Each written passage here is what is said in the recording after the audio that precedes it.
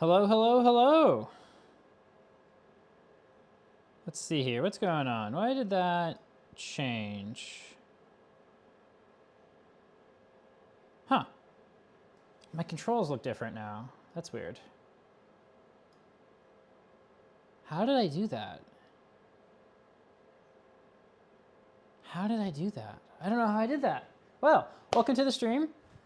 Let's see here. It looks like I've got the right microphone selected. We've got a link to the note in the chat that we're going to be using to keep track of what we're working on tonight. So the question is, what are we working on tonight? Well, the answer to that is it's that box down there. Yep, that box right there. So this is the box that the email box is in. The email box is on this other side here. It was mounted up there. We have now removed it. We've liberated it from its enclosure.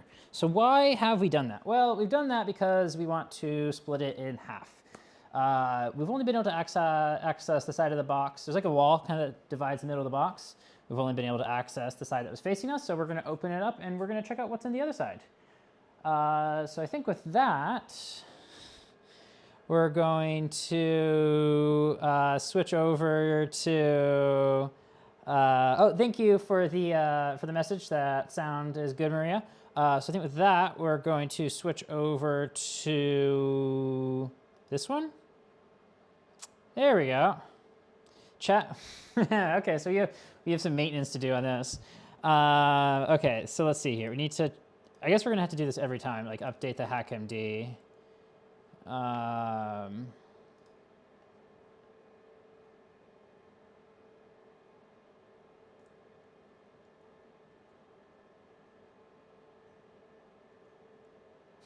Actually, I think that's not supposed to be the edit link. Let me change that to the preview link. The view mode. Do I just have to change the last little bit? Yeah, I just gotta take off /edit. Okay.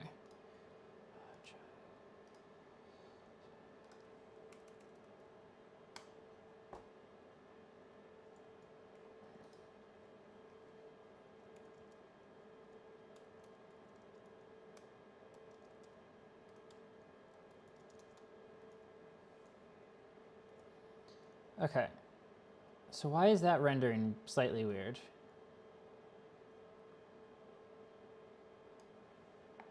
Okay, that's fine, it's rendering.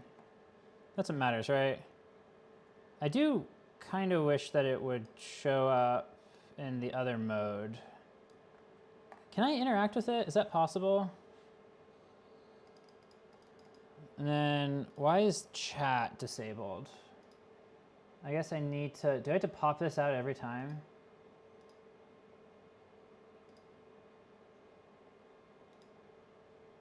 Pop out chat. There's got to be a better way of doing this. There's got to be a better way of doing this. Yeah, it is different every time. I thought it was like channel wide. There we go.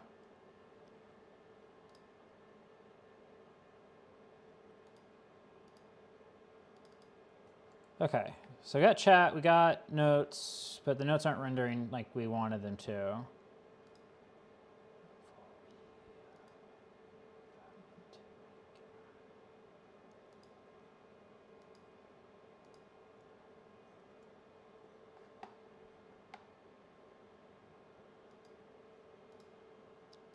Do I need to replace this link?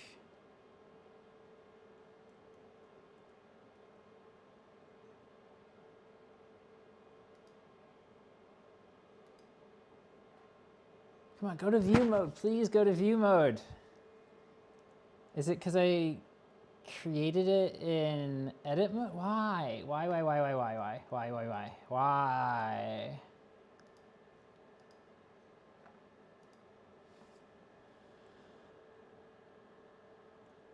Okay, let's switch sources maybe and go back. That didn't work.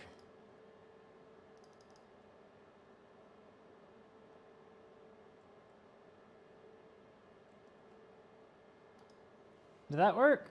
Nope. Okay, it's going great.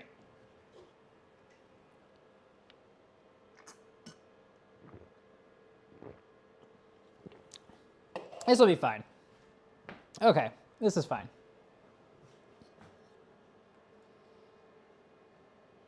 I can see it correctly on my screen, but it's fine. Okay, so to do, what are we gonna do? We're gonna...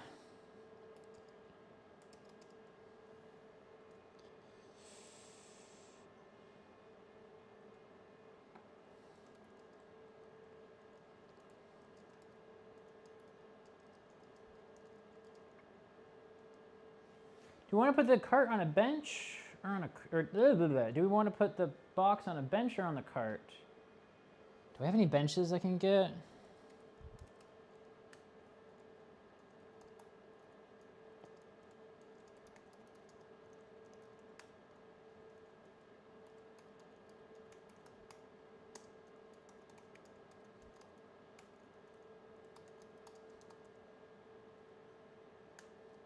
Okay, well, there's our to-do list to start with.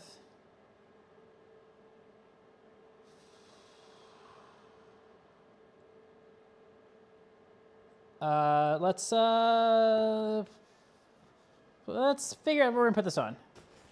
Let me see what I got.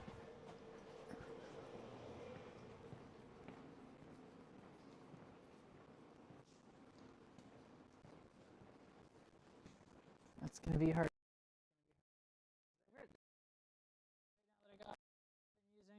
So I kind of want to use a different cart. Oh, I got the perfect cart right here. Perfect cart. Just gonna move a 40-pound microscope base.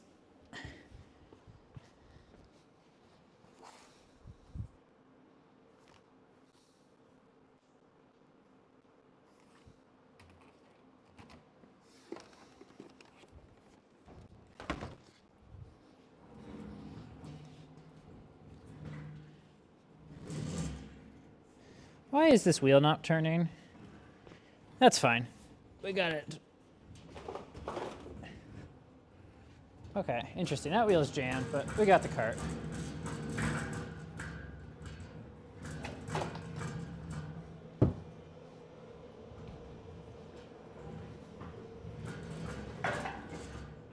Oh, the wheels do not like turning on this cart.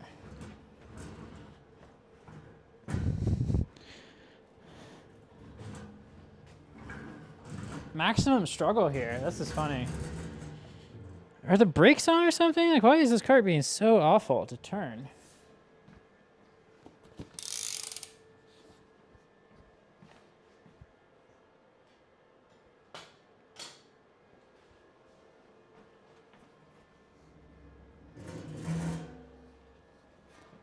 What is going on with this cart?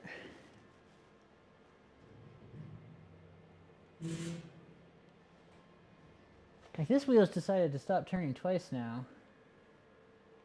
Oh, there's like a big piece of metal in it. That's cool. Okay, so we're gonna do a little bit of cart maintenance, just a little bit of cart maintenance. Doing great.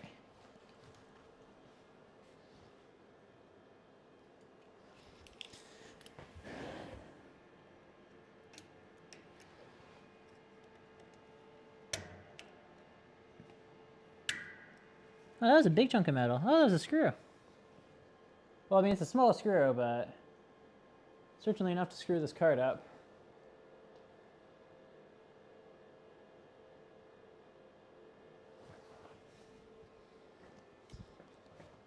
Okay, now that that's been figured out. There's still other issues with this cart, but that's fine. Okay, so let's get this wiped down first, and then we'll get the distribution box moved up here. That seems like a good plan.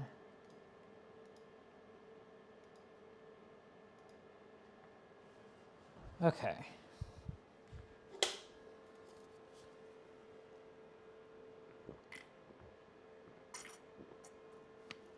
Ah.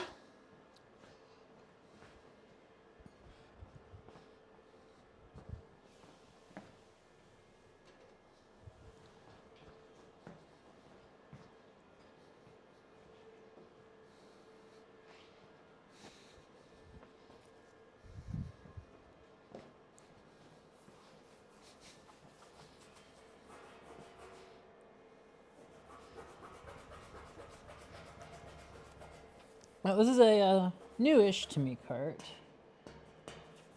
So we're just giving it a quick wipe down before we really start using it.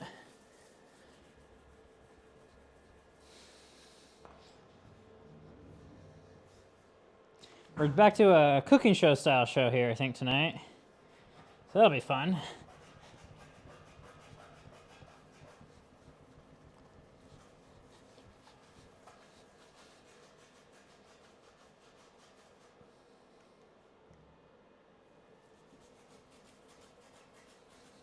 So, what do we think the odds are on we get hit with the awful tape again?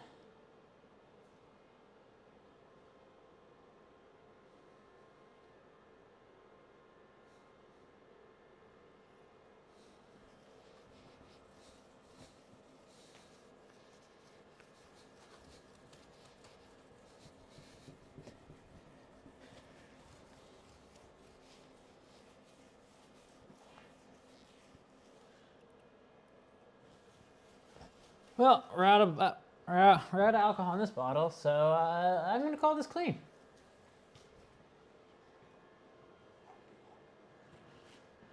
Okay, let's get this popped up here.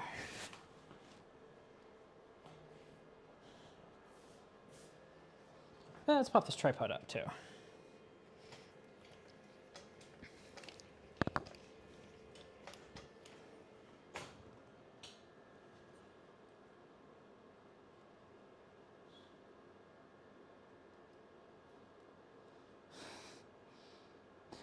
I think you might be right about the probability, unfortunately.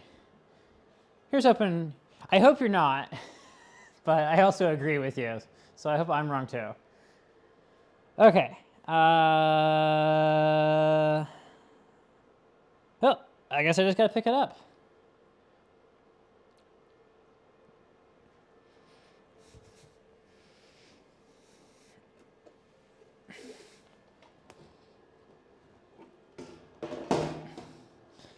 So there we go. That's the box. Let's do some rearrangement of our illumination.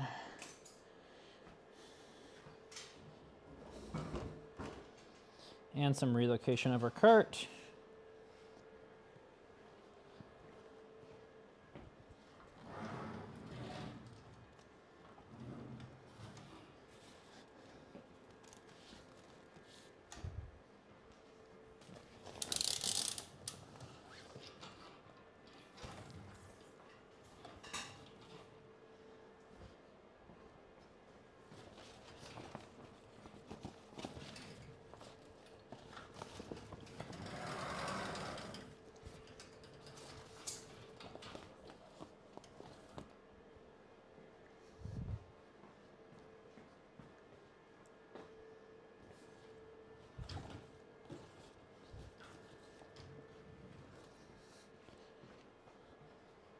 Okay, let's see here. So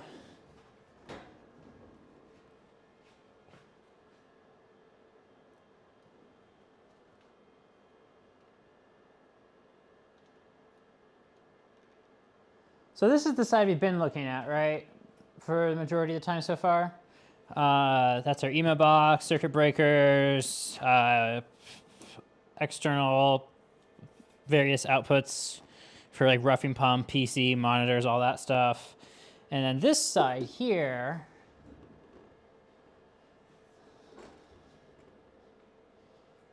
this is the kind of internal distribution of the microscope. So like this goes to the DC supplies. This is also like the bakeout heater controls. And probably some, also the power buttons connect up in here, like the front panel buttons over there. So let's get this opened up.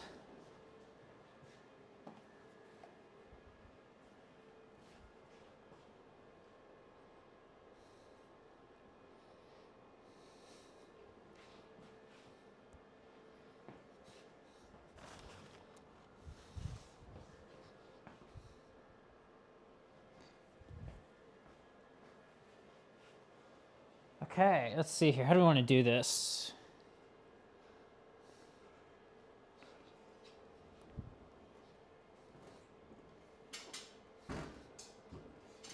God, this card is scratching my floor up so much. That's fine. Just a floor.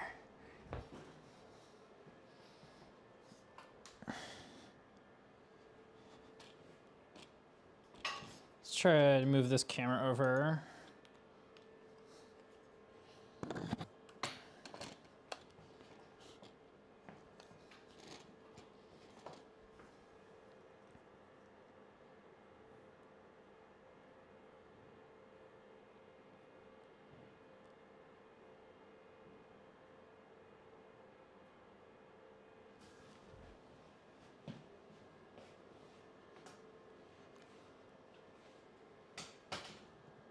Okay, that looks like some good camera angles. Oh, that camera is a little bit overexposed, but we have the tool running, don't we?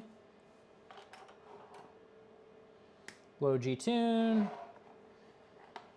Open the camera up, and I bet the second I open it up, it all gets happy. Huh? Huh? What do we want to do? Probably want to drop our exposure just a little bit, because we're so well illuminated.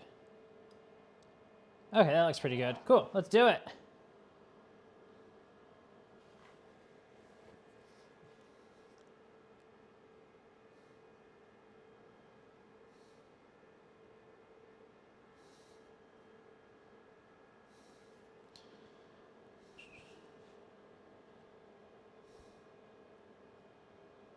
Let me just post some pictures.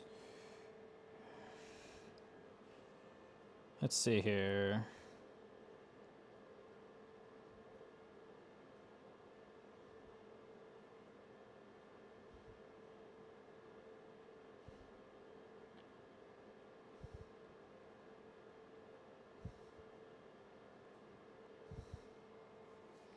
Okay, let's get this split open, shall we?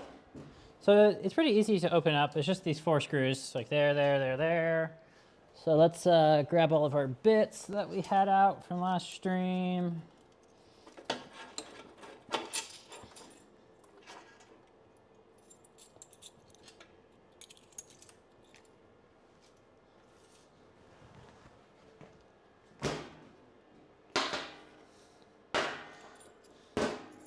Got a lot of bits out. Let's put away what we think we won't need immediately.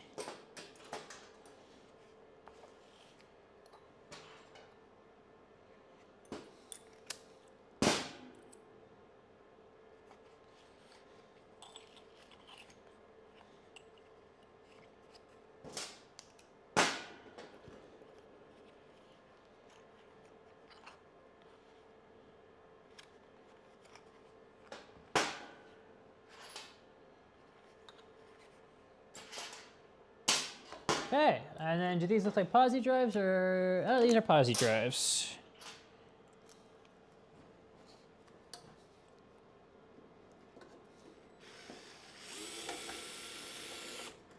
And then we're gonna need a screw container.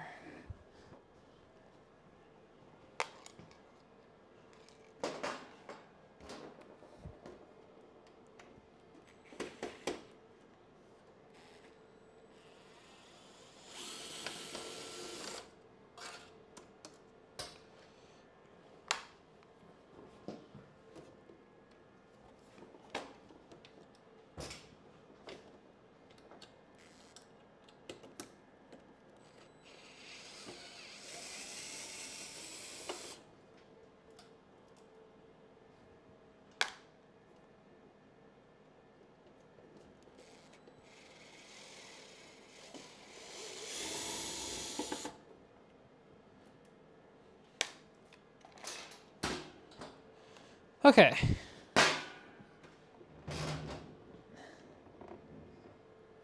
So let's see here. I'm going to see if is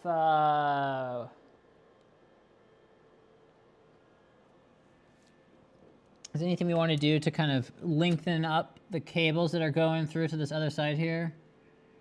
Okay. I can see that we're going to want to disconnect the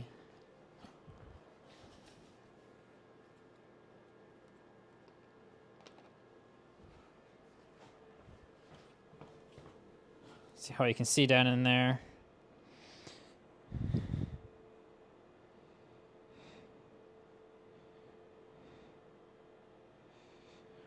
So that right there is the line sync / current monitoring board, right? And it's got that yellow cable coming out of it.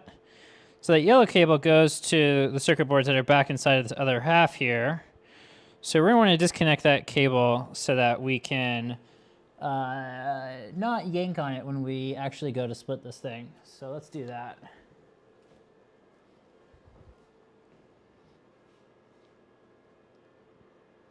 And I'm also going to add that to our checklist.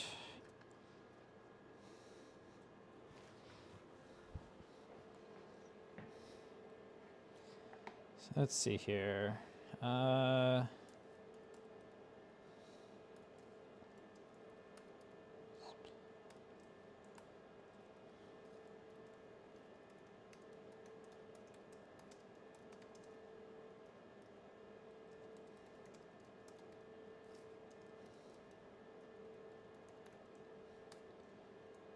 Okay, cool.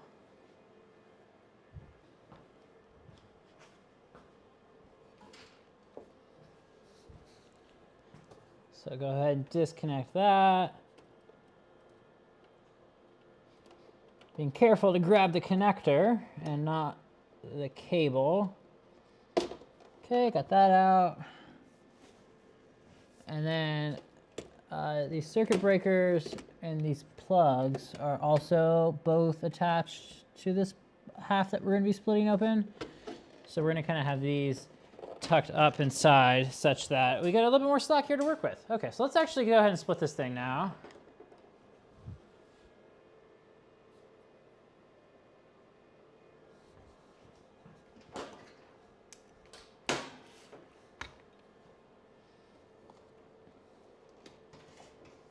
Hey, look at that.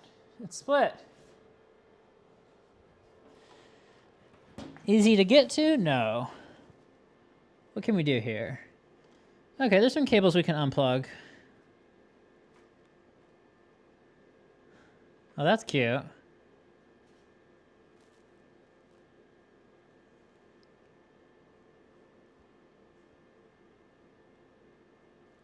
Okay, there's some typical Zeiss things in here, but it's a Zeiss, so we're expecting that. Okay, we're also going to disconnect. Oh, that ground's actually really long, so I'm gonna 180 this cart. Let's see how I'm gonna do that. Probably this way. Oh, bumped a tripod.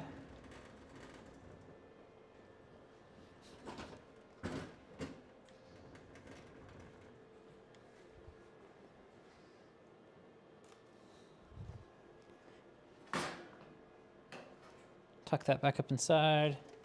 So here's what we're looking at.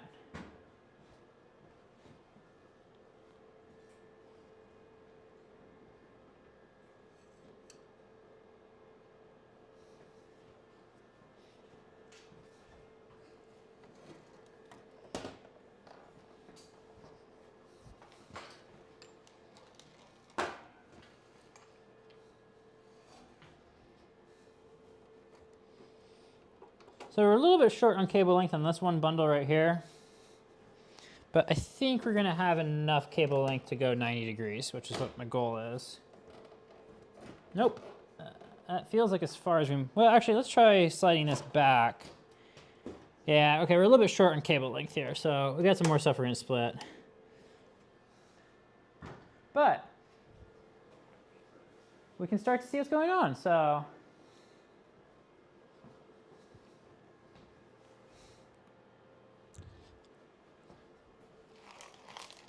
Oh, little bit dark in there. Let's bring some lighting up.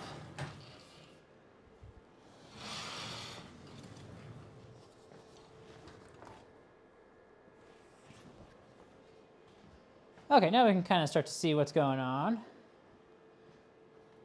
Let's, I almost unplugged this camera. Let me put the strain relief on this.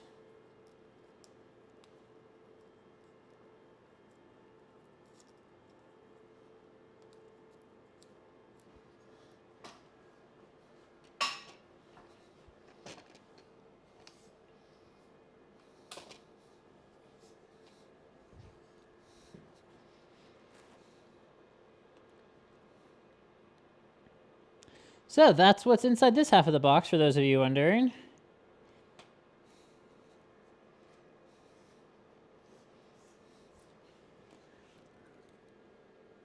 Let's go manual mode and go higher ISO, larger depth of field.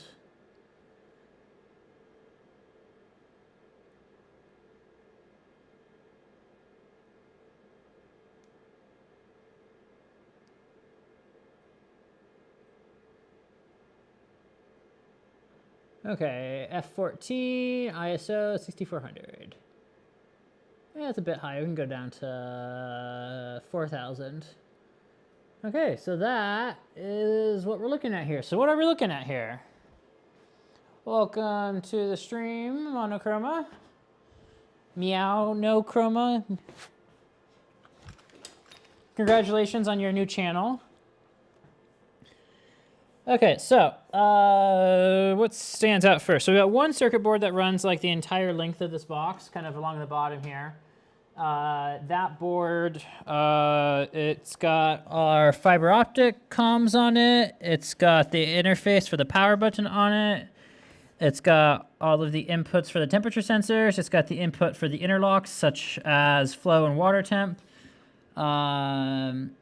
It looks like it has a temperature sensor for this enclosure as well, maybe? Is that a temperature sensor? I can't tell what that is.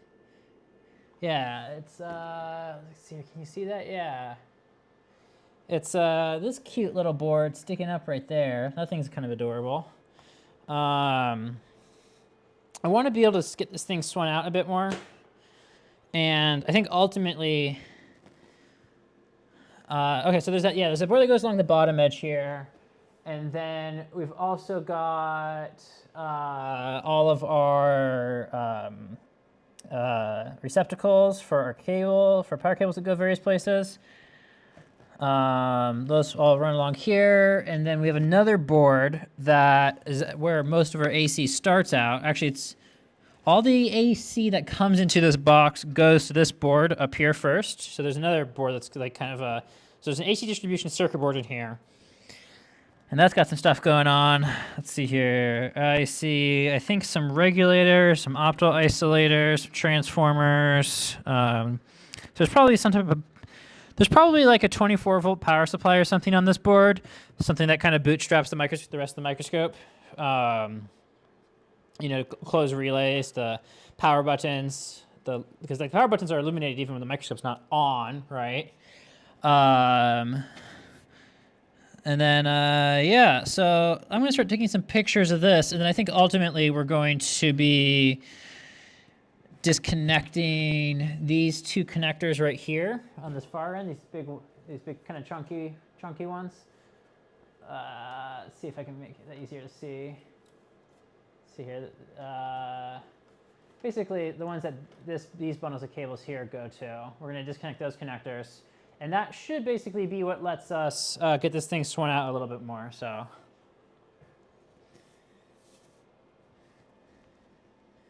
yeah, let me grab some pictures just so we got photos of where we're starting.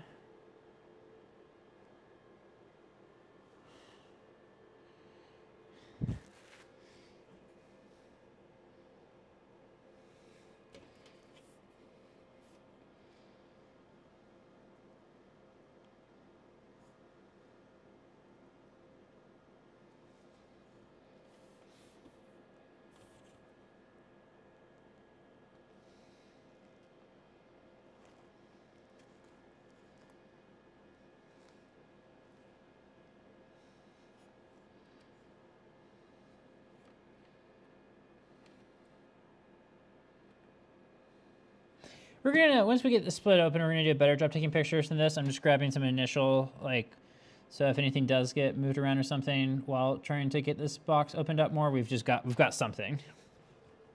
So, okay, cool. I think with that, we're gonna go ahead and pull these two connectors out.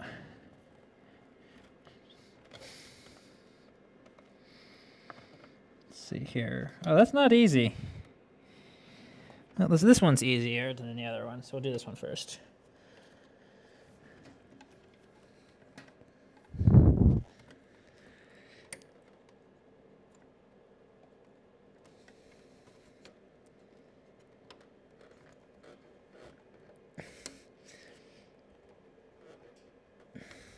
Okay, that's like halfway out. What's it getting caught on? Nothing. It's out. Okay, cool. We'll get this one out.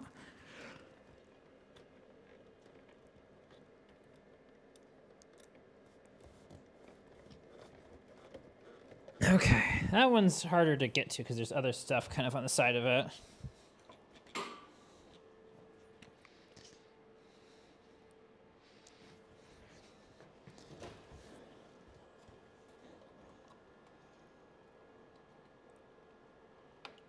Okay, we got one side unclipped. Let's get the other one unclipped.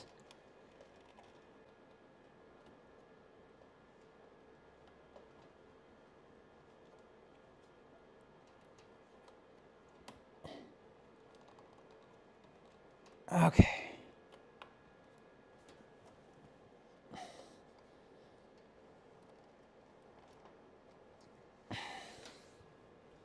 Why doesn't that other side want to come unclipped?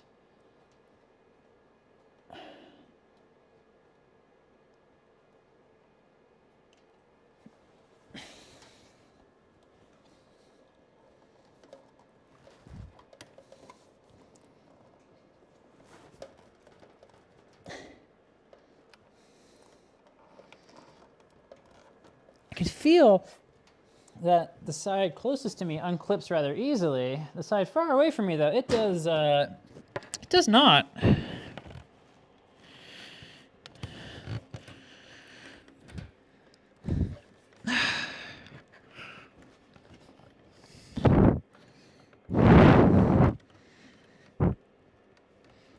Just try pushing it in and then unclipping it.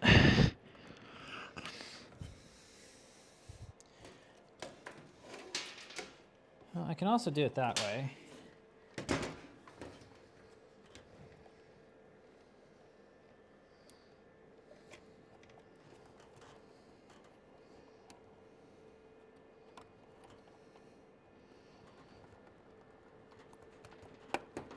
There we go.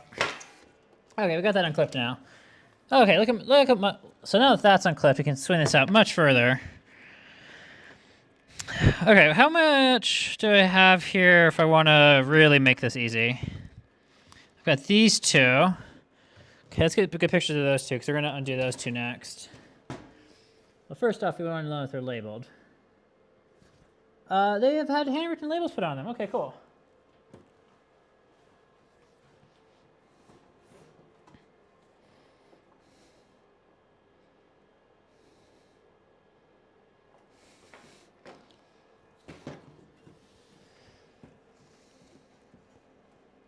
So that's our first one, which is A13X12. Verify that is X12 on the board. It is X12 on the board. The other one is A13X13. That is X13 on the board.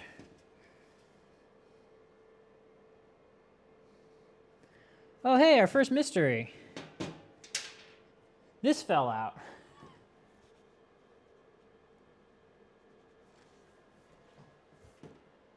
Huh. So that's a cable gland.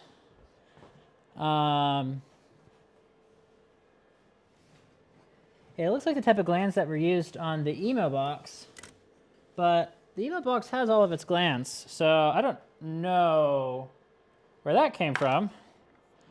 So that's fun.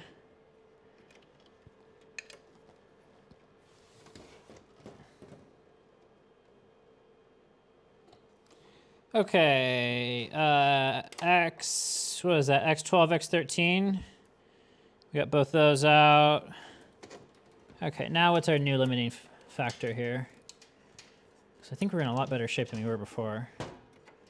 Yeah, we're doing really well now. Okay. This yellow cable here, that's what went to the current transformer board.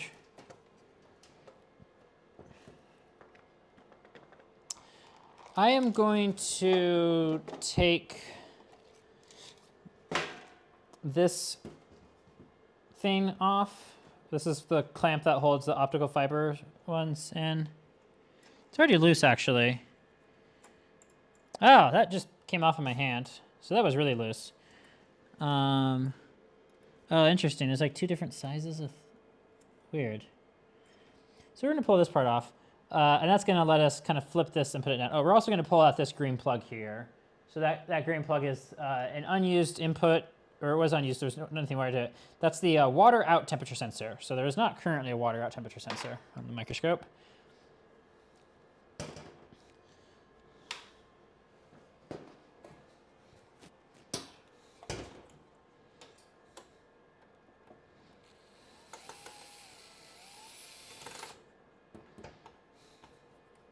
I think the nylocks that are on the back of these fasteners that I'm removing right now were there to keep you from scraping your hand or keep other cables from scraping against it, because there's another threaded piece that this was in already.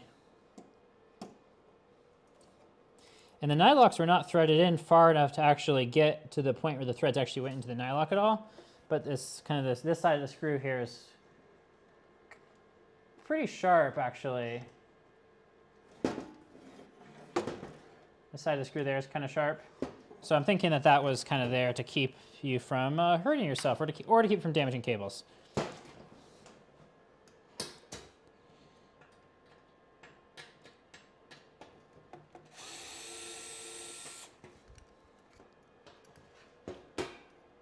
And these screws are captive. Wow, look at that, captive screws. Nice. So that should be everything I need to be able to set it down safely like this, which it is. There we go. Okay, cool. Let's kind of get this stuff out of the way. Okay, we're going to disconnect the ground.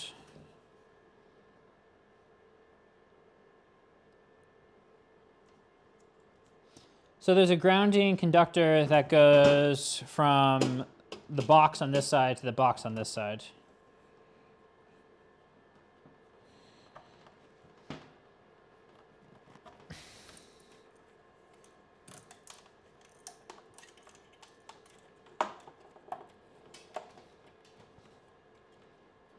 Okay, and then I think I want to go ahead and disconnect this bundle here too, but I'm going to move some cameras around so you can all kind of see down inside better.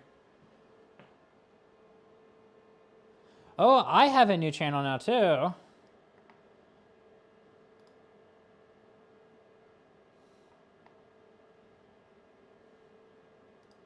Wow, I have a Merlin FEG channel now. Look at that. Nice. Okay, let's okay, let's get a top-down view inside of this. The other tripod actually probably going to be better suited for what we're doing. Yeah, let's switch tripods. I can have the other one's base a little bit wider, and that's going to make this more stable, and I think less likely to cause my camera to tip over.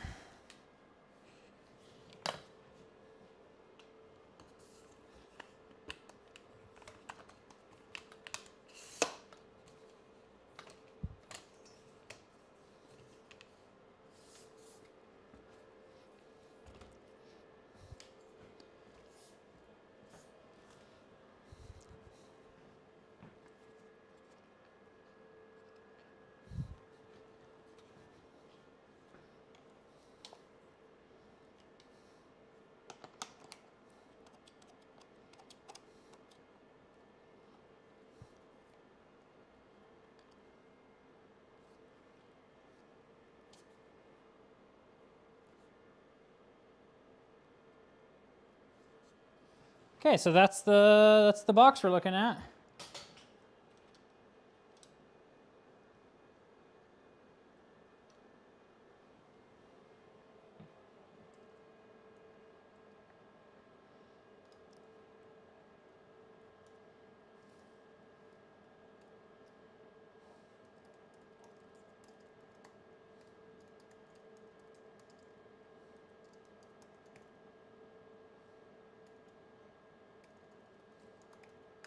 Disconnect AC cables. What else did we do? Oh, I don't know what X13, X12 do. What does X13 and X12 do? I bet those are the roughing pump contactor controls.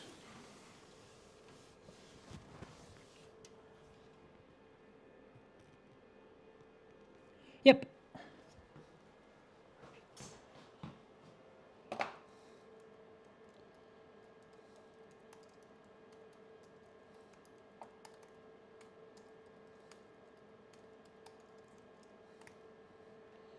So what have we done so far? We got it on the bench, we disconnected line sync, we disconnected ground, we disconnected AC cables, we have not disconnected all the AC cables yet. We disconnected the RP contactors.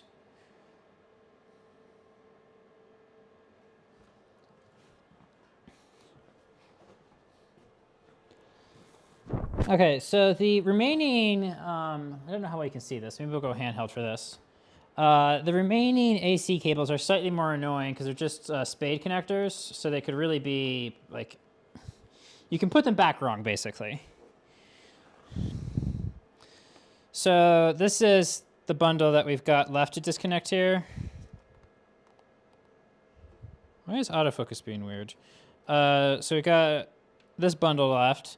So that goes 1, 2, 3, so that's 4 pairs. And they are just spade terminals. So there's not really very much to make sure that you put them back in the right spot. In fact,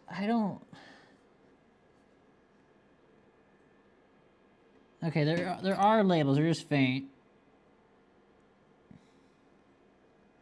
Okay, they are labeled, they're just very faint. So we can see the cable label on this one. So that's X51 we saw on that black conductor. Why am I trying so hard to autofocus? Let's just go manual focus. So that's X51 on that black one. And then if we look down in there, you can see the 1, and then the X5 is going to be really faint. Let me maybe get another light pulled up in here.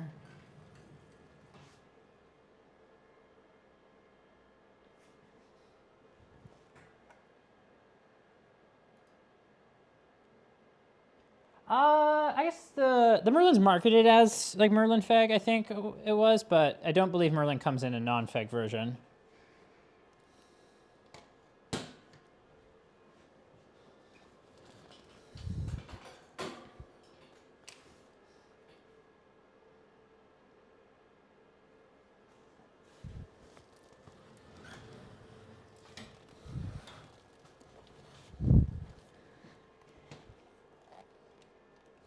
Okay, so let's see if we can see this stuff now.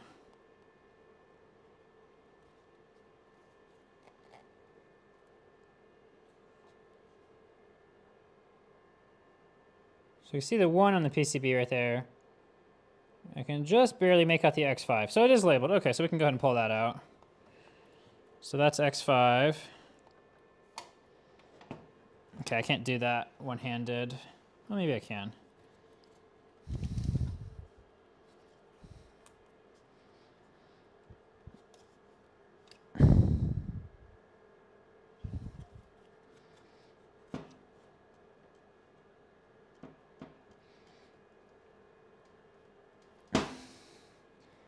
It's coming out.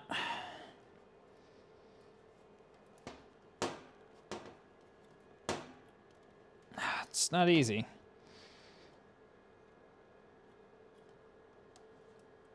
Okay, I need to do that two-handed.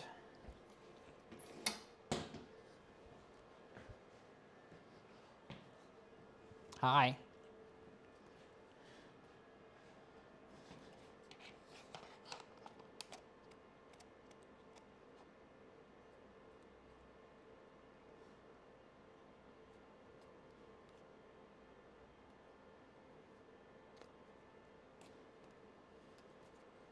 I'm not sure how I feel about the fact that my first channel on the SEM Discord is a Zeiss and not a Joel, but that's fine.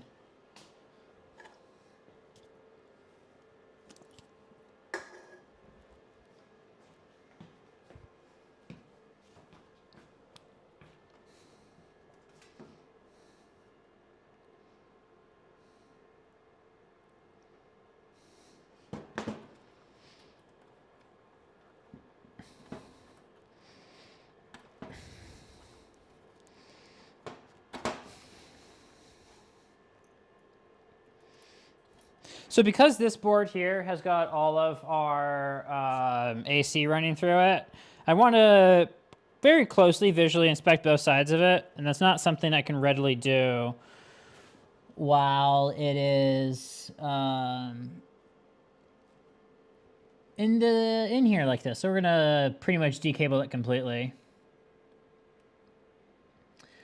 Okay, so this is gonna be X6, 1 and 2. The black cable is 1. It is marked on the PCB.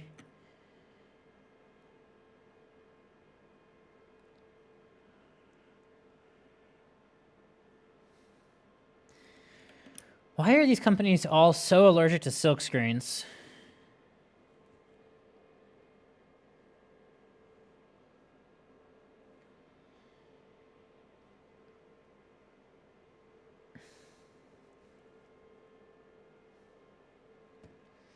I think I'm going to get a pair of pliers to help me out with these, because those ones are right next to each other, and I'm going to struggle to actually get my hands on them at all.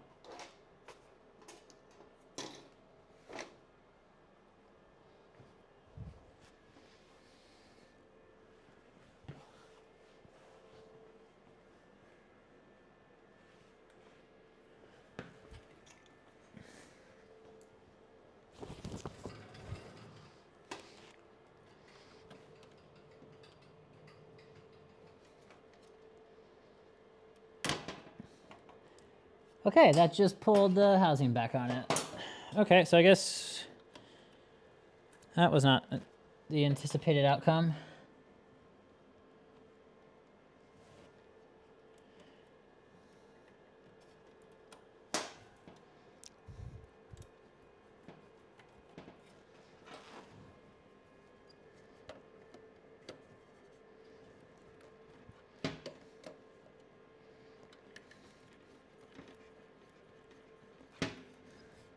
Let's do these ones to start with. Those are easier. I want to avoid injuring my hand while I do this too, is the idea. Okay, those ones came out not too bad.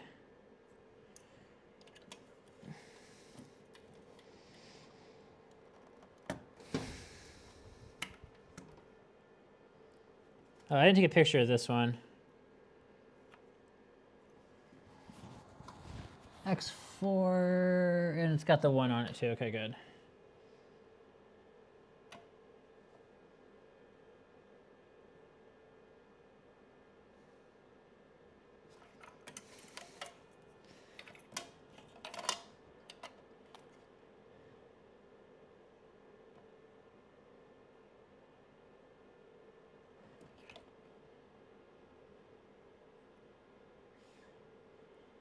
This one fully labeled.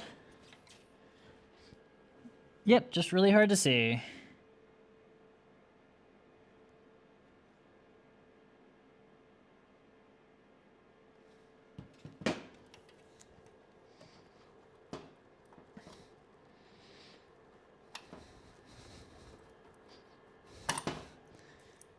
Now, those are all on there really well. Okay, so it's about a split as we're gonna get this thing. This last cable here is the emo cable. This emo cable is, I have to disconnect it from the screw terminal. Oh! Okay, actually, I see how this works. This is funny.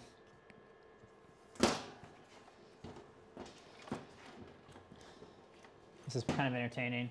So there's this big hole right here that's covered up by this, this plastic piece here.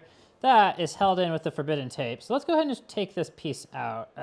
Okay, let me get some gloves on. I don't want to get the tape all over me. I haven't seen any more of the tape inside. That's making me happy.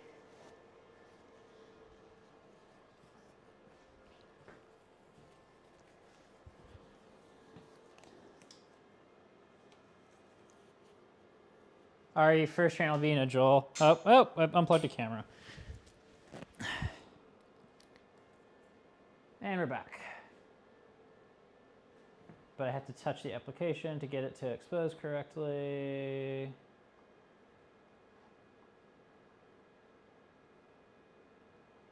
Where is Logic? Studio or Logi thing. It doesn't show up here. Oh, it disconnected the AC cables. So I guess all we have left to do is disconnect the emo, right? Disconnect emo cable.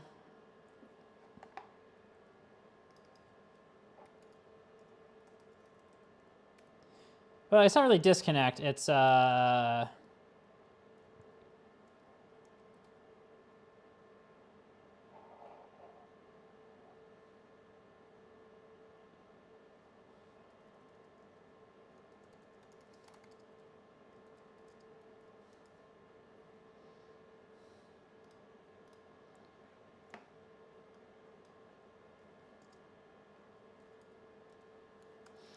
Have you figured out command space yet, Monochroma on Mac?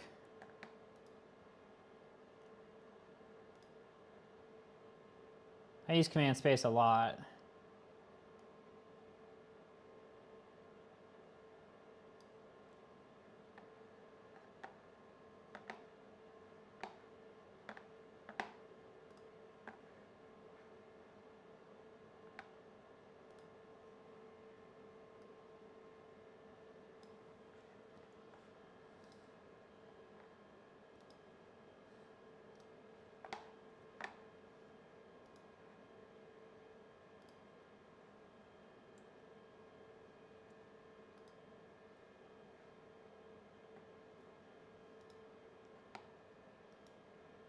Just gonna zoom in on this so I can read chat from across the room easier.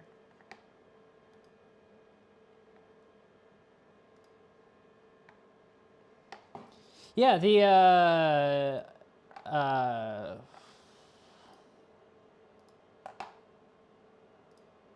yeah, command space is great. I use that a lot. Okay, let's take this tape off.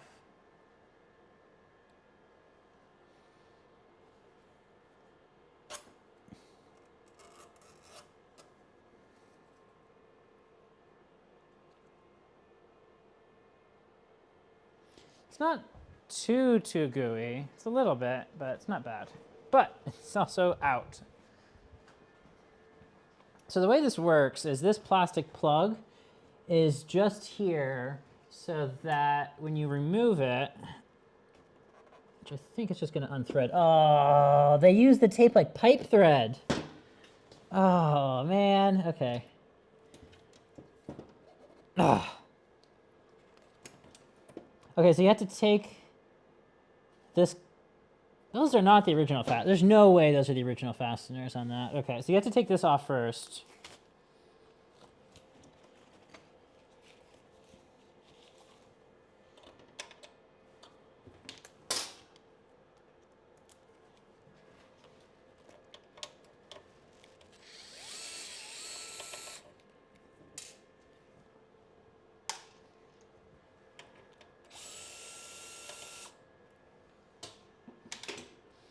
So I can pull that out like that. And you see this like slot kind of that, it'll be easier to see, but there's a little slot like right there that this cable can go through. So this is just covering this hole that lets you like pull this part of the plug off. But I'm gonna glove back up again because there is this tape used as a gaff tape on this plug. So, or used as pipe tape, like pipe threaded tape. So that's cool. Not, that's sarcasm.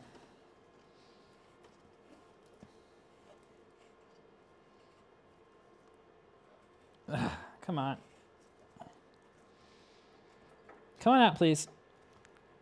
Hey, there we go. See, it was pipe tape. Isn't that fun?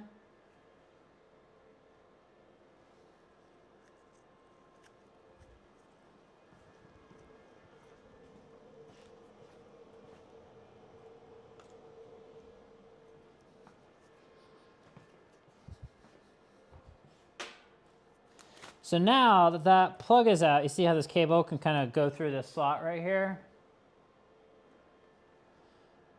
And then it goes through like that. So with that, it's free.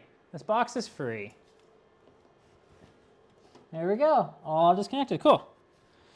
So I think we're gonna put this whole box on the left here down on the floor and just focus on this one now.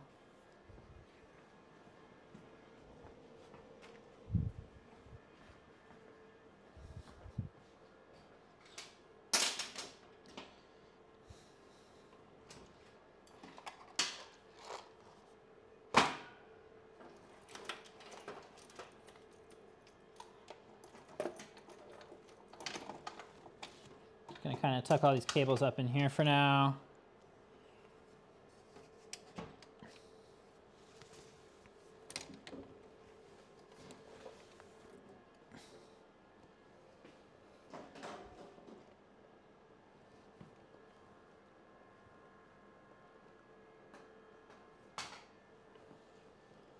And we'll set this back down back here.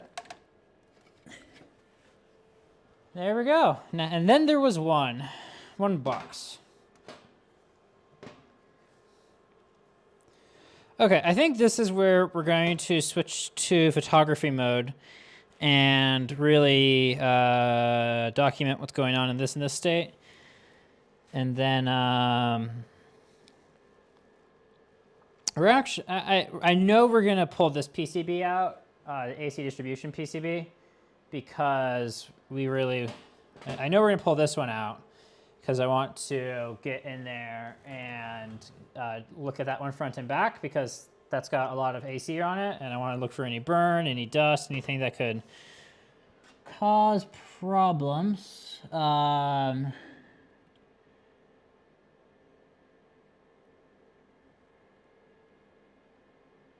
And then also going to be, I'm going to consider maybe pulling this other one out too to get front and back pictures of it. But that's not necessarily mandatory.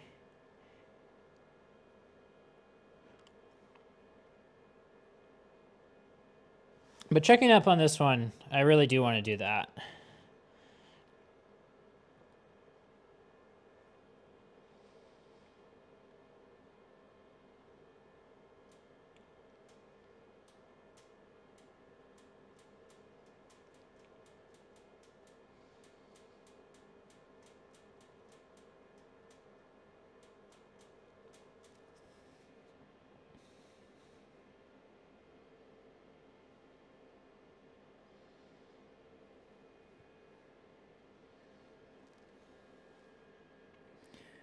Okay, let's get, I'm just gonna tuck that back up in there for now.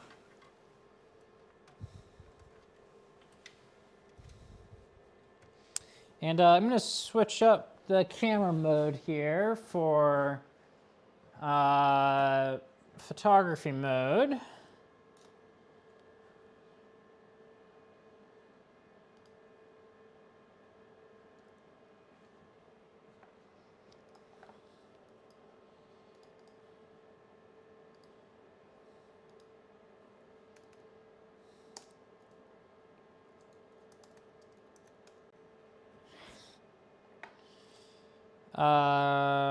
Let's see here. So let's do that. Let's add a source.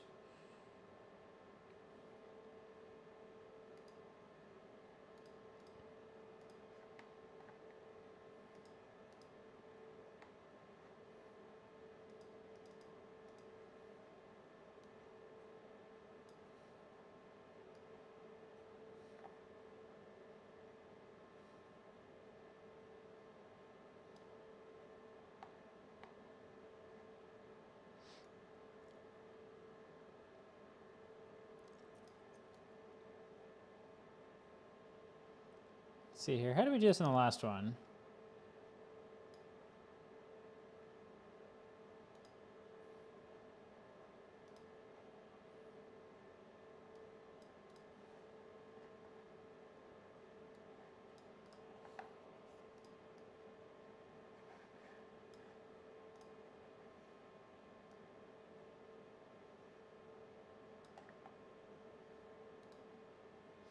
Let's flip this camera over to Remote control. That should start showing up in capture one now.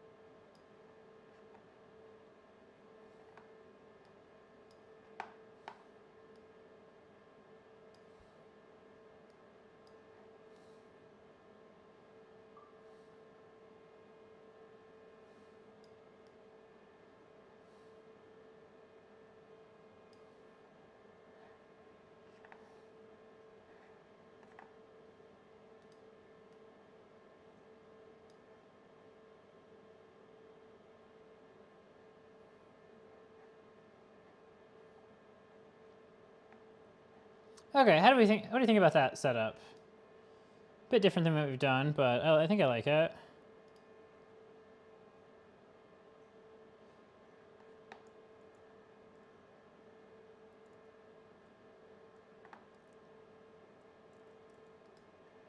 So we can check off, remove the email plug. So we got it split. Okay, so now we're gonna do the photography. And then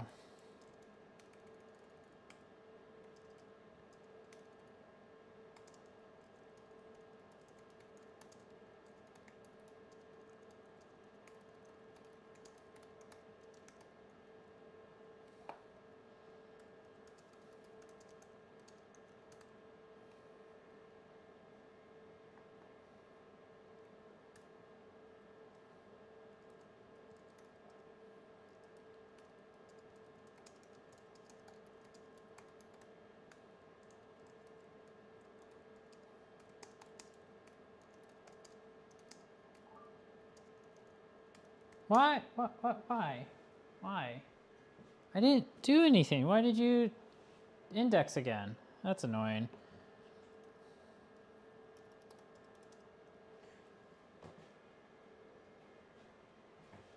What is this board called? I don't see a name on it. How would I describe its functionality? I guess that's the, it's the board that bootstraps the microscope. Bootstrap an interlock board.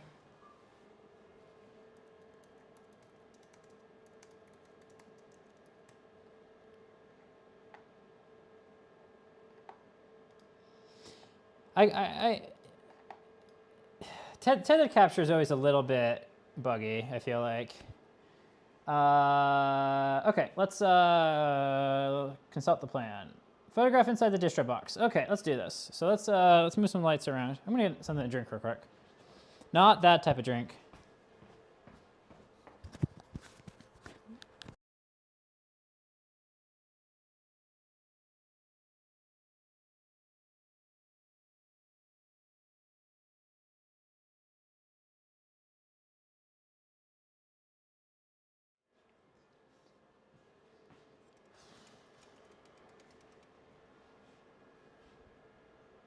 Oh, this shouldn't be a problem at all. What could possibly go wrong with this?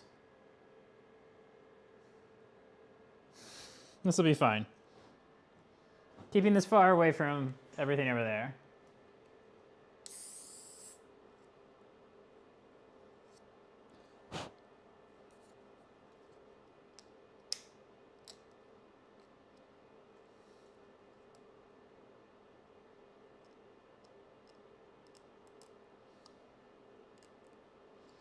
Well, it's not opening easily. Hey, got him.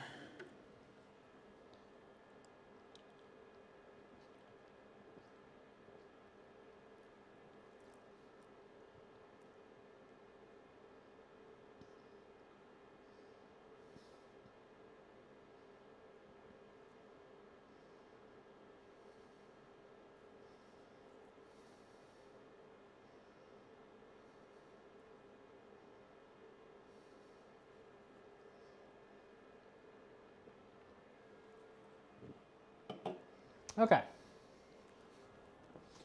Lighting.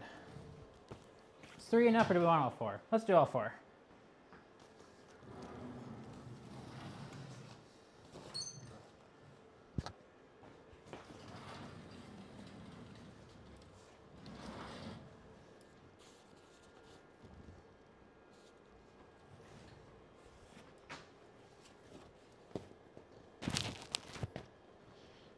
I mean, photos are as good as docs, right?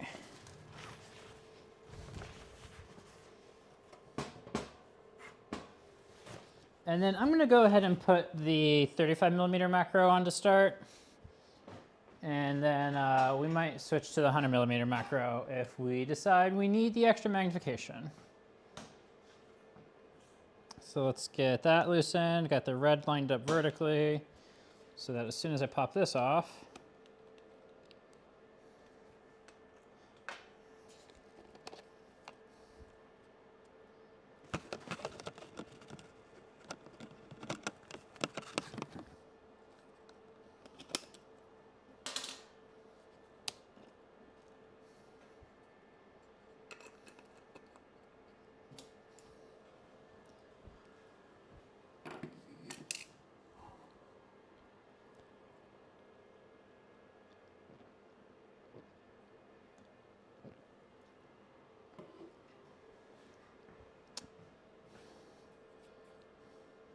throw it on to auto. Oh, stabilize, there's auto.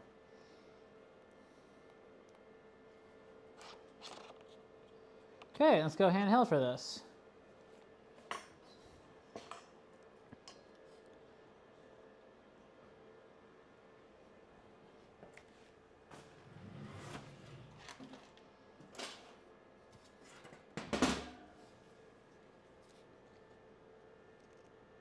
And then let's get higher aperture.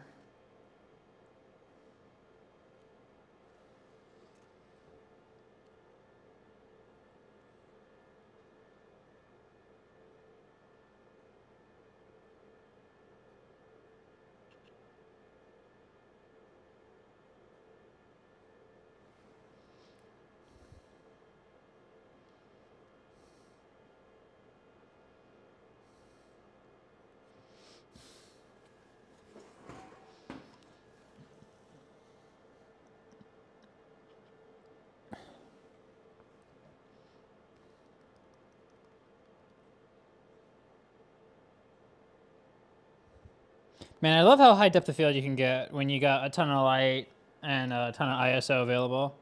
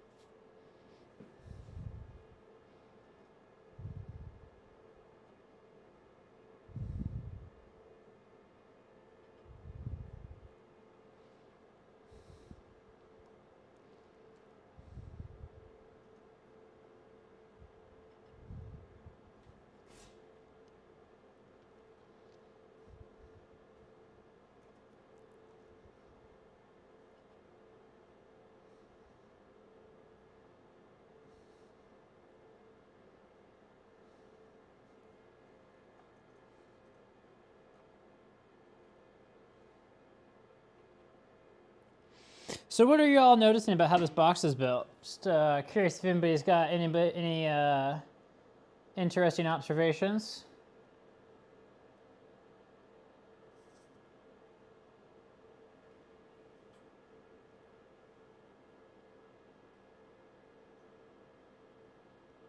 that just really far behind? Why is that? Oh yeah, it just is really far behind. Interesting.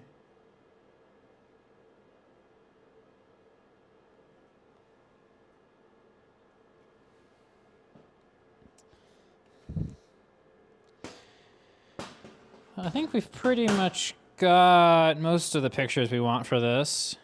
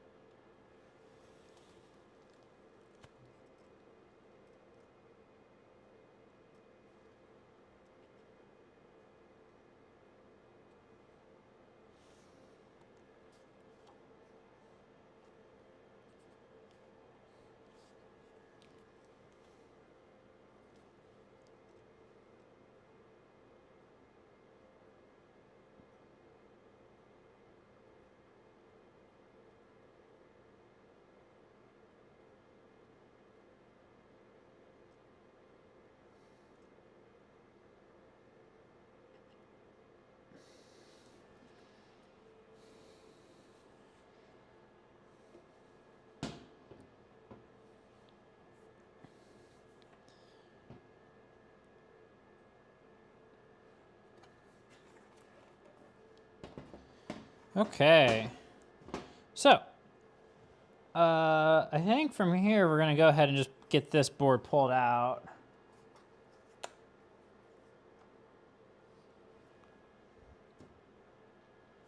Yeah, we'll get this board pulled out now, and then we'll get pictures of all the chips on it, we'll get pictures of the back of it, and go from there.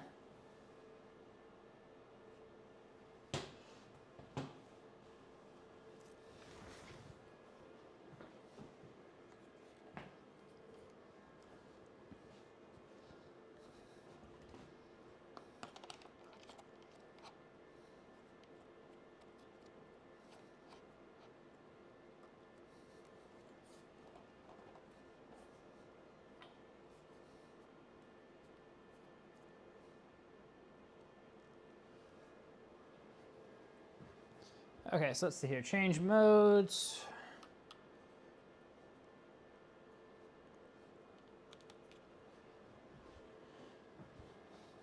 And then go back to that one.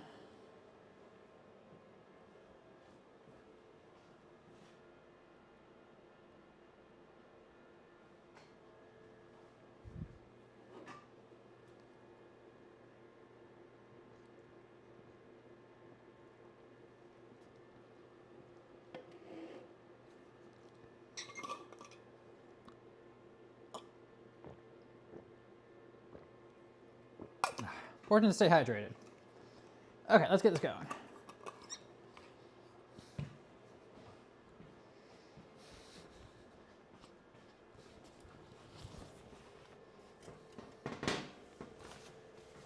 Move that a little bit just so I can see what I'm doing, or see, so I can see my monitor. Okay, so let's pull this connector.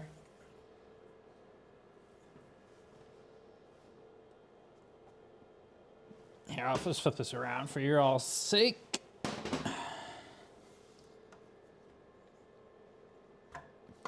Okay, got that out. Then we got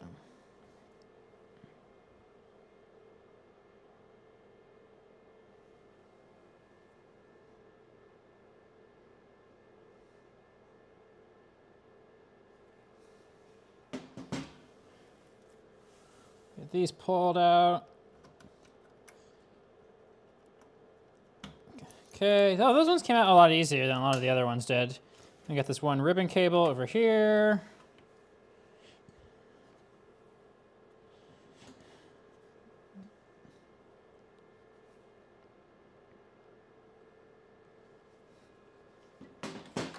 And then from there, I think these are all captive. Yeah, these are all press standoffs. And then, let's see here, their Posi drive. Posi drive, it looks like they're PZ1.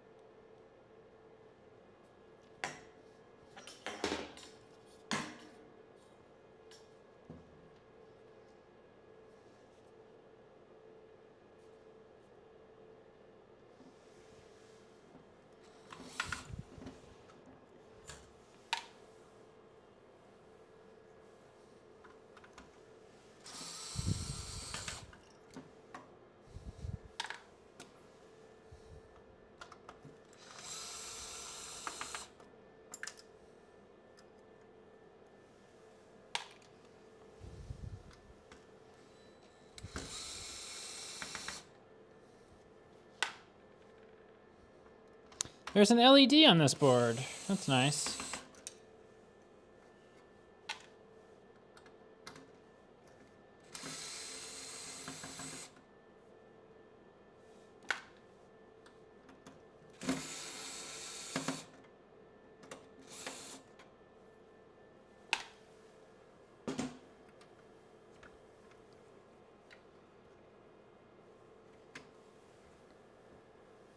Did I get them all? Oh, nope, there's one in the middle.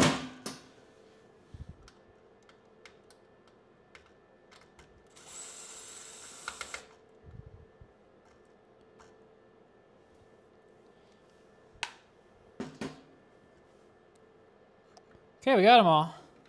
Oh, this board really wants to flex. Okay, let's avoid flexing it.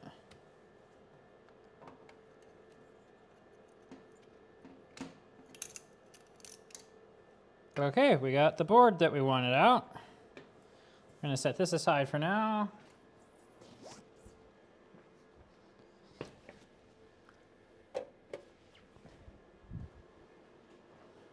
Okay, let's check off what we did. We did that. And now we're gonna do front and back photos of this board.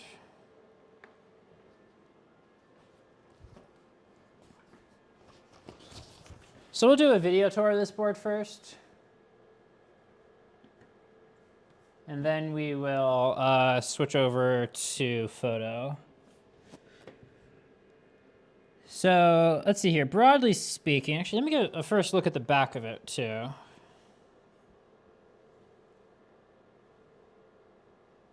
Okay, a few components have been swapped. Oh, why is that so gross? Some, we're going to trim down some leads on this side, just some stuff that's longer than I think it should be. So this is more than a 2-layer board, it looks like. Let's see how many layers. I can see at least 3, so presumably it means that that's a 4-layer board. No ground plane. It's got some internal isolation cutouts. Or not cutouts, just places no traces crossed. So there's like 2 sides to this board. Okay, so there's a DC side and an AC side of this board. Yep, okay.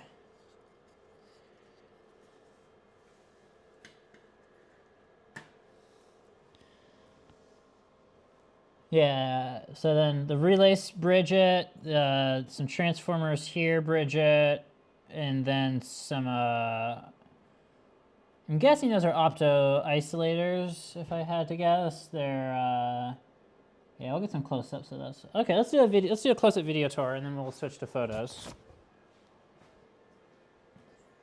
But this is, I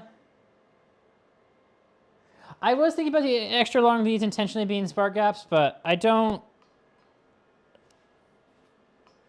I don't think so. Not for the one, not for the ones that I was looking at. There were some I was like, okay, that could be a spark gap.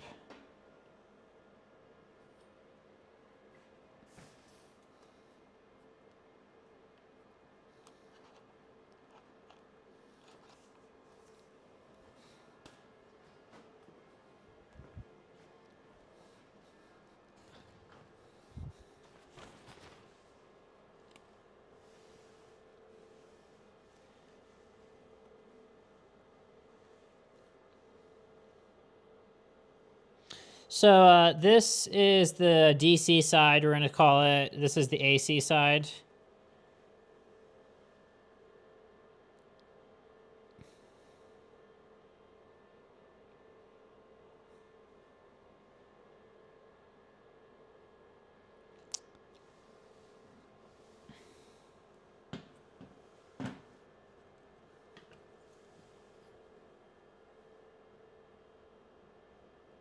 I want to find something that's this width from like the top of these capacitors to the top of this. I can put it under it so I can rest the board on the other side. So I'm gonna hunt for a arbitrarily shaped object real quick, or maybe something I can stack up. I like the idea of something I can stack up, but I'm probably not gonna find the perfect thickness. So maybe do I have?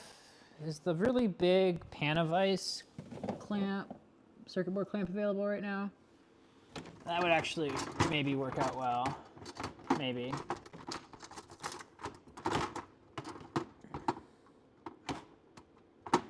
Not really available. Okay. And it's not going to be long enough either.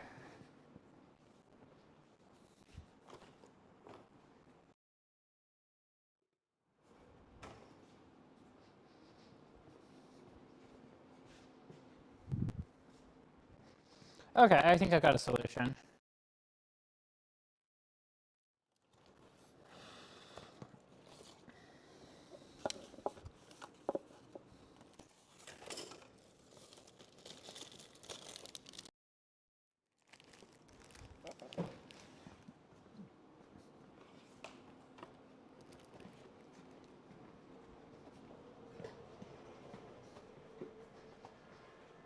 Got a box and a pile of Post-it notes. Okay, so let's do a more video tour of this. So power comes in here. Well, yeah. Yeah, power comes in here. Well, is that right?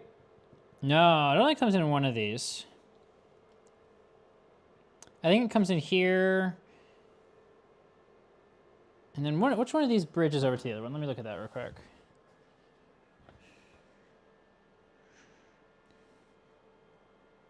Okay, it comes in one of them, and then it goes out two of them. That makes sense. So I think this is power in right here. So I think that's power in. And then that's an output to all of the plugs on the back of the microscope.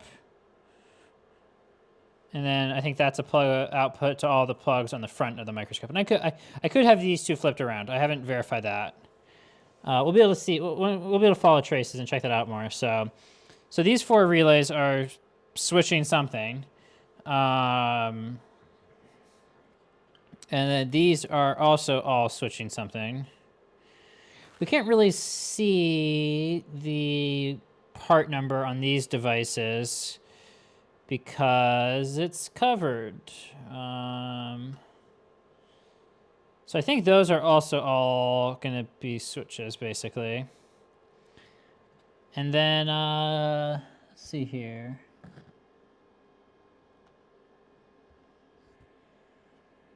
There's actually some labels here for these various power supplies.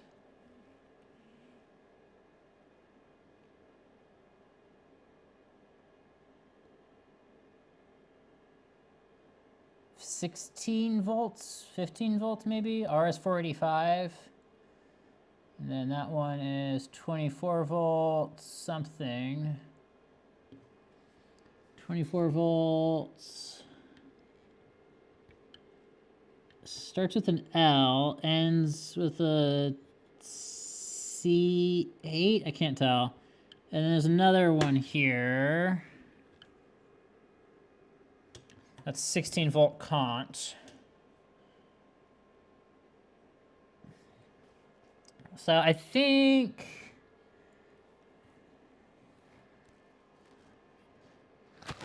Let's see here. These are probably fuses, right? That's probably a fuse, and you know, those are the caps. So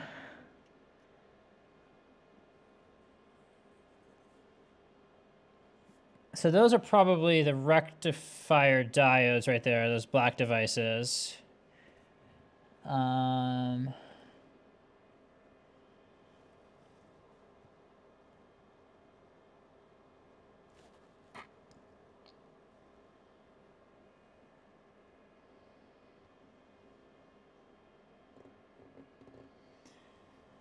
I'm not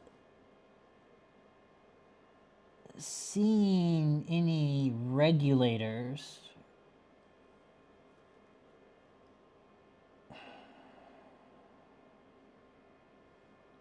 So I guess this is unregulated there.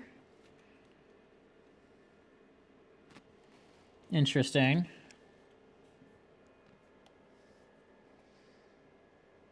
See, I got diodes, I got caps. I got some LEDs on all of the relays. I got another label on that trace that you've been following around. It says 24 volt.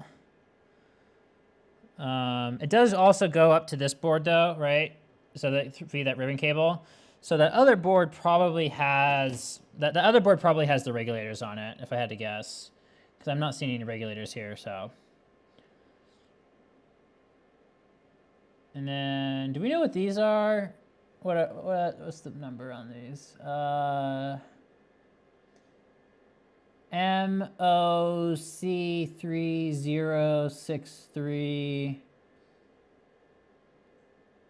V0070, or Q maybe?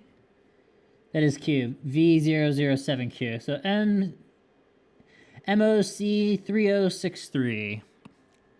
Those look like, so I'm guessing those 6 opto isolators are what control these 6 devices here. Again, don't know what these devices are, but they're switching AC. So these 6, oh, there's 4 on this side. There's only 6 devices there, but there's more on this side, okay.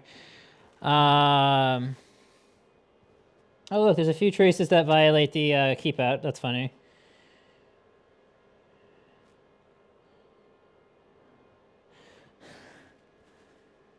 And they work so hard to opto-isolate so much, and they just don't for part of it. That's kind of funny.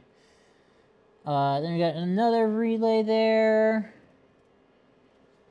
Coil voltage 24 volts. And then what's the rating on it? Rating on it's 10 amps, 250 volts.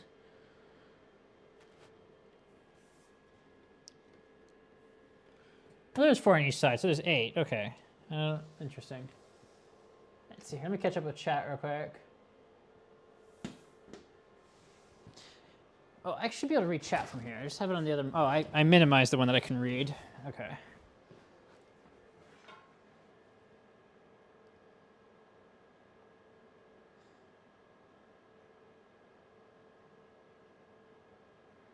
Okay, those are opto isolators. And they are also fuses. Okay, good to know.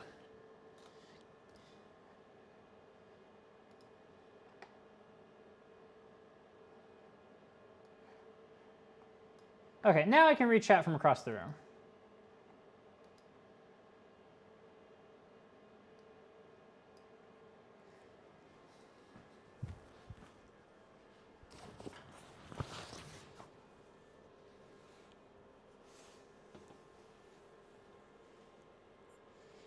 On the side of the heatsink.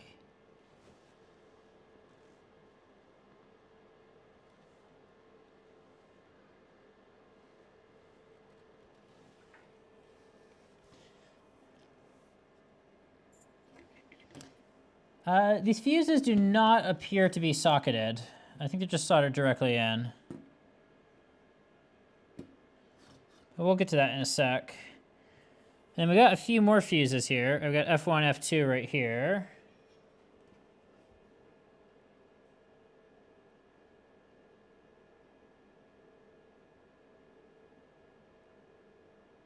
So yeah, all the fuses are soldered in. That's kind of fun. Not.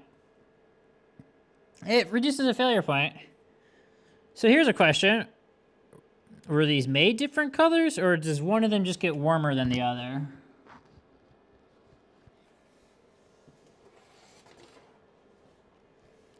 It looks like one of those gets toasty. And like they made them ceramic resistors for a reason.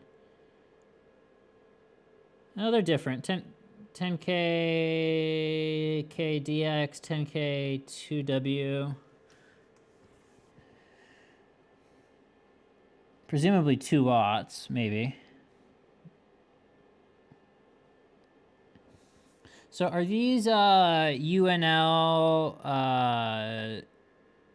what is that?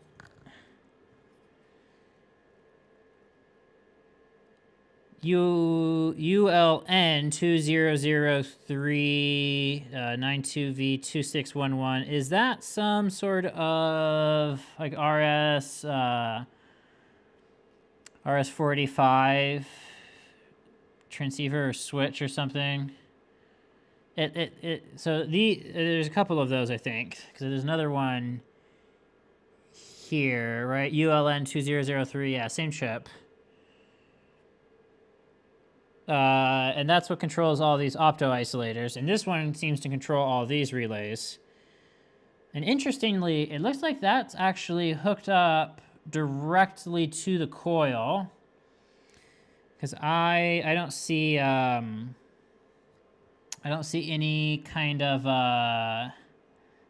transistor or anything between the coil and that chip.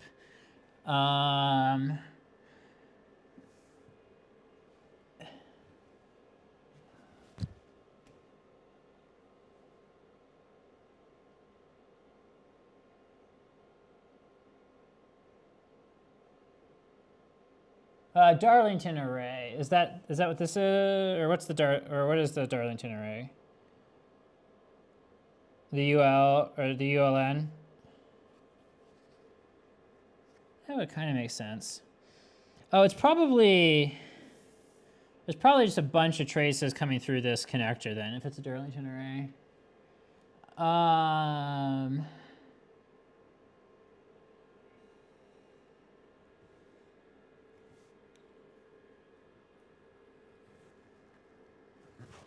Are these LEDs too?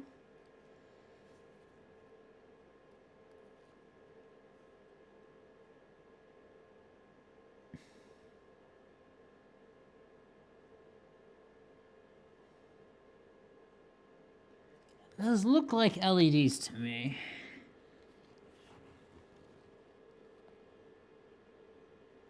Yeah, those are LEDs.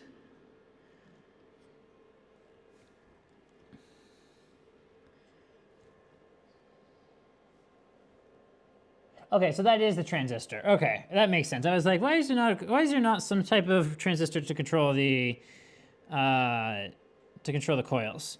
So then it's going to be one wire. Yep. Okay, that's exactly what's going on. Okay, so it's there's just a bunch of traces coming out of this IDC connector, and then it's like one trace per channel that this board is switching.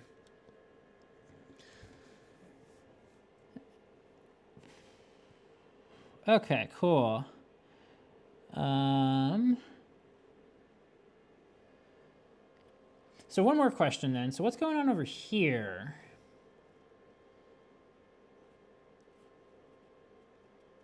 And also, thank you for your help, Monochroma, by the way. I appreciate it. So that is let me spin this board around.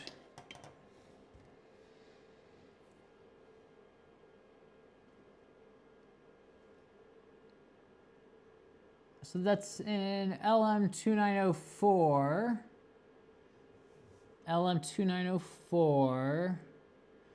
next to a AB17V935, right? A817V935. So what do I think that is?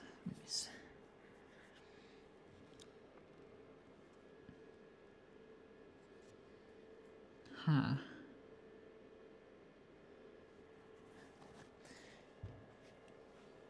And they really like these round packages on this microscope.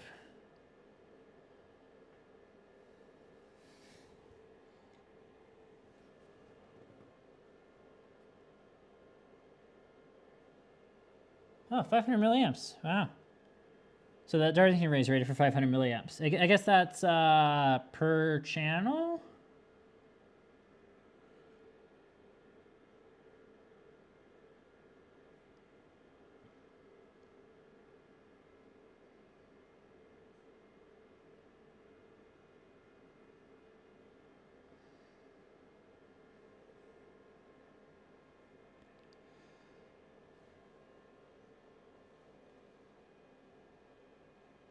Okay, so dual op-amp and opto. Is it just a digital opto? So it's not doing anything analog, so it's probably like a power good or a voltage good signal or something.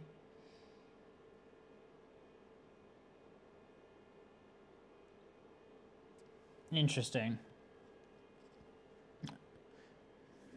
Okay, what else have we got here?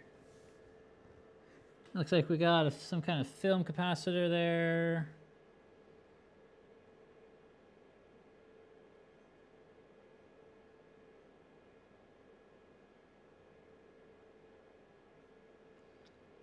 More of these 10 amp, 250 volt relays.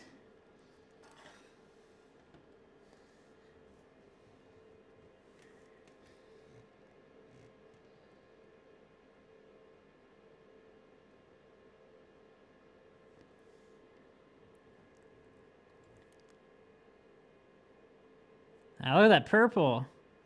That's fun.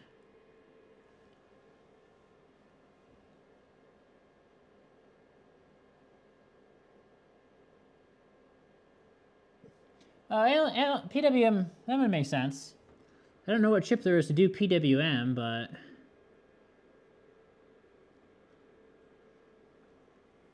Okay, any other parts of this board you're curious about before I start taking pictures of it? Let's look at the back of it while we're here.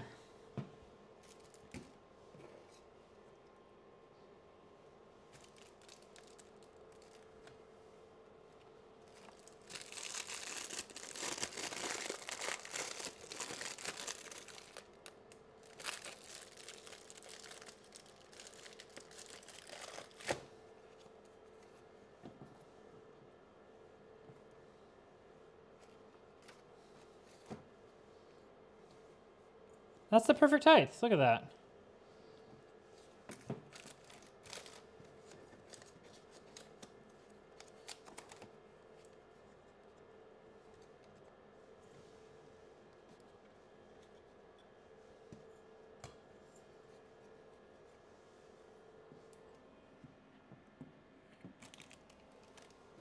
Okay, so here's the back of the board.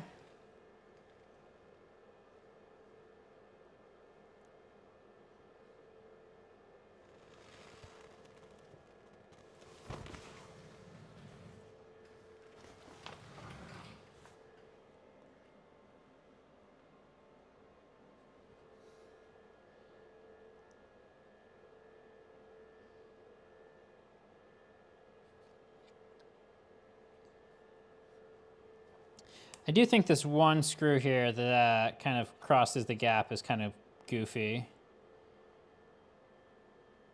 It's like you spend all that time doing a keep out and then you just ignore it like that? Okay. So the leads I'm noticing are a little bit long. Let's see here. There was some over here. Like...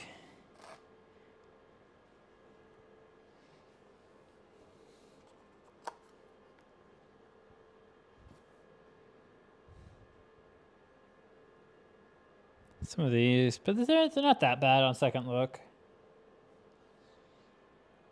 Like, ones that I thought was like, okay, maybe that's a spark gap, were like,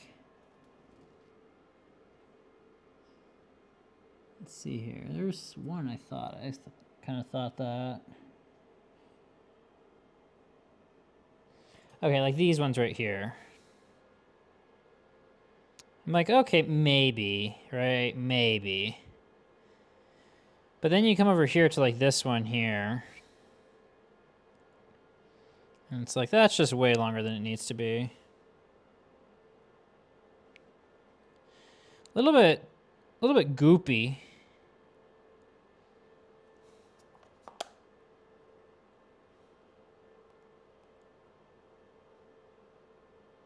A little bit goopy there. And then this, I don't know why this one's so dirty. So maybe we'll clean that up some.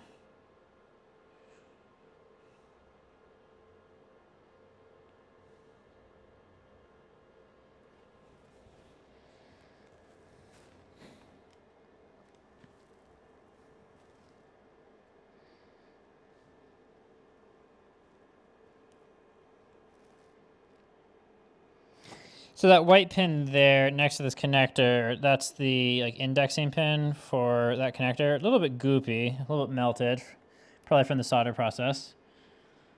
I just don't get why that one in particular is such a mess. And same thing for just that one hole. And then, you know, there's evidence that the rest of this board's been cleaned up pretty extensively, right?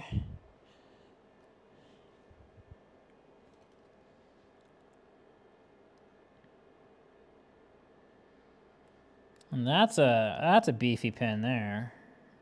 Don't know what that's for. Oh, that's probably for the heatsink mount, if I had to guess, right?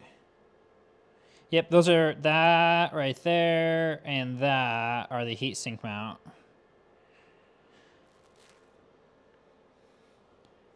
Yeah, those two pins there, I'm tempted to trim those down a little bit.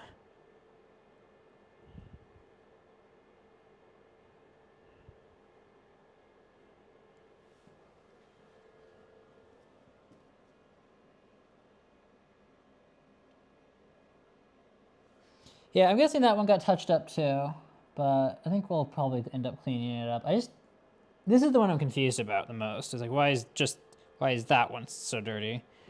Okay, let's switch to photos, and then we will just address a few little things we found. But yeah, this is looking good. Certainly could be a lot worse than this. Okay, so let's switch to cameras mode over.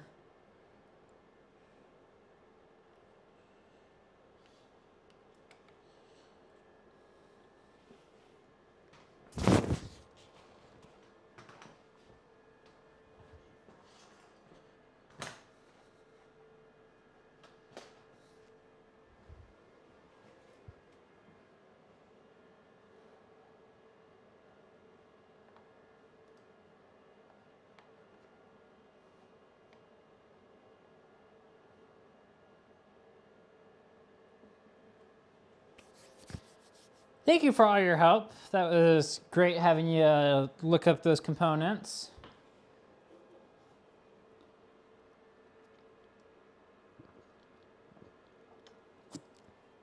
Actually, you know what? I'm going to go ahead and put a lot of that into the notes real quick.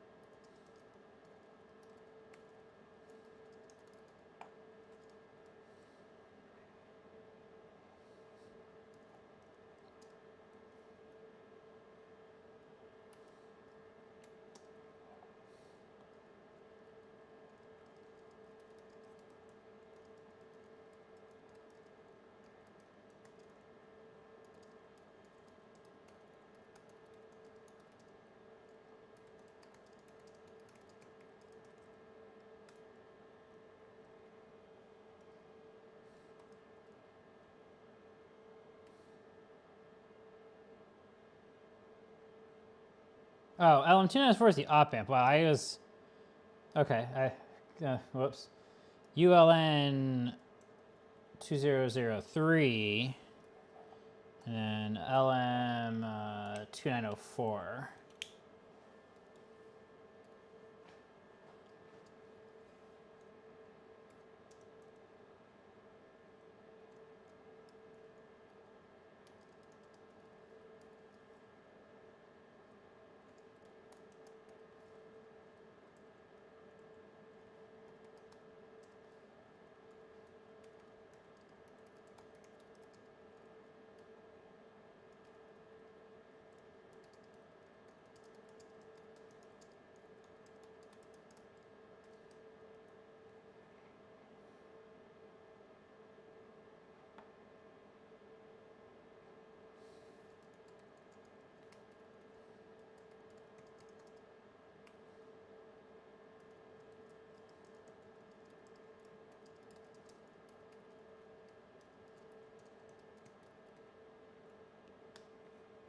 Okay, what else?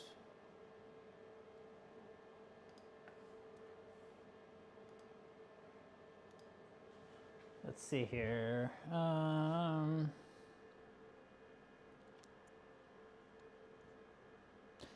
Yeah, okay.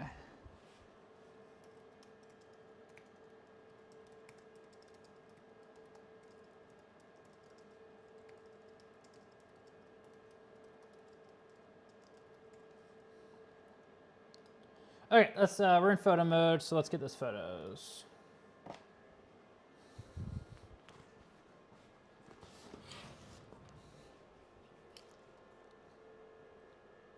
I bumped the connector right when I get started. Oh, no, I just took a picture. Okay, we're good. Okay, okay. I was like, God damn it.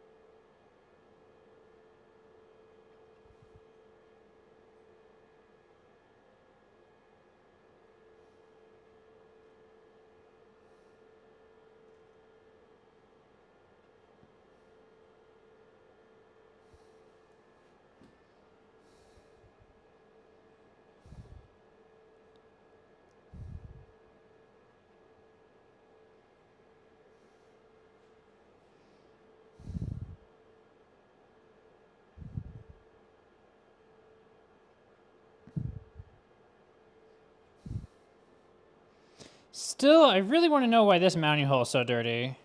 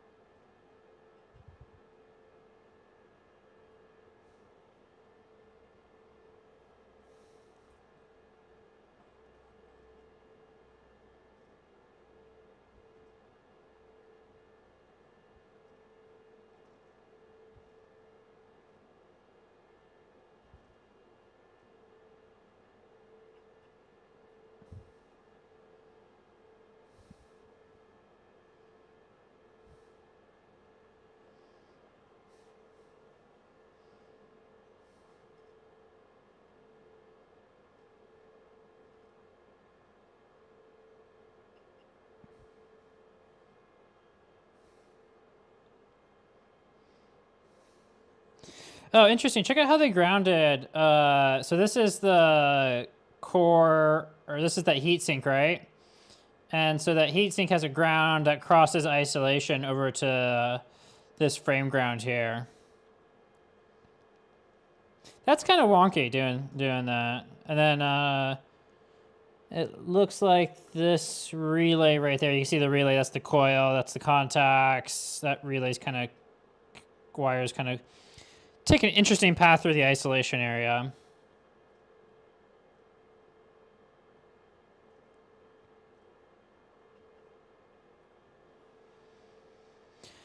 Okay, any other parts of this that you want to see closer up on the back, or? I think we got that pretty well documented.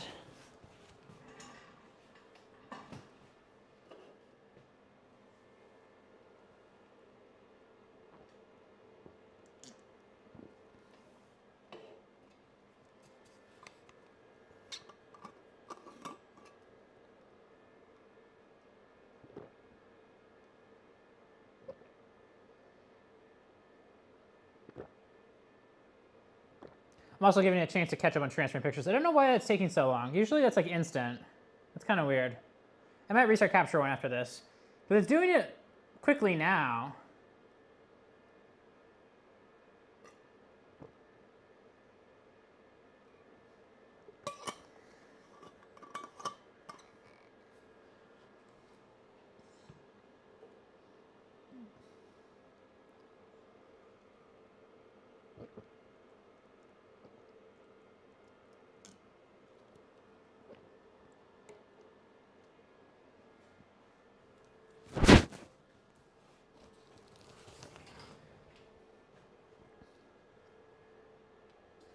Why is that still transferring? Okay, I think that finished now.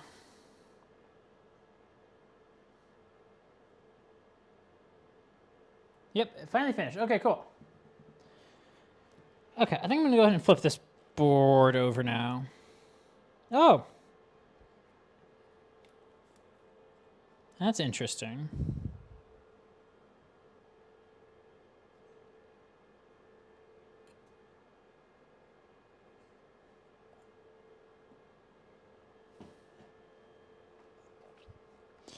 On the IDC connector, there's provisions for like pins or something, but there isn't actually anything there.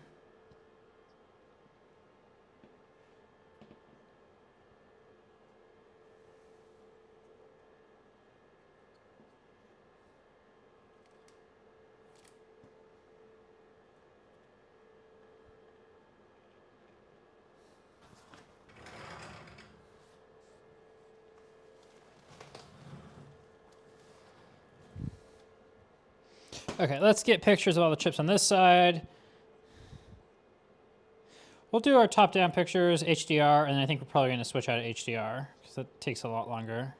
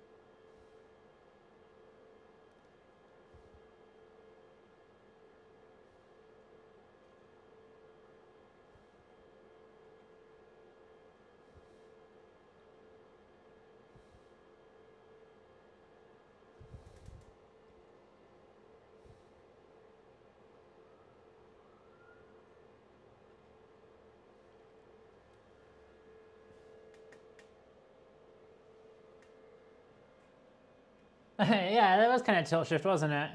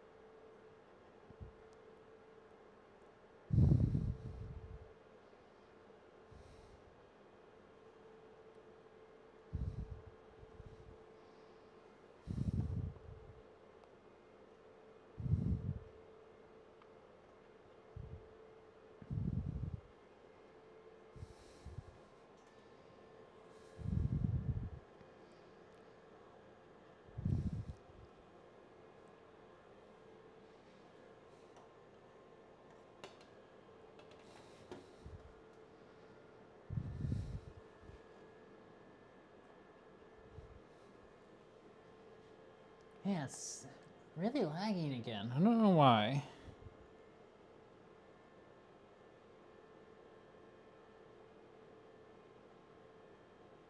If I set the camera down, does it start transferring faster? When it's not updating the image with live view? Doesn't seem to. Okay, I don't know what its deal is.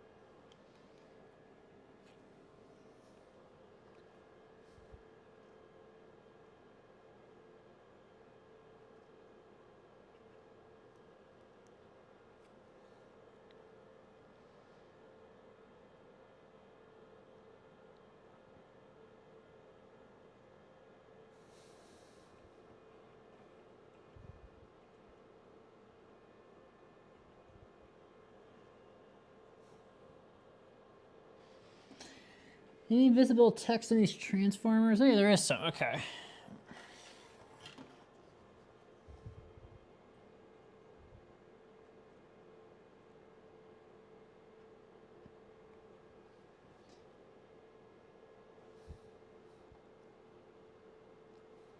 That one was blurry.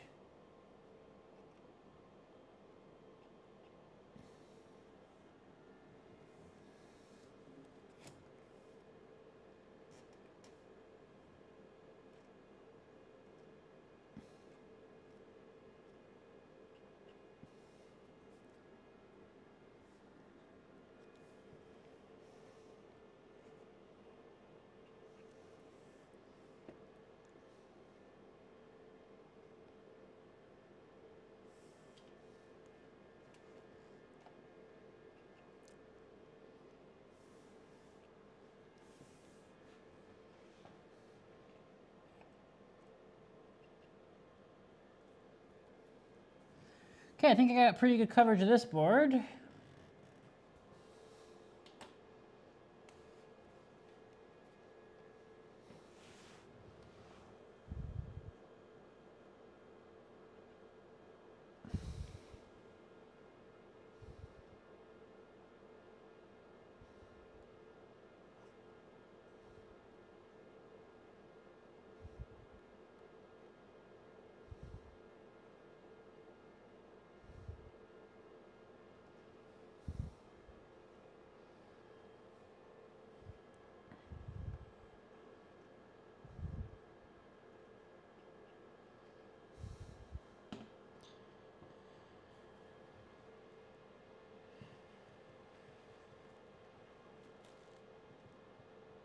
Okay, let's, I'm tempted to do some checks on contact resistances on these, but I'm only gonna be able to check one side of them. Oh, actually, we can really see them quite well. Okay, let me get a brighter light out. I wanna check the contacts on all these relays.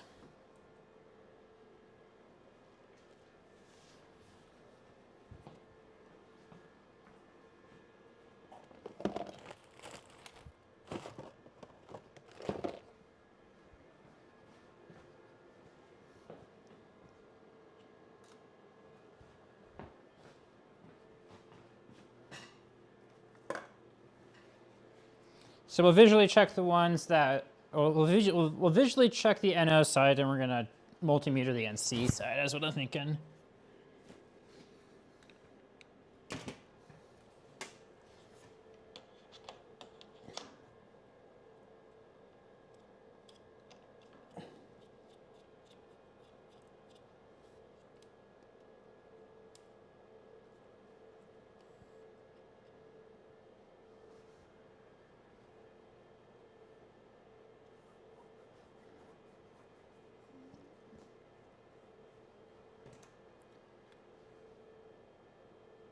Did I take a picture or not?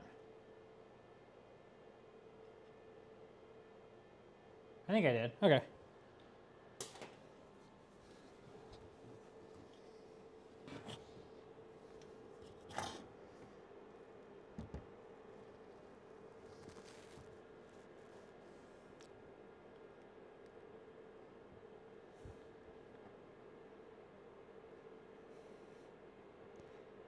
A small spot in the center of this one, or the center of the contact on that side, but not anything to be worried about, I don't think.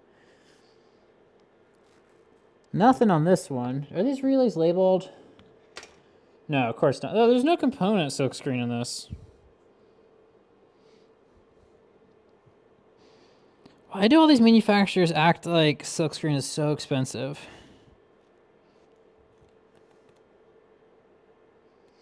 Nothing on this one. Okay, so the two outer ones, I've got a little bit of a spot in the middle of them, but nothing huge.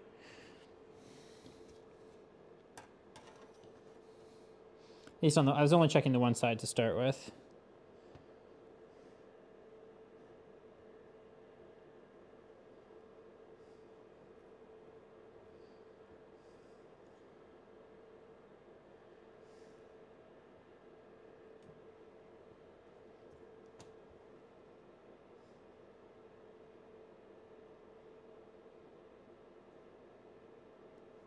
It looks like on this side, on just the outer two, there's slightly more evidence of wear.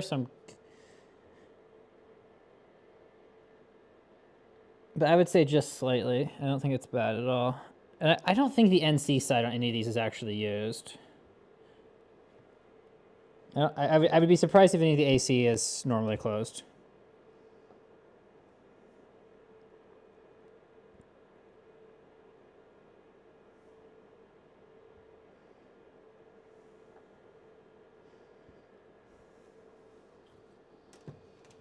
I got this one on this end.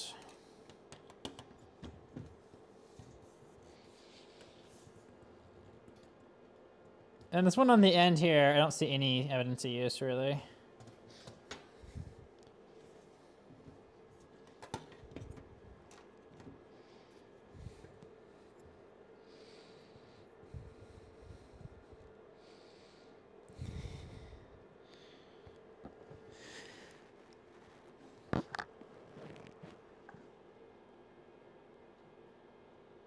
No, there's a little bit.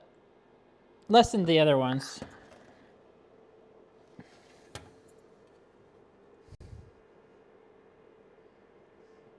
Yeah, there's definitely a difference between the two sides of these two outer ones that there's some visible wear on. That's interesting.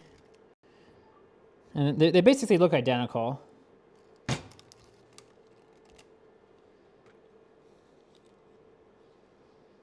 Okay, let's see if we can get some pictures of these.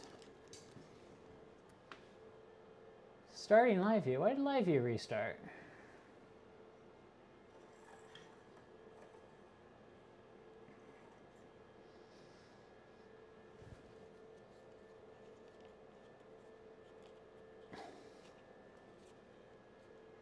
Huh, why did it do that?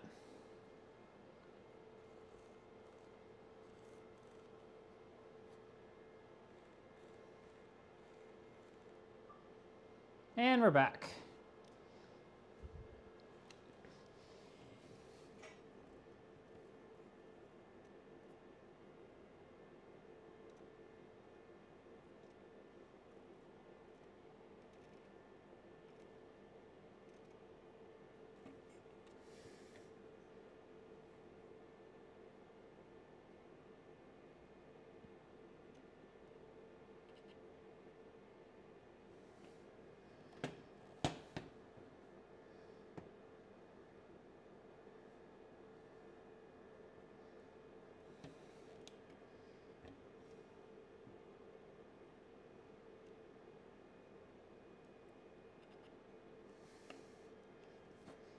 Man, I love a good macro lens.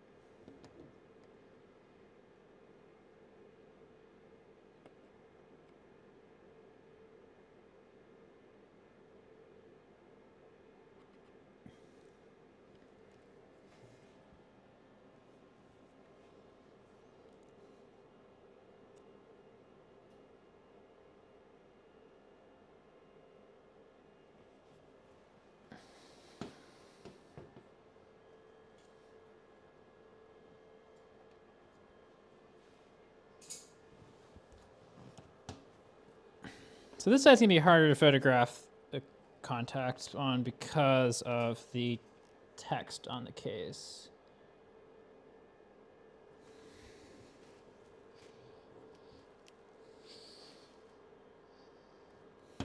Okay, what was the angle that I could see it at?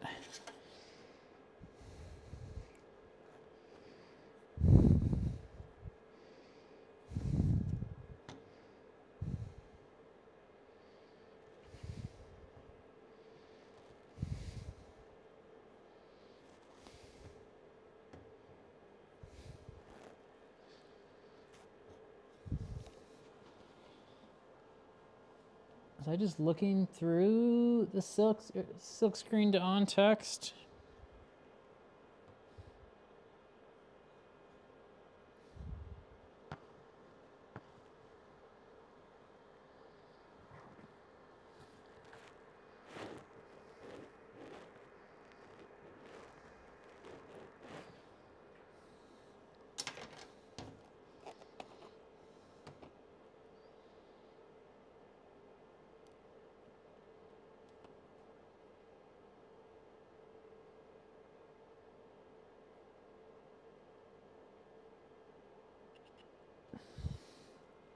Okay, I think I got it.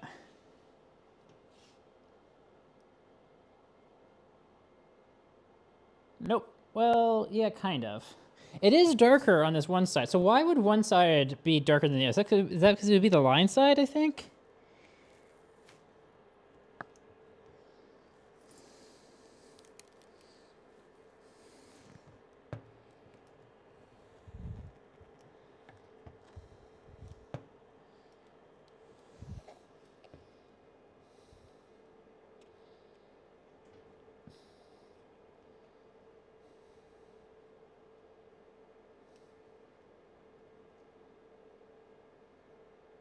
Huh. Well, the side I wanted to document the most, because it actually looked like there was some wear, is proving by far to be the harder side to photograph, so that's fun.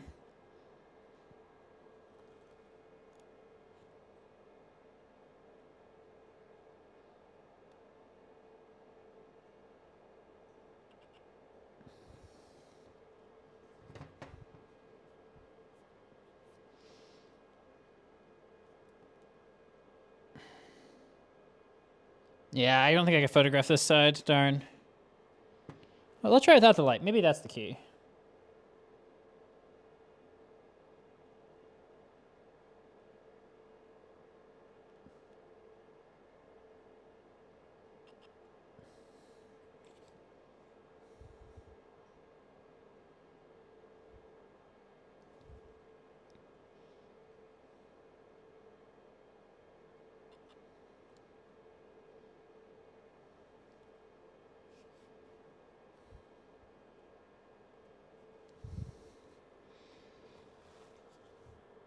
Yeah, I can't get good photos of these with the lights, but I can't get good photos without the light either, so.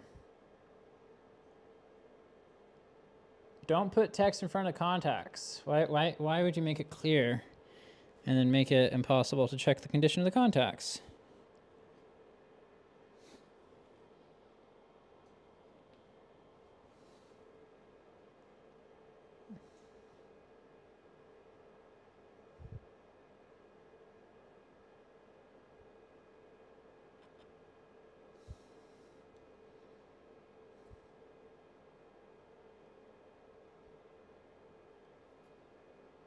Okay, if I shoot through the logo, you can kind of see. And it's literally just the logo that's in the way.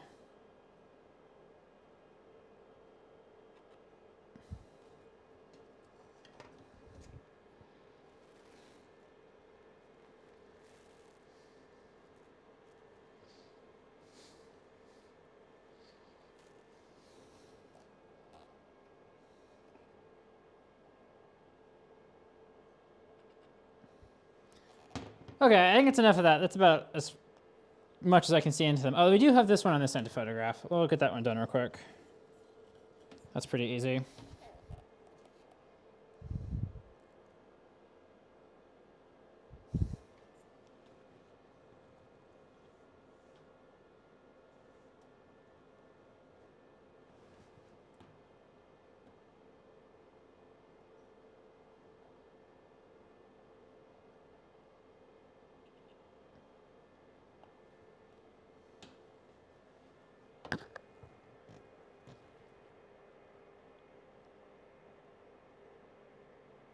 Yeah, glasses off mode. Yeah. Fortunately, I am nearsighted, so that works out well for working on systems like this.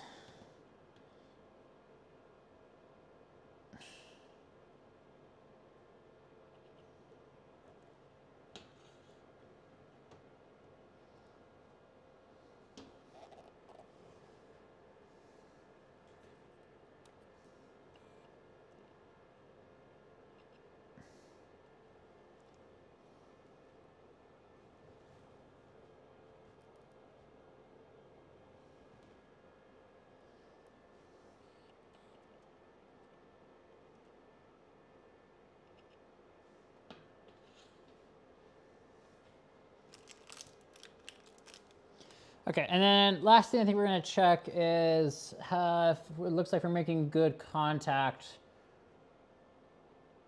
on our all these devices here.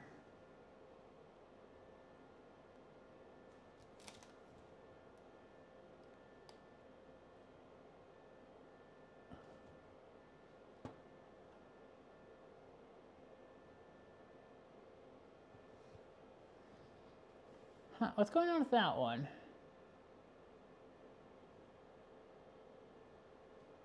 Why does that one look weird?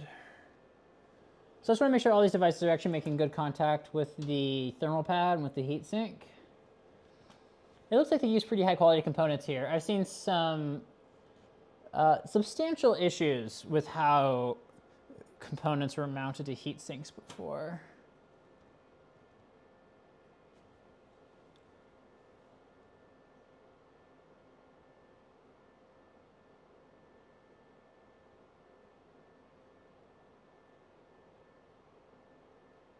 Going on with that one? There's some, I don't know if that's debris or if it's separated a little bit, but there's one that's a little bit goofy or something. Not quite sure.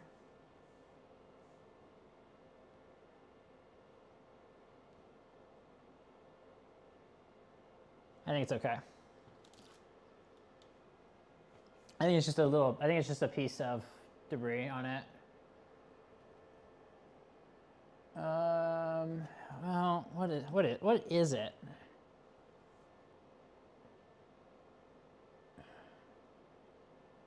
God, it's like there's another thermal compound on it or something.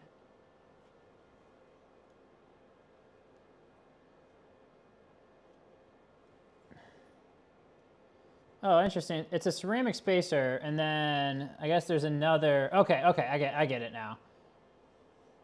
Yep. Okay, so it's a ceramic spacer for insulation, and then it's a thermal compound between. I thought the white part at first was like a thermal pad, but it's actually a ceramic spacer, and then there's thermal compound between the device and the ceramic pad. So I'm just seeing the thermal compound being squeezed out a little bit on one of them. So that's good. Cool. Well, I think that pretty much completes this board. Okay, so now that that board's done, let's get some pictures of the other board.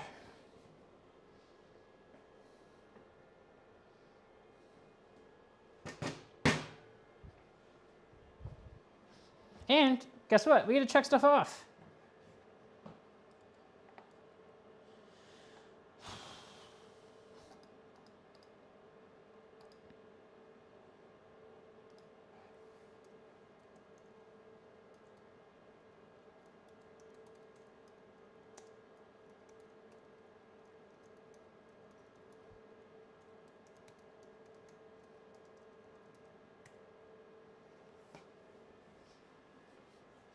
And then the other thing, actually, let's look at this first.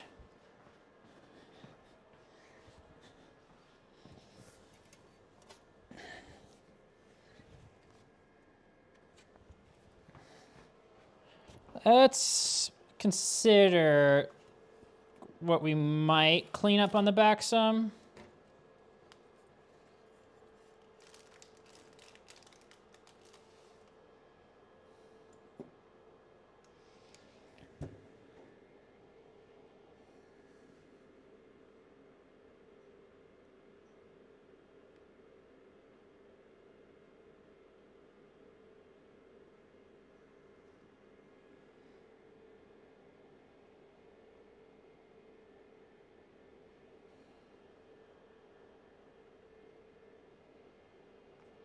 I'm actually surprised at how close. Let me get a measurement of how long the standoffs are. Where's a well, there's calipers, that'll work. I was looking for a ruler, but I want to see how long the standoffs are relative to how long some of these longer leads are.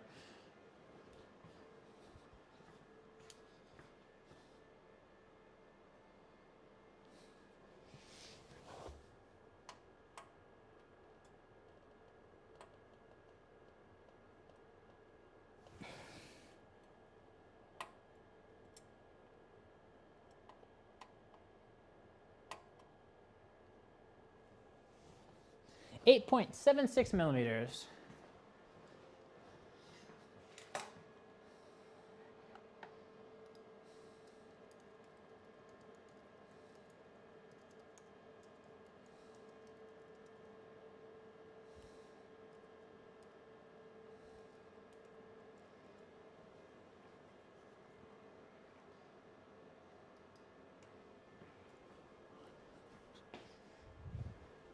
And we wanted to check how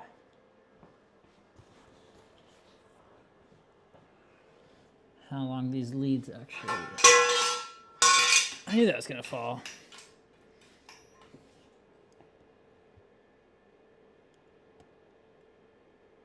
So the leads sticking out are, the longest one I can find is 3 millimeters.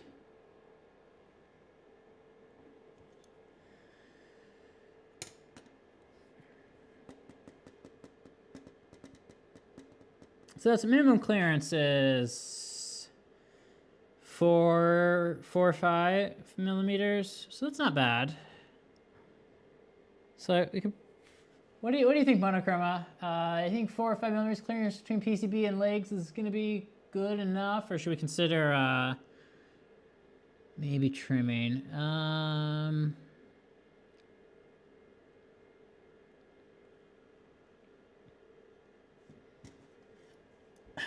So the connectors are only 1.5. So it's the relay contacts that stick out the furthest, except for a couple other devices.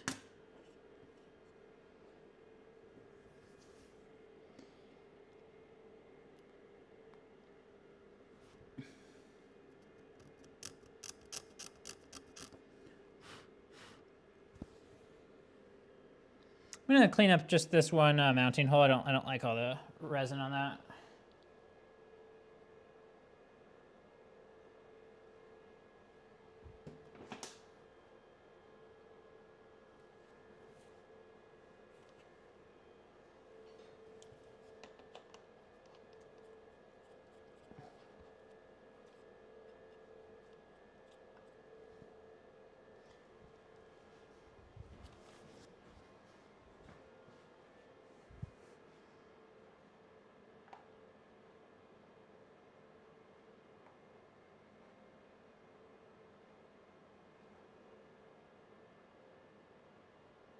There was not a plastic barrier in the back of the box.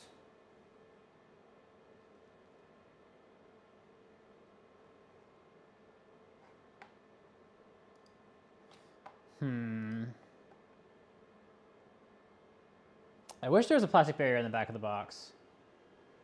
That'd be a nice, wouldn't it? I'm gonna grab some cleaning supplies, namely our favorite to start out with, right?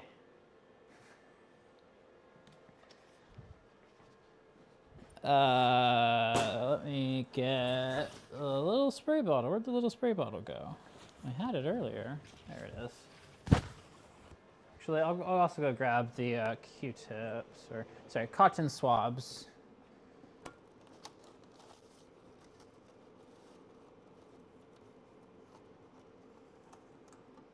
And we'll scrub some of this up.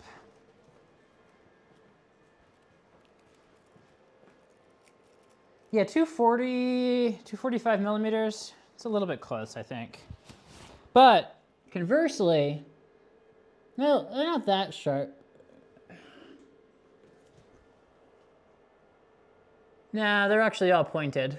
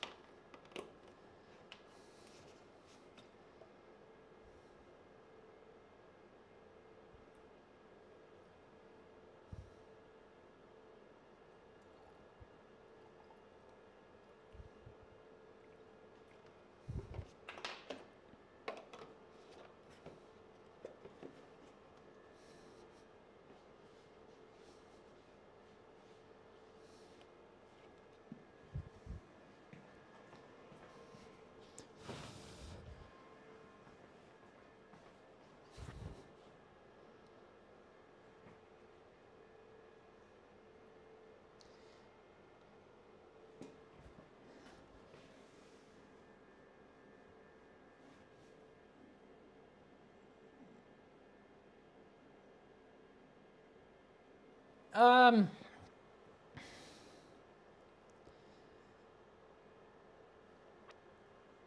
seen issues where long leads got, I don't know if the touch just got really close when board's flexed.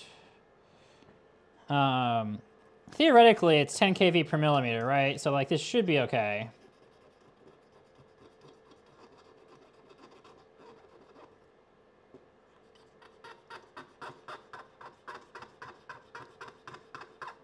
Just makes you think, you know?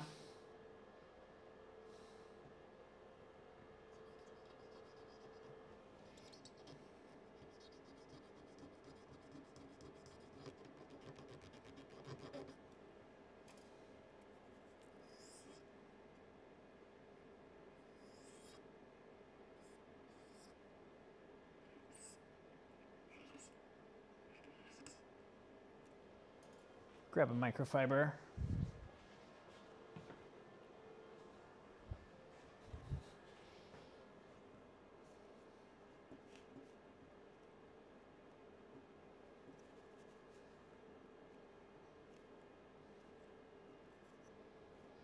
Okay, we got like half of that one cleaned up.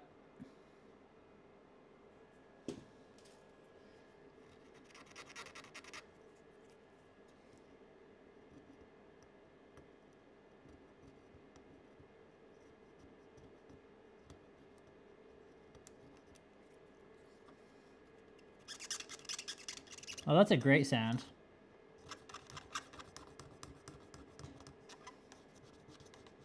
But why was this so goopy?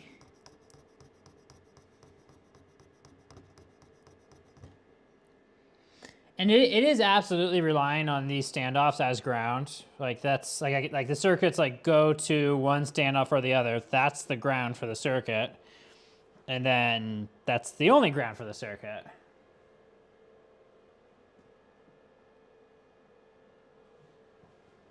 Ah, hello. Welcome to the stream, Joe man. What brand of reused liquid container do you prefer for isopropanol storage? I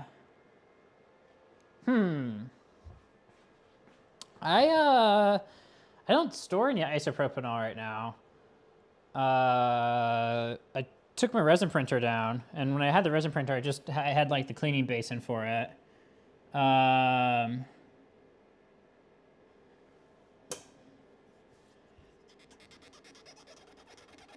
When I work in labs, usually labs have got like 1 gallon glass solvent bottles. So if I was going to store some, I've got some glass bottles I'd probably use. Jars are probably a pretty good option, like Monochroma said.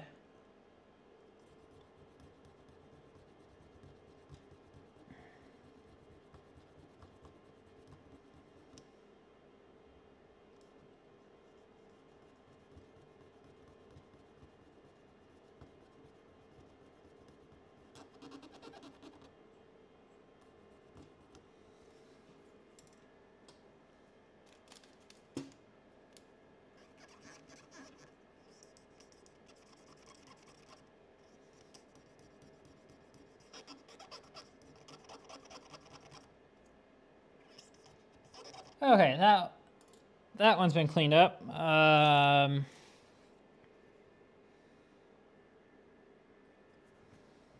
me do this other one.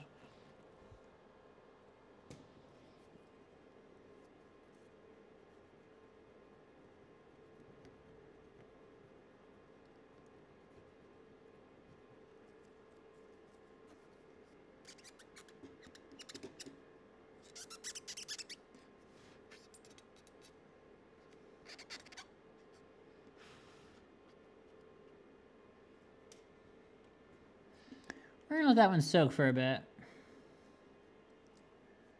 Kind of clean up along the bottom edge of this board.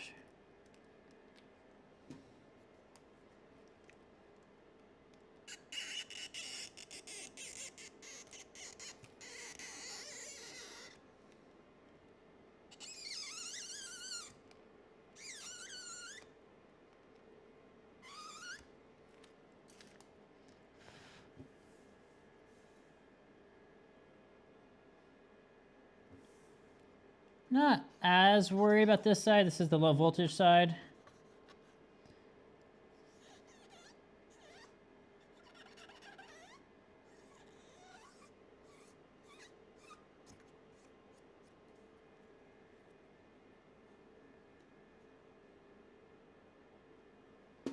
Let that soak some more.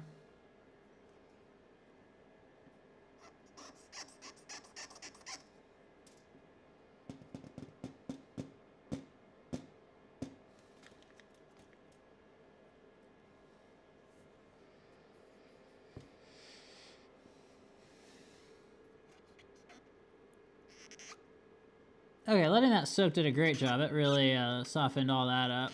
Or, well, actually, it hasn't softened it. But it has dissolved it. So whatever is dissolved is gone. Whatever's still there is actually kind of hard. Interesting. Interesting behavior.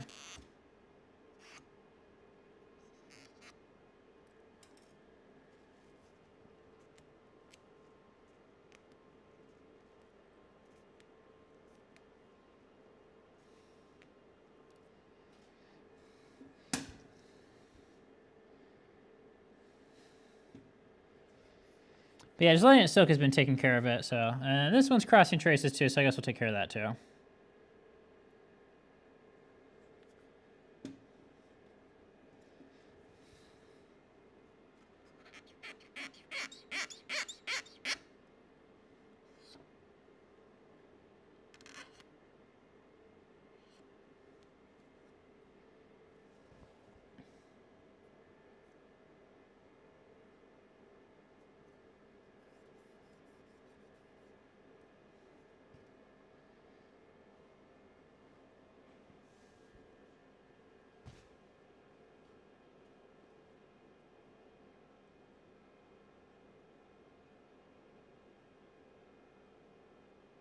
I mean, I do think your name is humorous, so let's see here. Oh,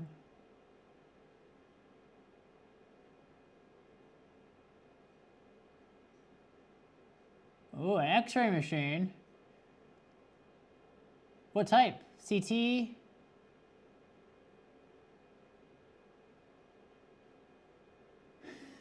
I like how you posted that link. That's funny. Oh no, my mic. And my glasses. Caught my glasses though.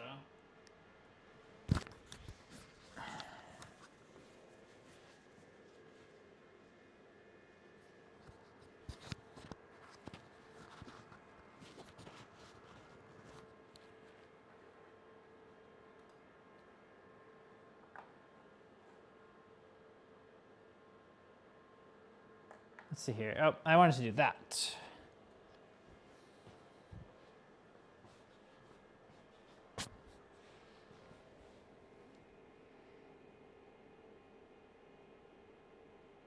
This flux is interesting.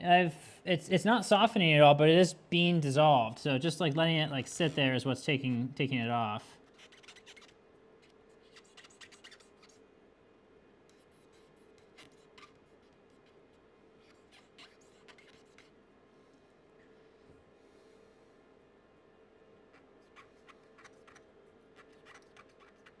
Yeah, like scrubbing it, doing nothing.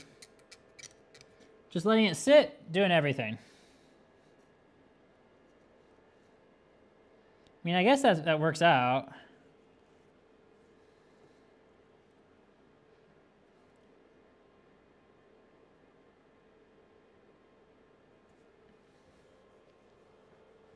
little bit weird, but it works. A portable GE projector, or portable.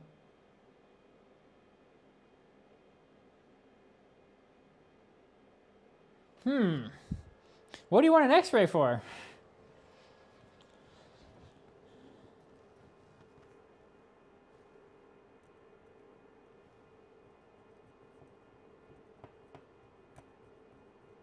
Oh, hey, cool. I got the rest of that flux there to break off.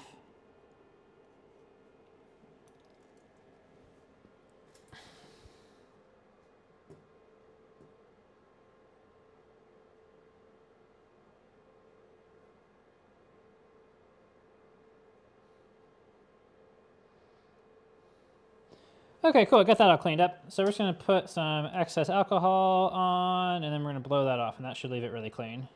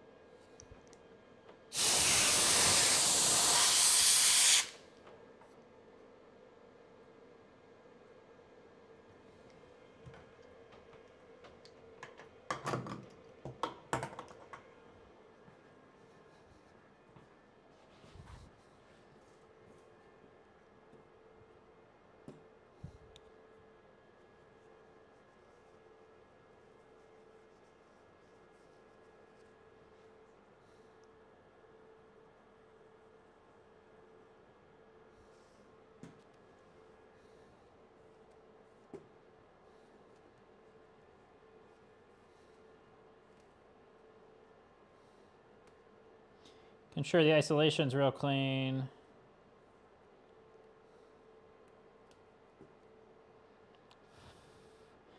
Cool. Okay, we're gonna call that good for this board. So let's put this board aside.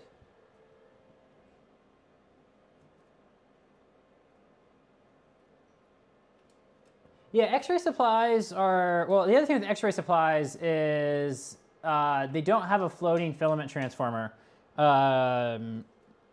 So, because they have a little bit different architecture electron source than a microscope does.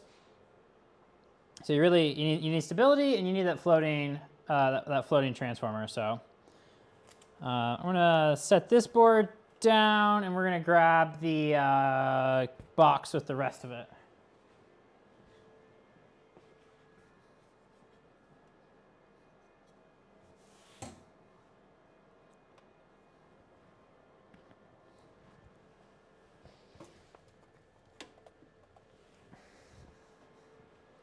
Okay, so this is the rest of the box that we've been working on. Let's move everything we don't need out of the way now.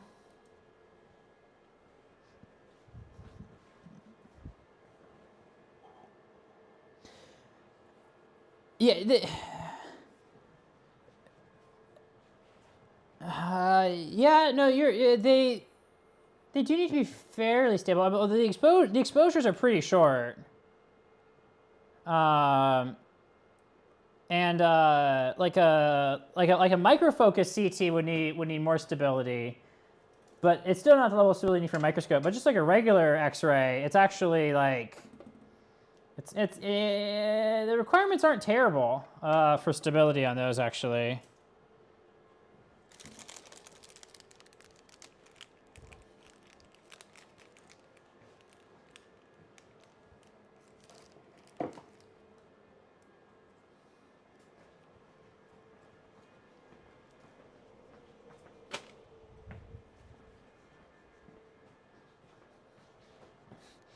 Okay, let's look at this other side here, shall we? The first thing I'm just kind of curious about is, do I see something that looks like regulators on it? I do see regulators on it. Okay, so this is where the supplies are being regulated. It is on this other board.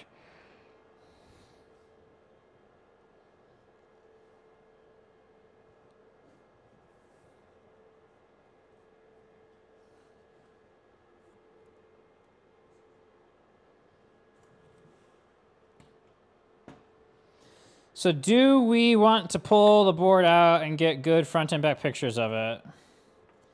What's the scope of the amount of effort involved in that? Getting to the screws is going to be a pain,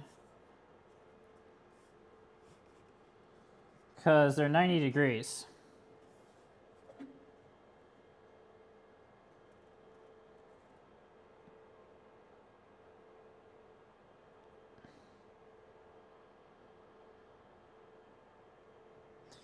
What do I think? Pull the PCB out or not? I'm kind of leaning towards not. I don't think there's any AC on it, so it's less of a fire hazard.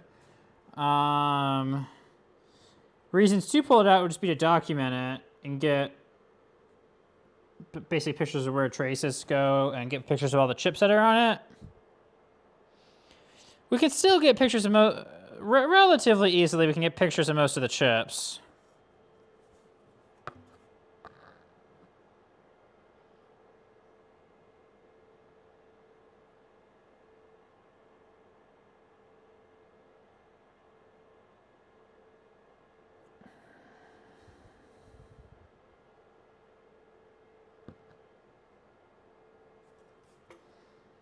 I mean, I do want to pull it out, right?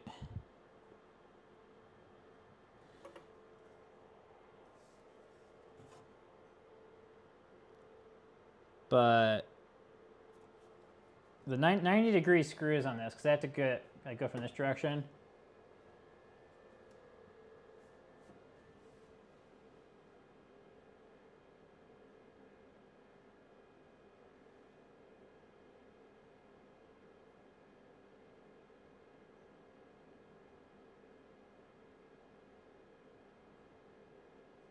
You know, you're right. If I had an X-ray, no need to remove screws. I mean, they actually have to shoot through a bit of metal.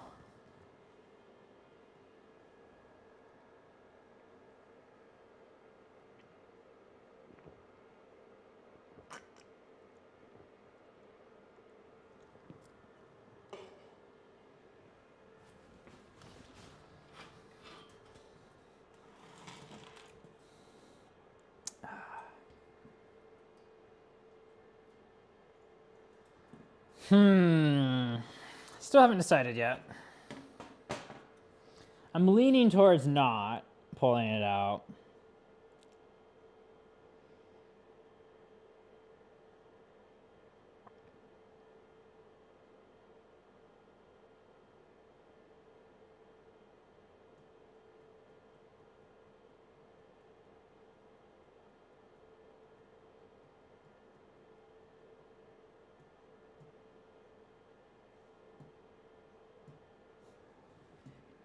Yeah, I think we're not going to.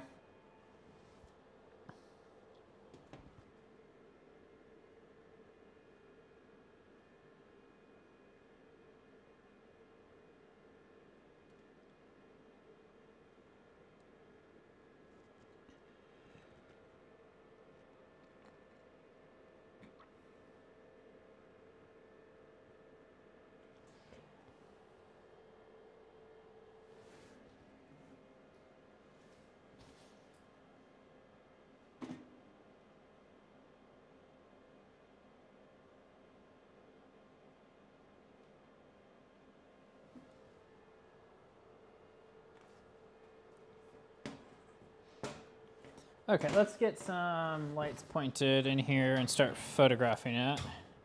I think we're going to leave it in.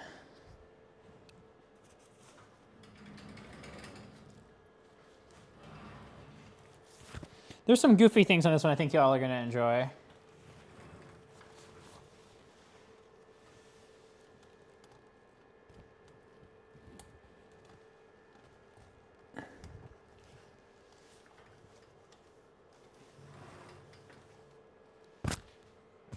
I'm going to wash my hands after cleaning up that other board so as much as I did.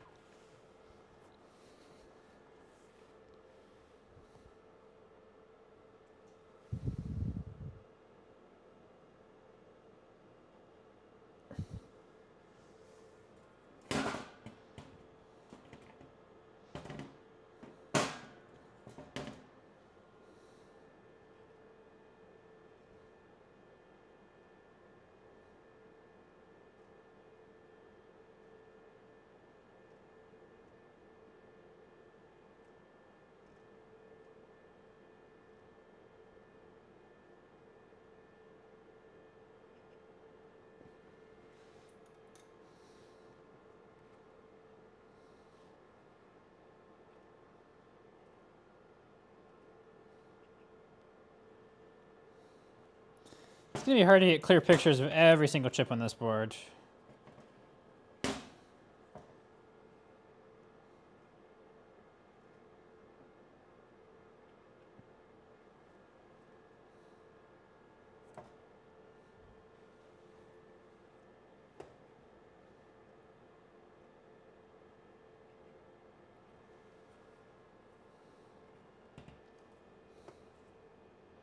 It's amazing how good of a job HDR does at getting the text off chips, though.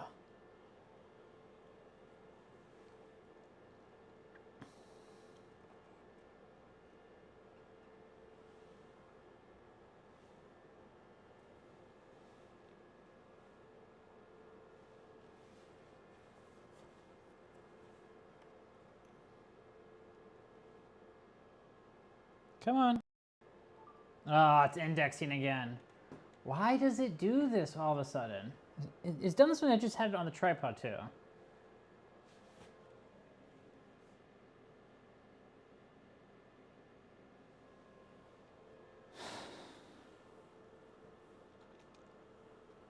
So the other reason I don't want to pull it out is I'll show you once my camera finishes indexing.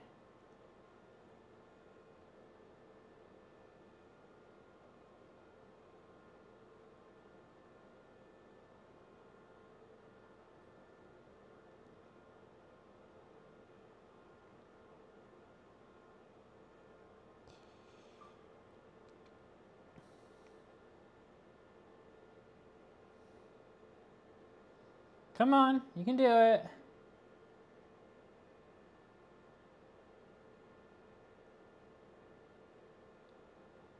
Show up, please. I know you're trying. I think it's gonna finish transferring everything first.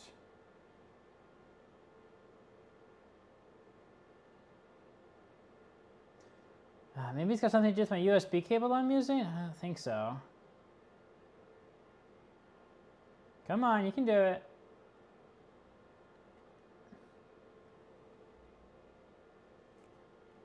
The back of the camera isn't even showing anything right now.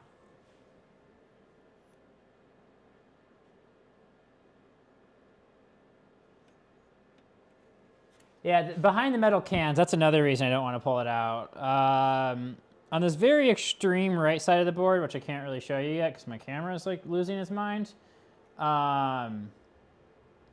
there's a temperature sensor that they mounted in such a way that it's thermally isolated from the circuit board, which means it's like on a PCB that's 90 degrees to the main PCB, and it's like a millimeter wide and sticking up kind of far. So I'm concerned if I'm trying to like work around there, I'm just gonna like snap that little thing off. I'm gonna regret that. Because it looks like kind of a pain to replace, so. Okay, I'm pretty sure that's the last picture I took that it's got on screen right now. I might have taken one more before that, or after that, but we're just gonna unplug it and plug it back in at this point, because I've never seen it take this long. That's being weird. And now we gotta wait for it to actually index again. Yay!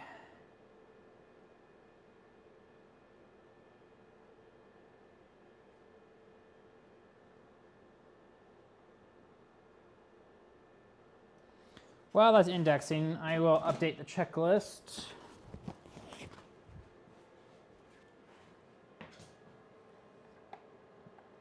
I think I just need to put a different SD card in it, and that will fix the indexing thing. Okay.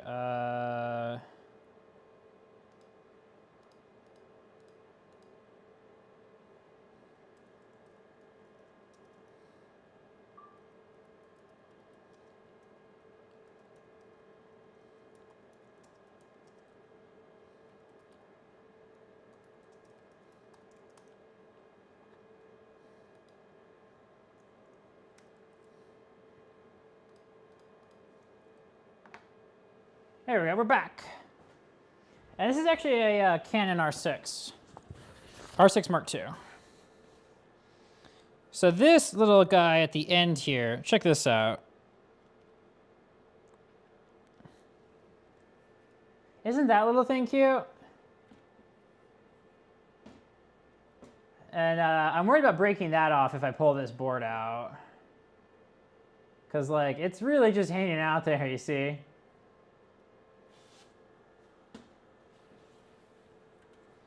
I'm going to pop this ribbon cable out. That came out real easy.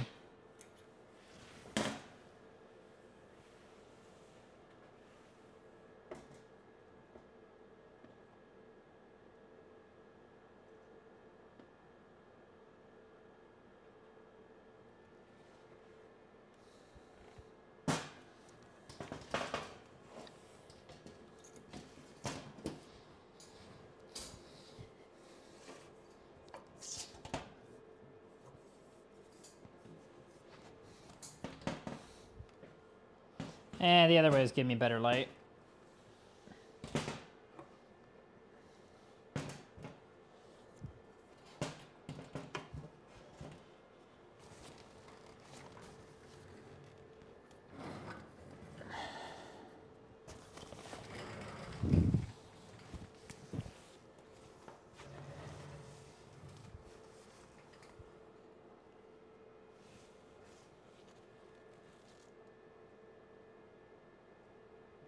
Yeah, they really wanted thermal isolation.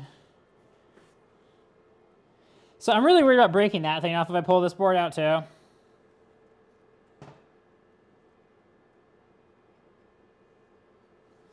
So we'll get as many pictures as we can.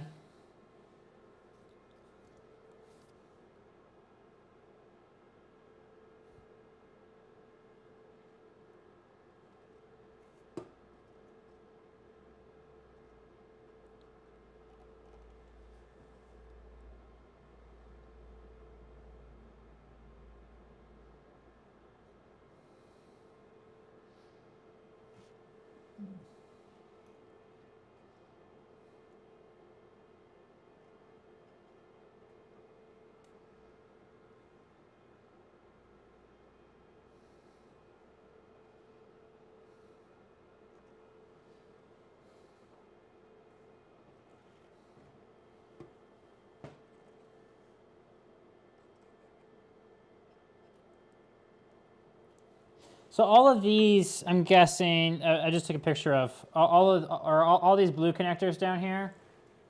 Those are all the thermocouple connectors, I believe. Or well, PT100 isn't actually a thermocouple. It's a thermistor, right?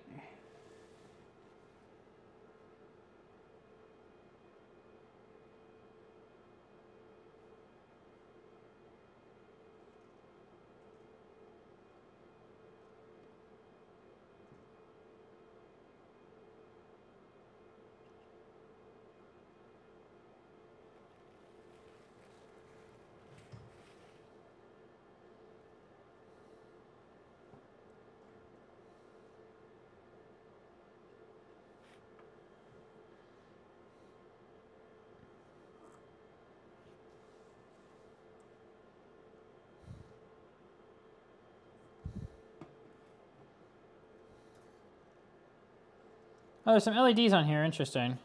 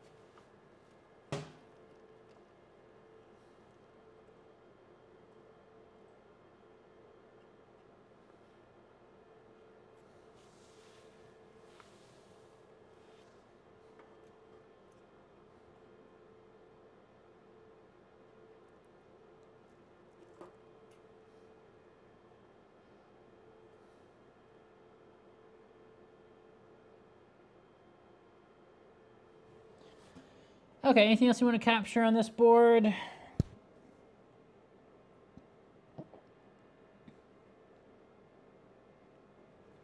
interesting. There's some analog devices stuff over here. What's that?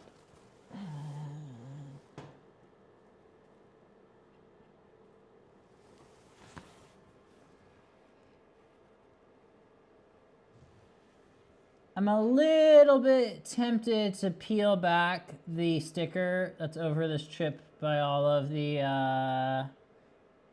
PT100 connectors, but I probably shouldn't, but I do want to know what it is.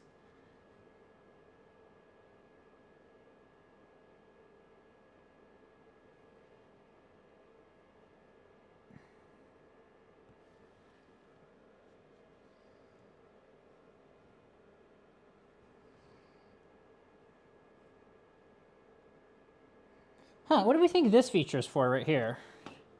Check out all these extra like solder pads.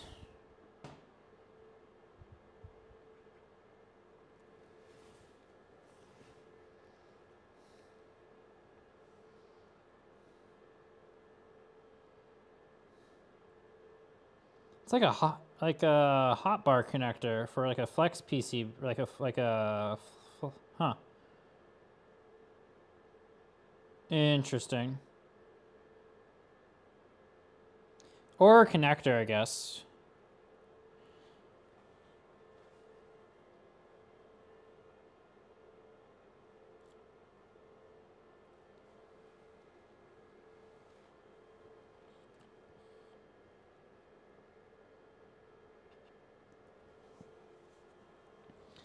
Okay, do I just notice anything that we should address on the circuit board?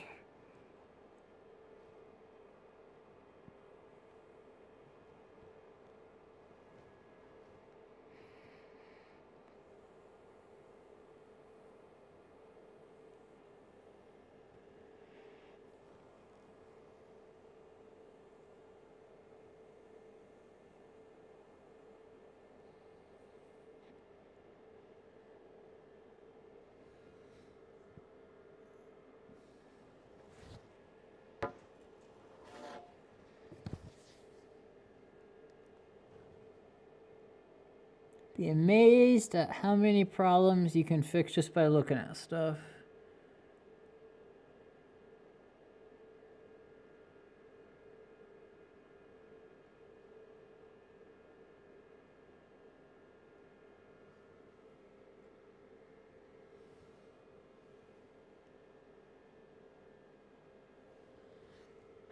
Yeah, I don't.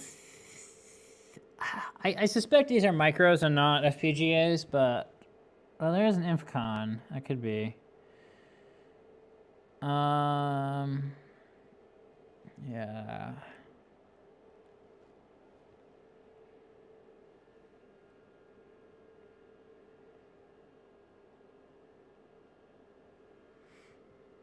Okay, well, I'm thinking we got this thing done. Let me just take a peek behind the PCB.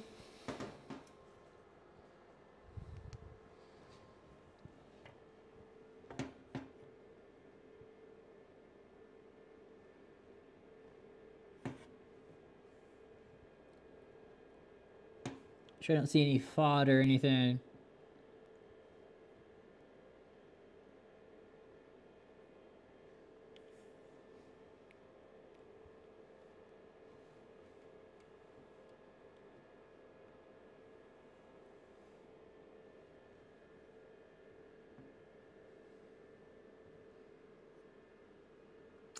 Yeah, it's looking good. Oh, I think I figured out we can take a picture of the front of that temperature sensor chip.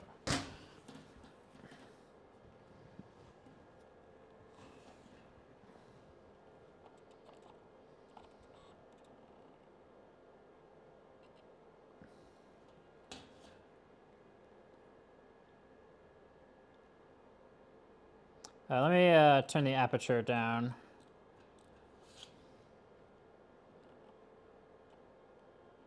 Up, I guess, down. Number down, size up.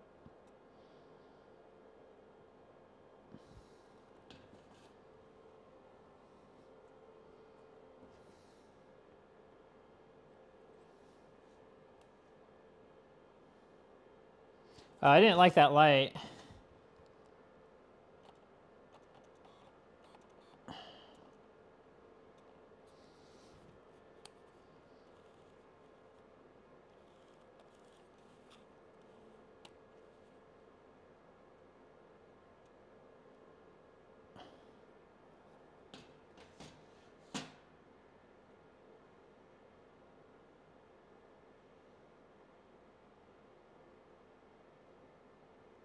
That's a cute little device.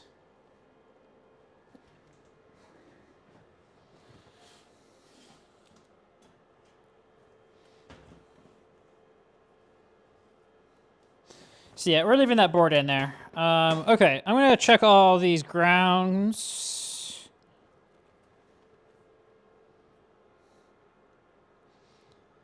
I think we're pretty much done with our photography and documentation on this one, and inspection. And I think we're back to just we're gonna inspect all these AC connections in here.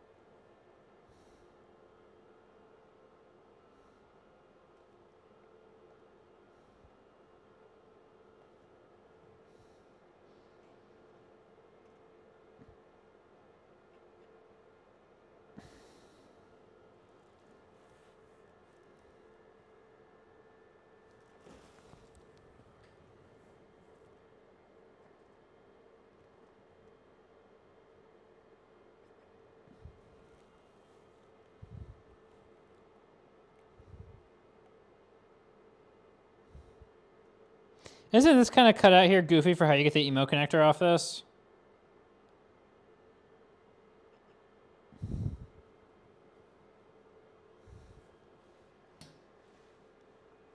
Oh, and we lost a camera.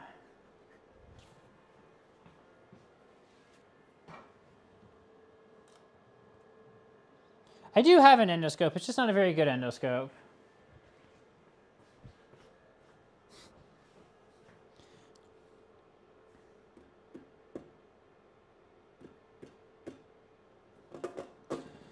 Okay, let's get set back up for video, I think.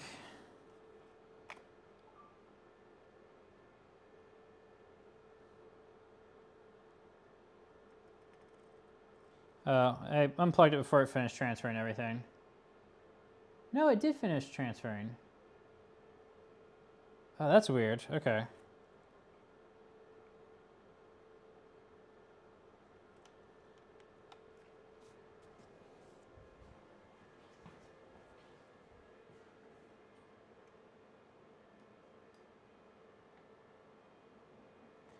I have bid on medical endoscopes. I have never won one. I was looking at some of the Olympus ones.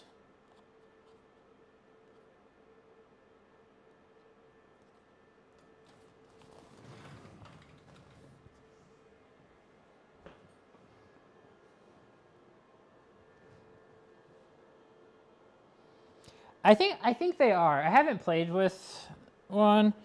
Actually, so the medical ones I was looking at were the optical fiber coupled ones, or just like the actual optical ones, not necessarily the like camera based ones. I'm sure some of the camera based ones are pretty nice. I just want one that I can get the files on my phone easily, and not have the app be complete bullshit.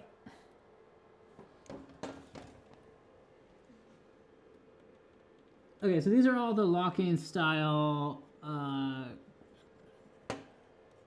spades for the grounds. So let's make sure those are all locked. Sure the crimps look good.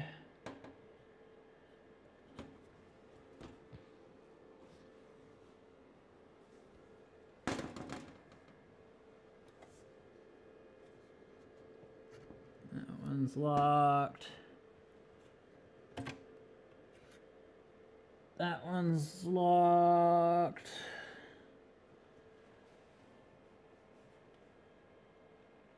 That one's locked. That one's locked.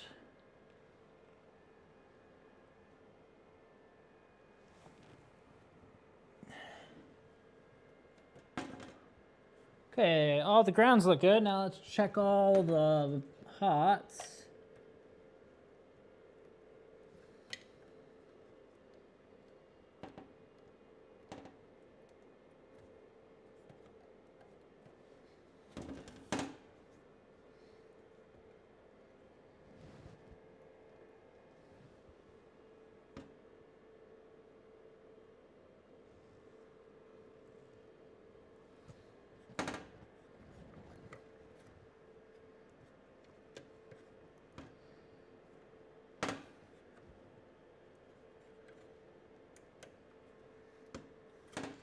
Check all the blues.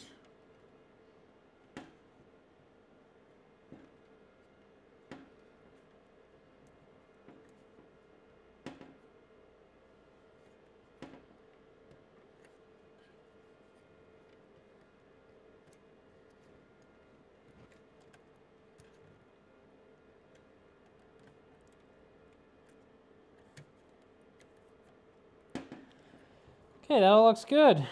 Let's get the other PCB back in.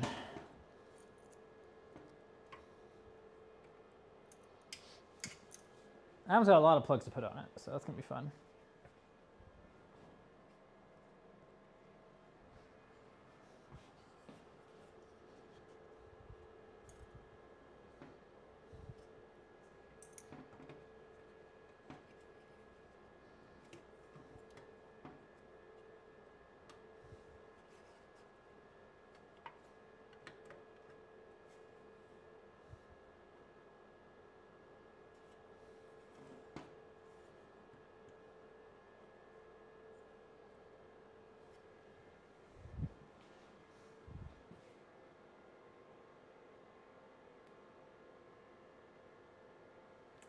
I think I mean, the cameras like suck in certain lighting conditions, and like the the optical fiber coupled ones seem like very high quality stuff.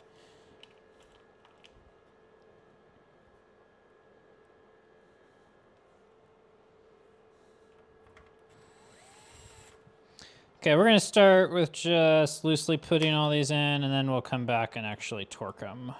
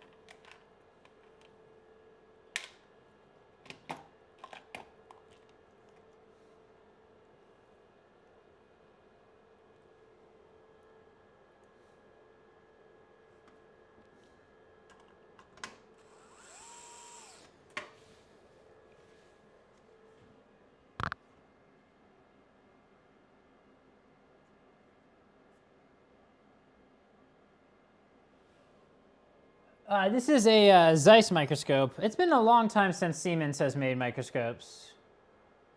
Is the Zeiss microscope a descendant of the Siemens?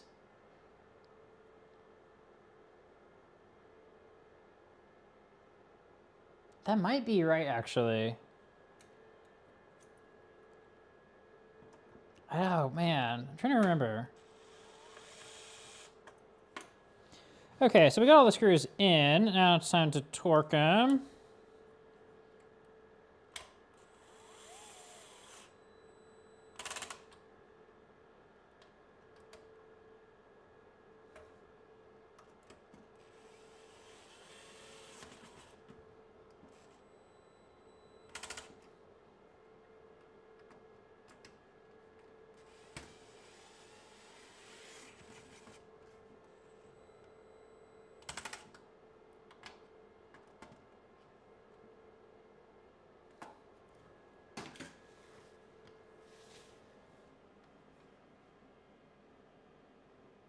This is the black and blue is Eurospec.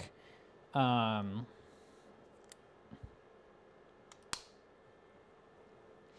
not sure if this microscope is technically designed for both line neutral or split face operation, or if it's only specified for line neutral.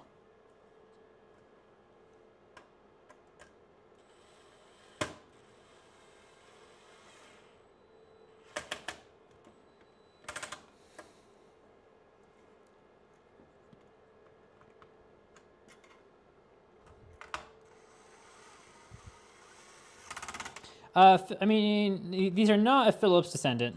Philips, well, I mean, Siemens is another German company, right?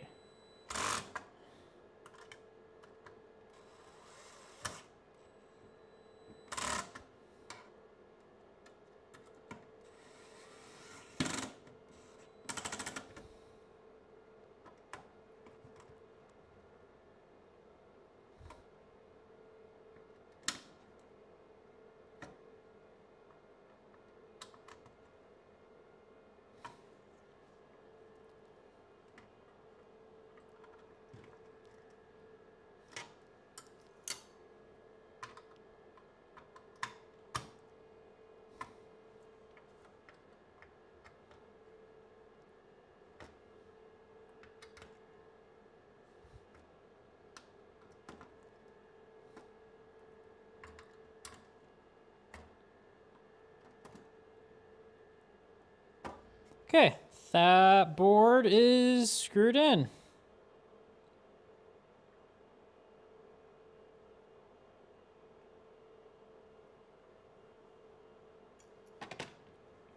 Okay, let's start putting our connectors back in. So this is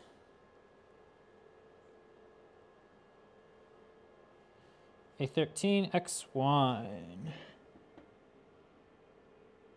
That is indeed X1. Should we get both sides clipped? Which we did. Okay, and then this is X11, 1 and 2.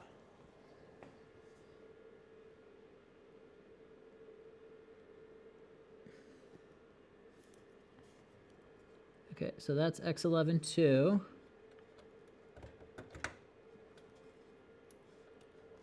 That's X11, 1.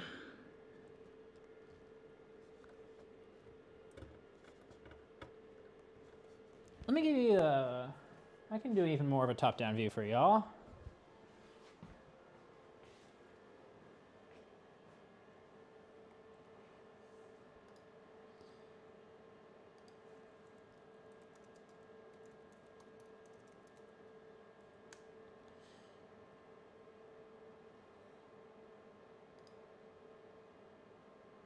Yeah, Siemens did make an electron microscope.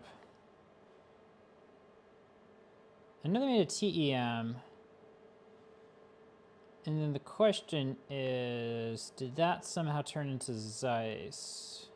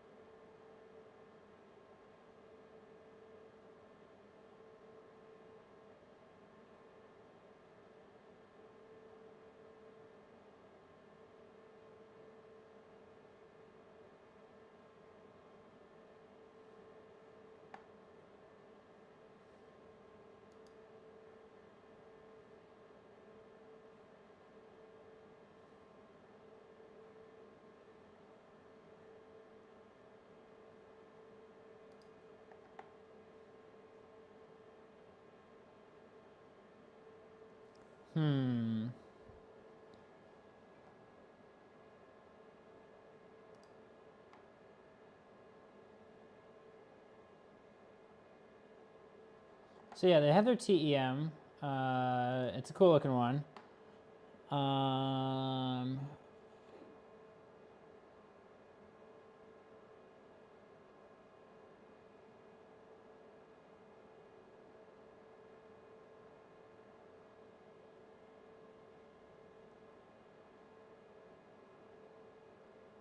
Wow, they actually had a pre-World War II TEM on the market in 1939 in Germany, so you know how that went.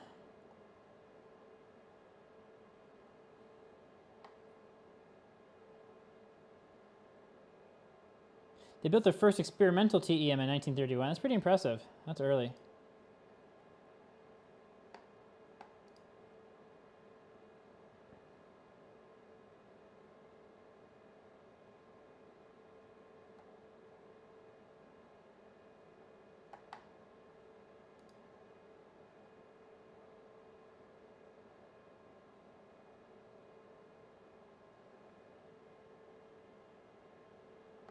Yeah, the Asianometry Zeiss video is great.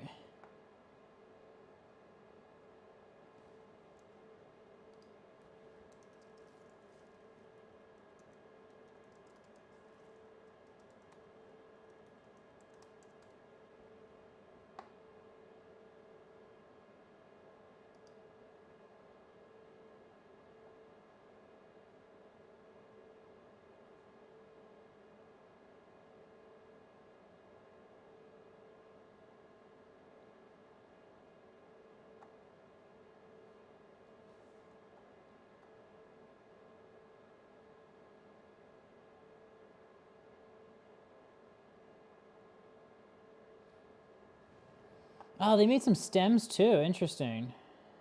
1977, they did a cold field emission stem. Oh, this thing's cool.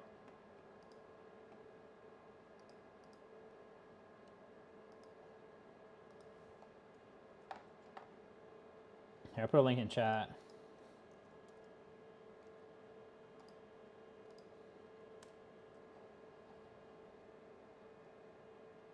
Hey, they made an SEM in 1972 too.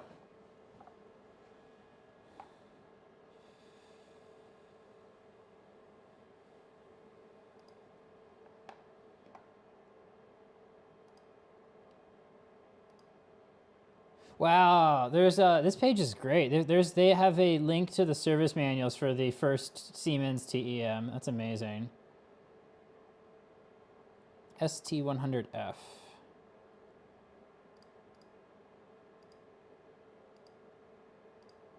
Wow, they have the ST100F brochure too.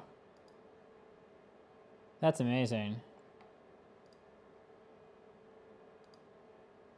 Ah, this thing had eels. That's crazy.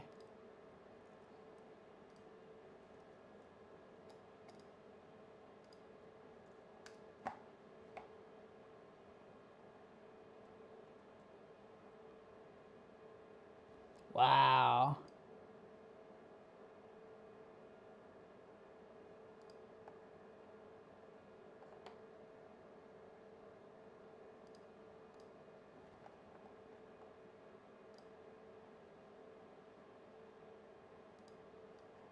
This page is loading, but I'll show it on stream real quick.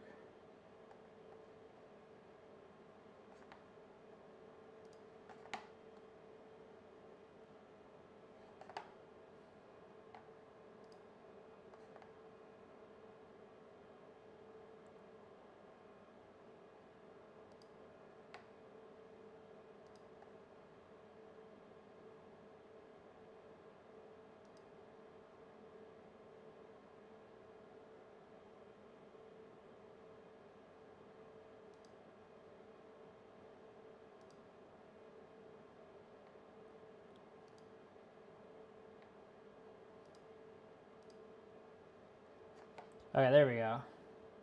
Check that out.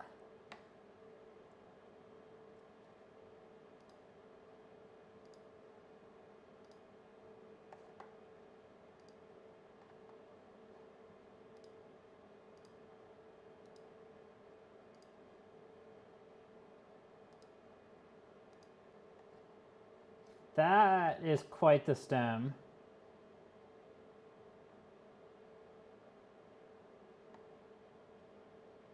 And they got the orange too.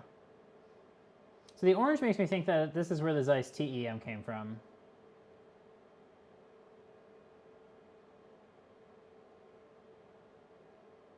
That's optically a relatively simple microscope. I don't even see a condenser.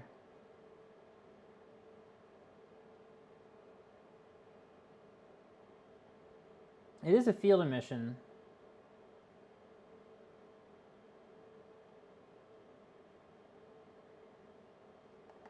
Oh, that's fun.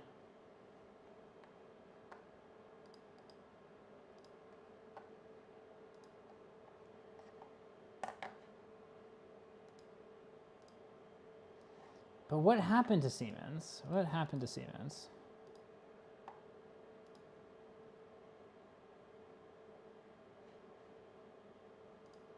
The microscope your girlfriend tell. It is indeed a very wide column. I'm amazed at their docs page here. That's pretty impressive.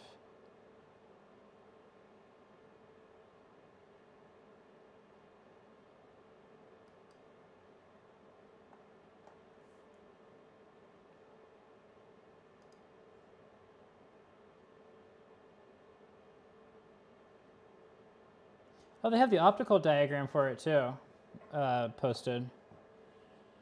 Or the optics, like stigmators and deflectors.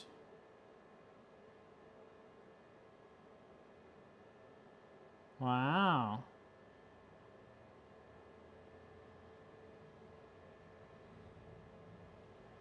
Well, that's cool. I'm actually really surprised at the number of docs they have posted here. Oh, they got price lists. They got all kinds of stuff. Dang.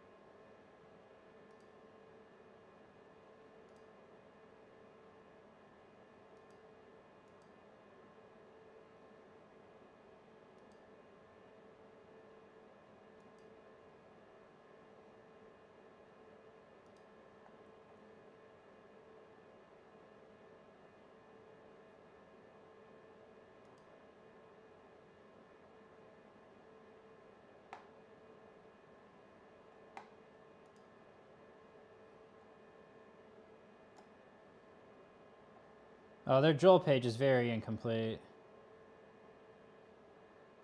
Wow, they don't have any Joel docs posted. That's funny. This museum is in... God, where is it? I guess it's in Nuremberg. Okay. They got any Zeiss docs?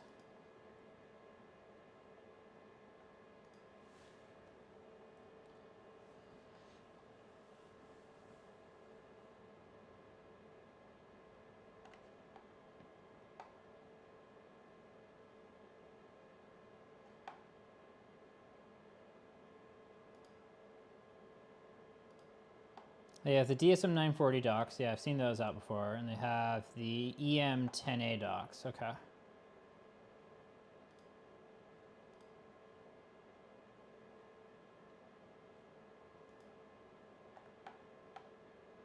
wonder what FEI docs they have. That'd be interesting. FEI is a maker of electron microscopes and other charged particle optics. They acquired Philips Electron Division in insert date here. Then that's the entirety of their FEI section. That's funny. No, the Philips section is really incomplete too. But hey, the Siemens page was like pretty complete. That's funny. And test scan page has got almost nothing. ETEC, nothing. Tesla.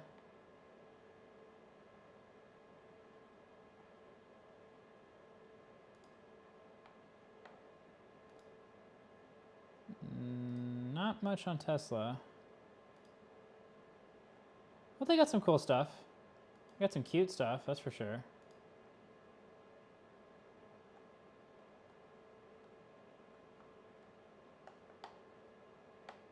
Cool. Okay, let's get back to it. It is Europe. Good afternoon. We're going to finish putting this box together, and then we're going to call this a stream, I think. Oh, I appear to not have not unplugged the camera, so. Okay, so we got all of our connectors torqued. Currently reinstalling all the cabling that we deinstalled. So I think that, okay, let's put this ribbon cable back in.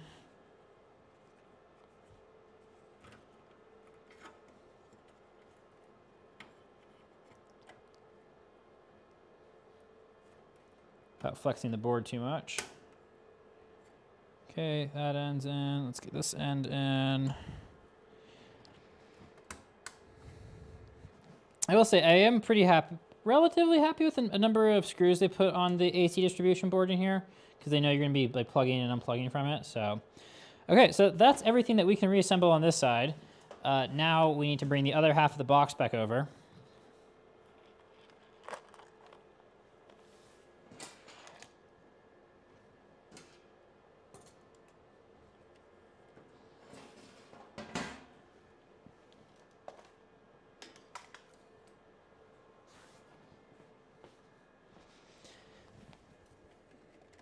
Okay.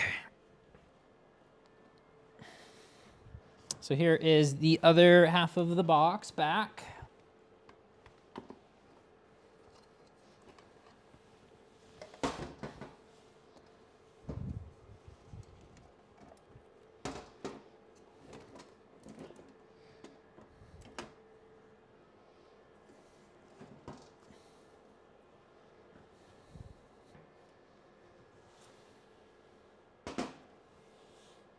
Nope, that does go this way. And there's the two halves together. Okay, I'm gonna switch to a wider lens. This is one of my later streams. I need to make my streams the first thing I do in the day instead of the last thing I do in the day. That would help. So he's like rushing around getting other stuff done and then stream. Okay, let's swap battery first.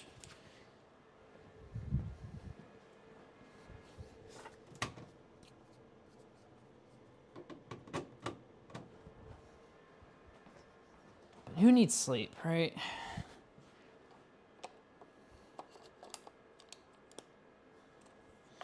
And then let's change the lens out. Okay, we got the red lined up. Pre-release done.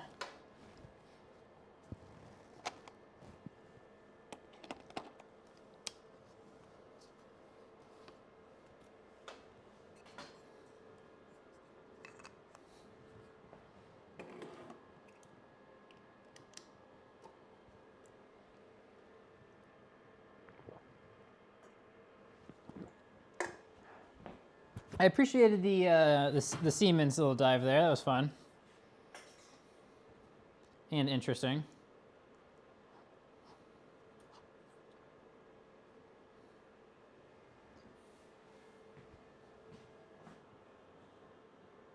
Prep the night before the stream the next day. That's a good idea.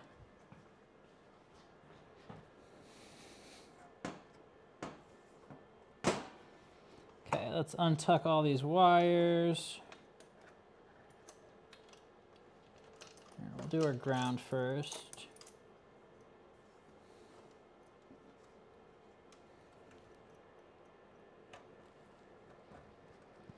Kind of planning on doing this in the order of like longest to shortest, because the shorter they are, the bigger pain they are to do. So I'll keep it as easy as I can for as long as possible.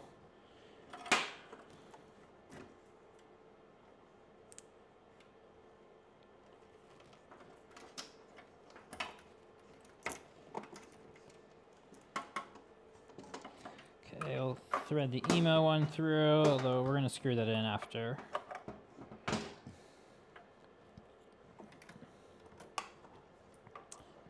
Next is going to be the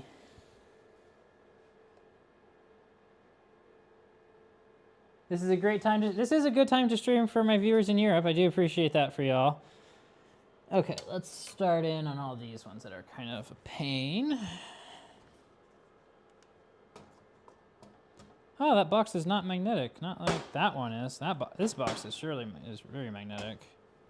Interesting. I thought that would be... Oh, the bottom of this box is magnetic. Okay, interesting. Does it have some magnetic parts? It has some magnetic parts. I don't want that to fall, though, so... We'll just do handheld. Okay, let's do this really far pair here. Okay, so this is X4, 1, and 2. That's X4, and then let's positively identify pin 1. Okay, positively identify pin 1. It's also X4, so those two go here.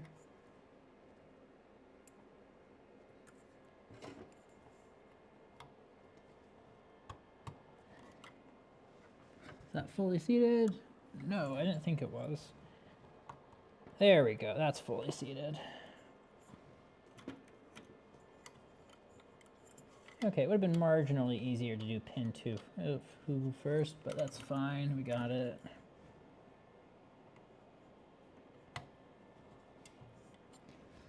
I'm not a fan of these spade connectors, honestly.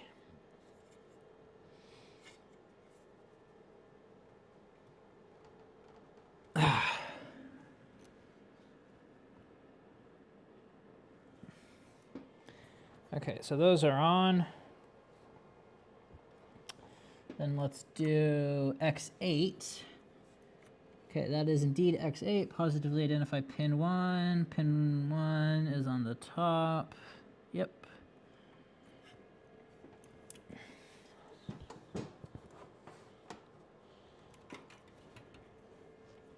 I heard that.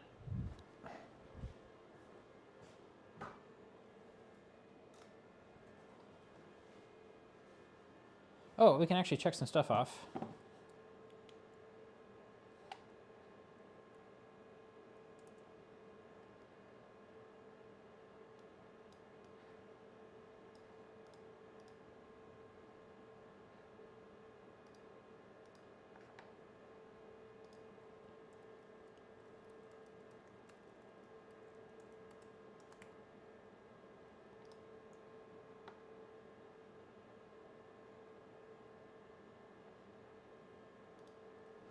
Okay, so Peter, because he just joined us, we'll kind of cover what this box is. So this is the this is the box that controls all the AC and bootstraps the microscope. So this PCB here is it's got a bunch of relays on it. It's got some solid state switches on it.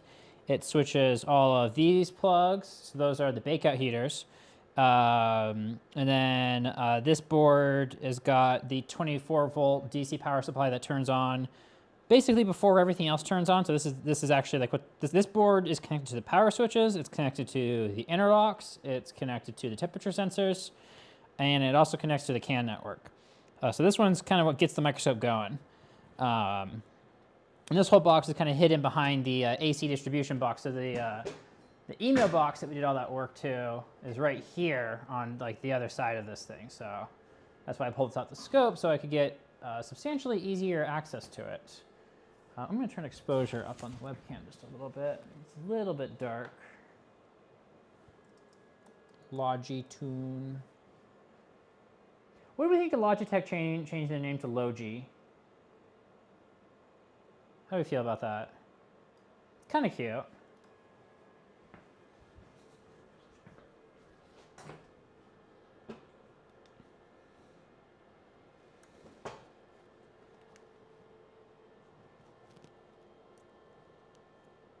Okay, X8 1. Yep, that is 1. Okay.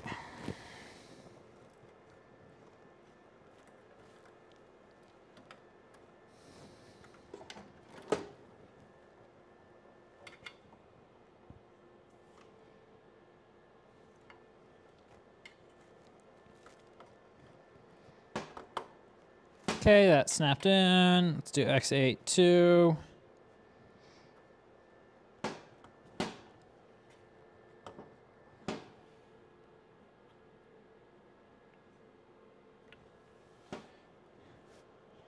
Okay, then we got X6, 1 and 2. Okay, possibly doing for pin 1. Okay, the pin, like pin 1 and pin 2, you can just plug these in backwards, right? Because there's nothing to prevent you from doing that. And then to make it even better, they like flipped it around. So some of them, pin 2 is on that side, and some of the pin 2 is on that side. So it's like you got to be really careful with each one of these. X6, 1 and 2, good.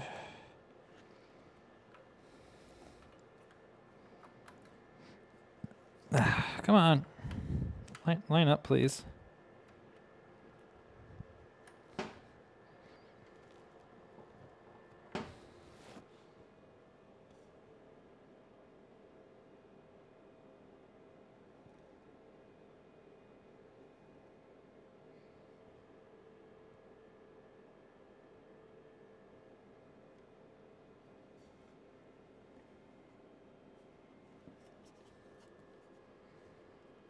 Come on. There we go. That snapped in.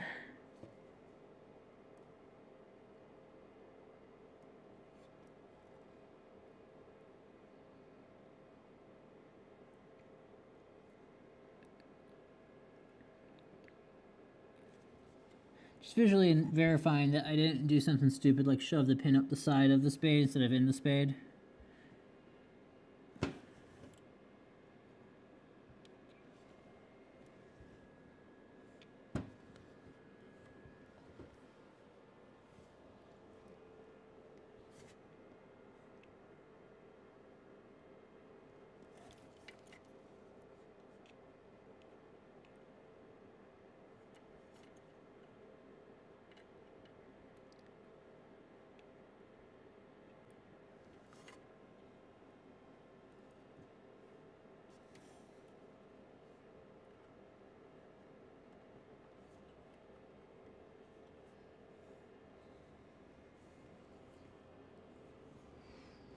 I'm also checking these. I think they're mate and lock. I'm not sure. Making sure all the pins look like those are all fully inserted on those.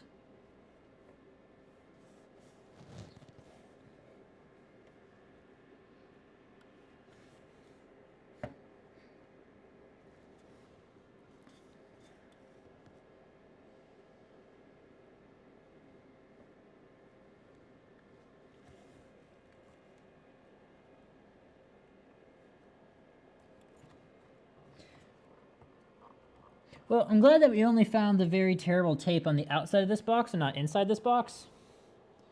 So that's great. Okay, let's do X5, 1 and 2.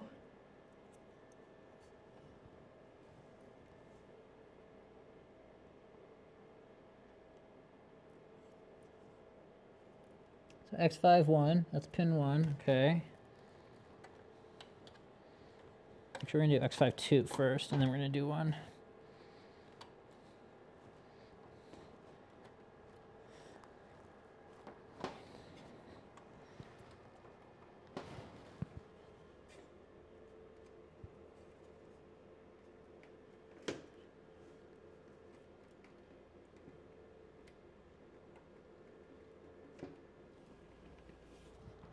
That's why that feels that way, because that's falling out. Okay, there we go. That brought some slack to that. Cool. Okay, got all those in. So I think from here, we got to do everything now with this all on its side. Which makes everything more fun.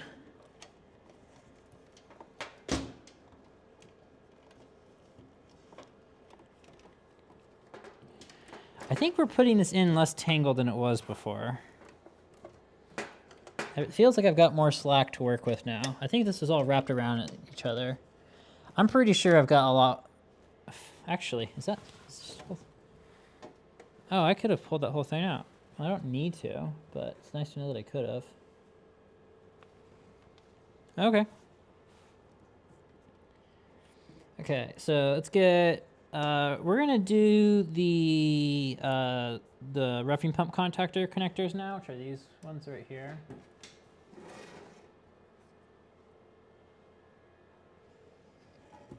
Okay, minimize my big chat so I can't read y'all's messages from across the room. Let me pull that back up.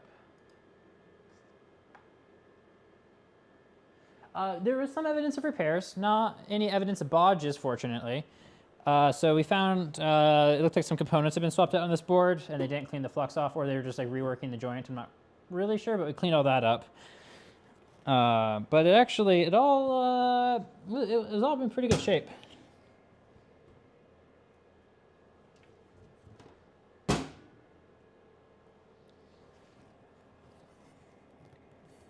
Okay, so X13 is the far one, so we'll do X13 first.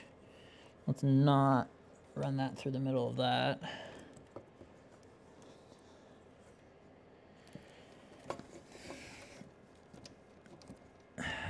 Okay, which one am I holding right now? I'm holding X12. I want to be holding X13. There's X13.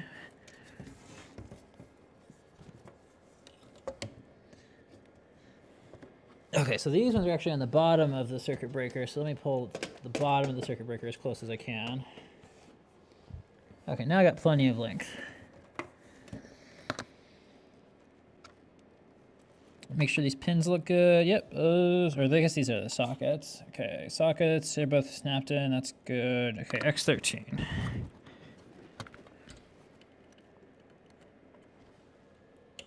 Okay, X13 snapped in. Let's do X12. So the two I just did, these are what control, as I said, the roughing pump contactors. So those are both in now. Okay, I'm happy with how those are routed. So I think it's time we do X9 and X2, which are the AC outputs. Oh, really? So the outputs? I guess they are. Okay, so it's actually, so the inputs are all spades and the outputs are all on the 3x4 block connectors. Okay, so which one's X9? So that's X9 and that's X2. Okay. So this is where things start to feel shorter.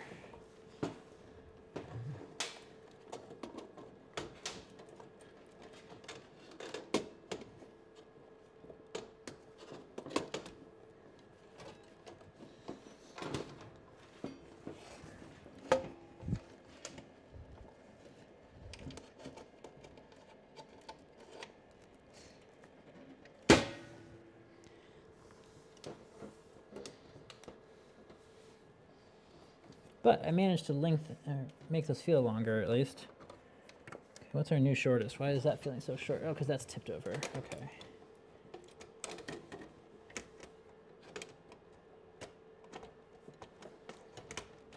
Come on, please go back. There we go. Okay, let's do X2 first. I have to do this one by feel, I think.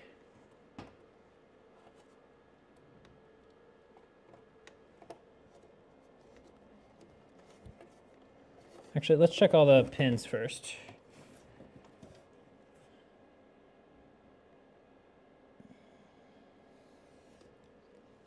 Or sockets, I guess.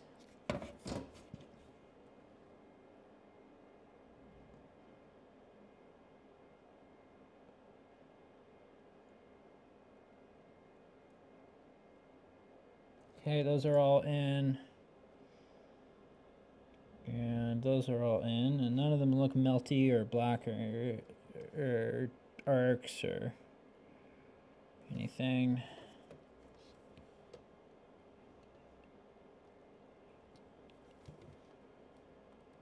Just kind of push on the connector block, make sure all the cables feel like they're actually in. Yep. Yep, okay, cool.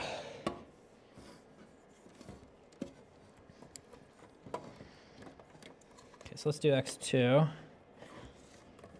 Isn't this fun? How you gotta like work on this thing with it kind of just wedged open like this? Yeah, it is a relief. It's a big relief.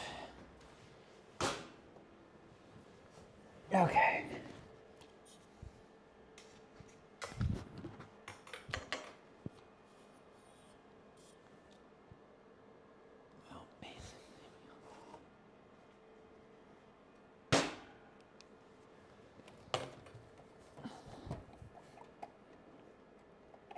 that's X2, yep.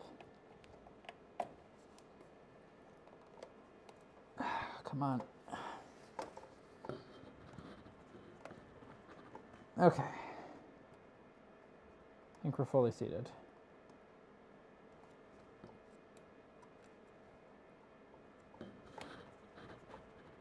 Yep, that's fully seated. Cool.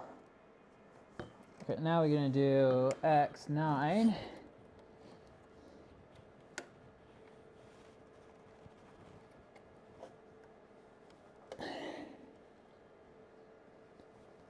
Okay, I think that's fully seated too.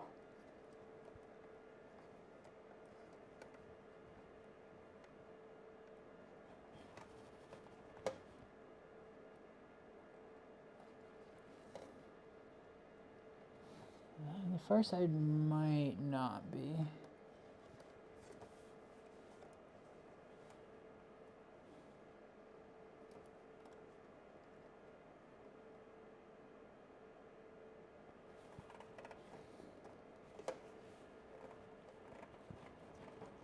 Okay, there we go. Pretty sure.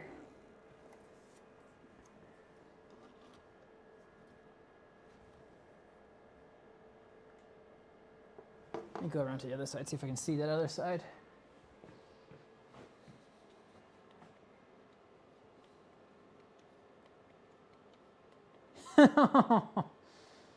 Oh, tape in the chamber, don't even say that. That's terrible.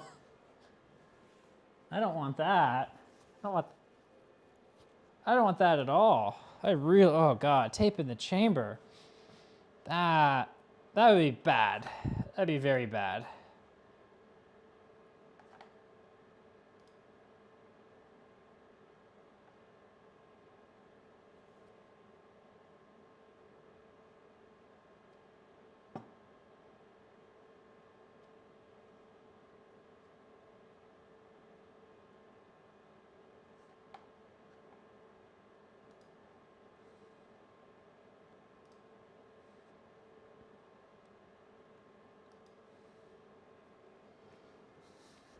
So should I just preemptively ask for channels in the SEM Discord for all of my microscopes, or how does this work, right? Okay, I could add a lot of channels to the server. Okay. Oh, that's why that one's so hard to unplug. There's a capacitor right next to the connector. Okay. That's stupid. Let me get a picture of that.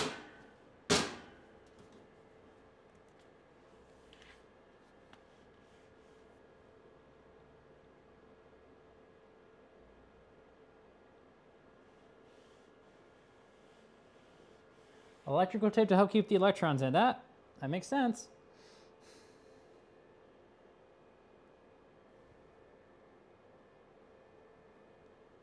That is what electrical tape does.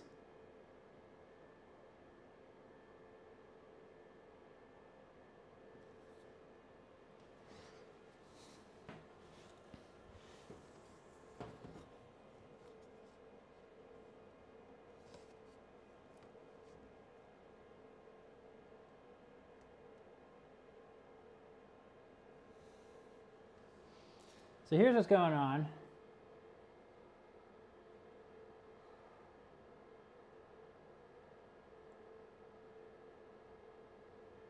You see the that capacitor right next to that part of the connector? Isn't that great? Isn't that amazing? Love that for us so much. Okay, so we got all of the plugs in on this side. All that's left is the plug for the this one, which is the line sync current transformer thing board, jigger. And we're not going to do that until we get this actually screwed back together. So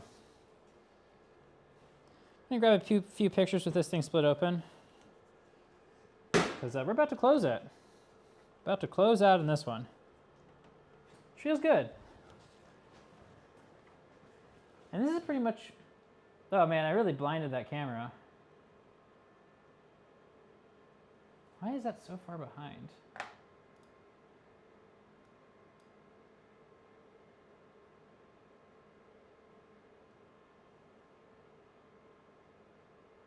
Why would you ever want to unclip it? Why would you ever want to unclip it?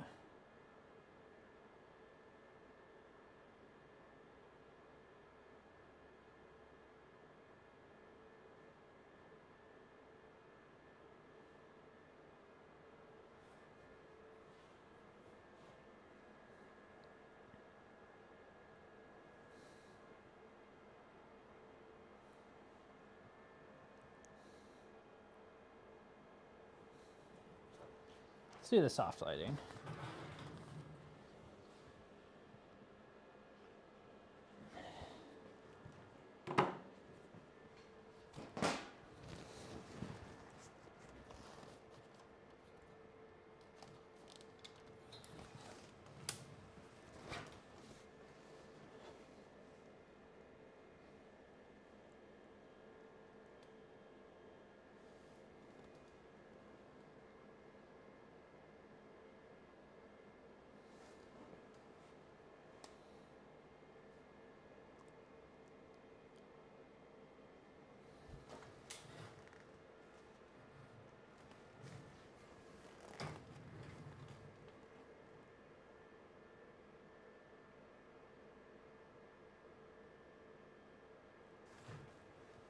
Okay.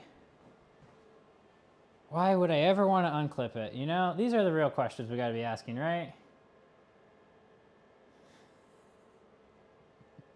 We've done a lot of soft focus in shots.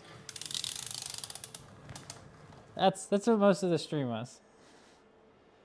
Okay, let's get this thing closed back up. Or not? Oh yeah, yeah, closed up. Closed up. That's what we're doing. We're doing the thing. Well, I guess we can put the email connector on first. And we do also have to decide how we're going to keep that white plug thing on without using the god-awful tape.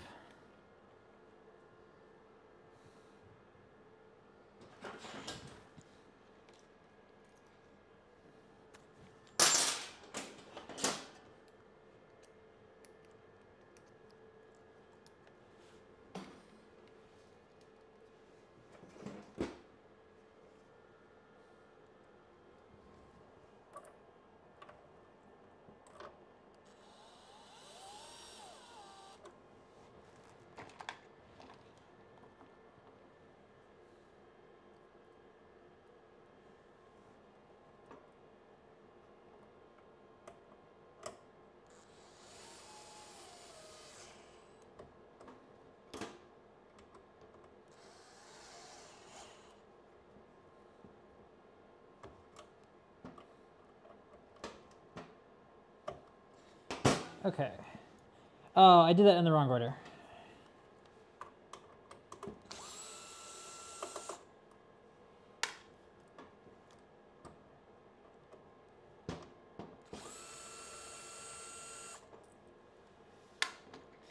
And then let's also go ahead and just check the torque on these real quick. We have found one of those to be loose, so.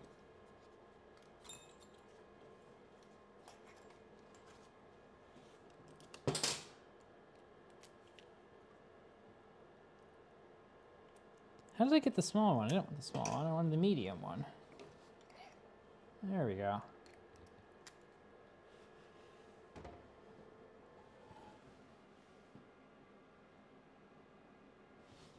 Zip tie's not a terrible idea.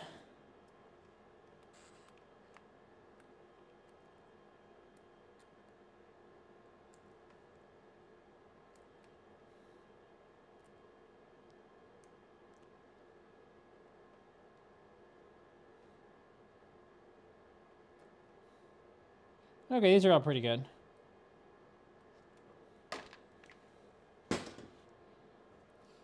Okay, so that has to stay out like that. So there's enough room for this to spin. Is this threaded? This is threaded. So without tape, does that. And it can just come back out.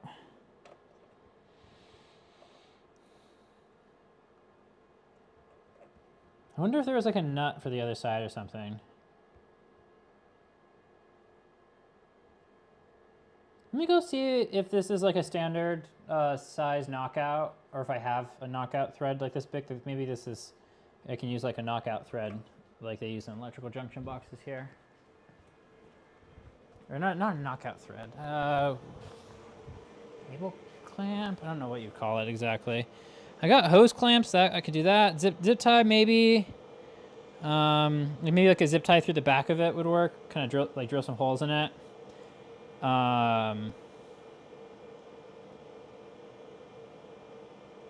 Could use actual Teflon tape, but let's see here. Do I have something that might thread onto this? Maybe. Maybe.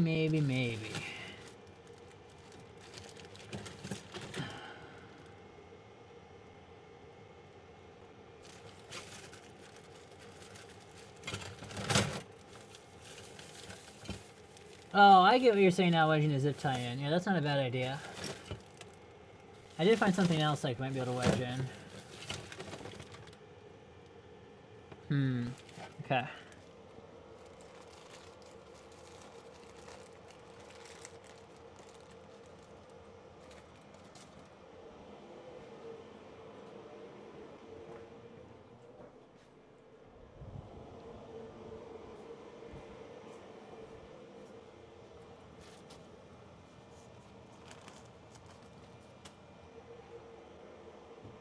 Anything else I might have?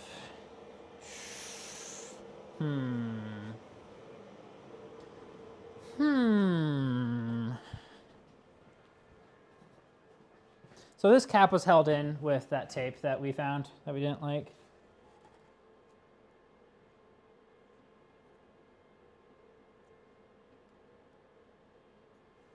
So these are bushings meant for metal cable, metal clad conduit or cable here in America, electrical code. I'm gonna see if I put one of these in the side of it. It's like, it's so close actually. It's kind of part of the problem. Doesn't need very much more. Really doesn't need very much more.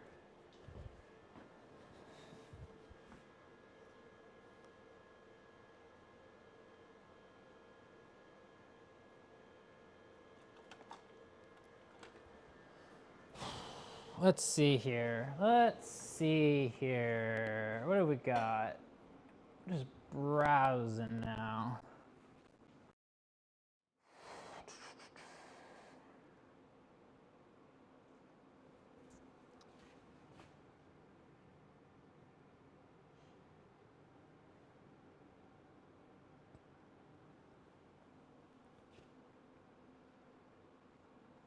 Got actual electrical tape, which would be less bad than that duct tape, because it wasn't like that wasn't electrical tape that was on there. That was duct tape or gaff tape. But I don't want to do that. Maybe a piece of silicone wire, heat shrink, something. Kind of curious how silicone wire might do if I put some of that in the threads.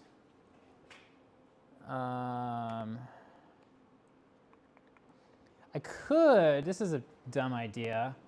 If it's a thermoplastic, I could heat it up, right? You see where I'm going? Heat it up and then deform it, and then it'll be big enough to actually just thread in. But this has got a wire inside, so if something goes wrong, we're gonna get a conductor somewhere, which we don't want. I mean, it stays now with just that little wire next to it. But we don't want to put a conductor in there, because that's sticking loose wires hanging around in the AC distribution box. That seems like a poor decision.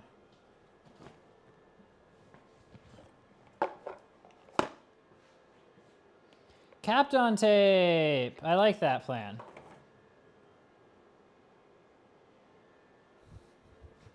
Yeah, I'm gonna try the wedging the zip tie thing. That might work out well. Let's see here. There's some zip ties. There's some zip ties.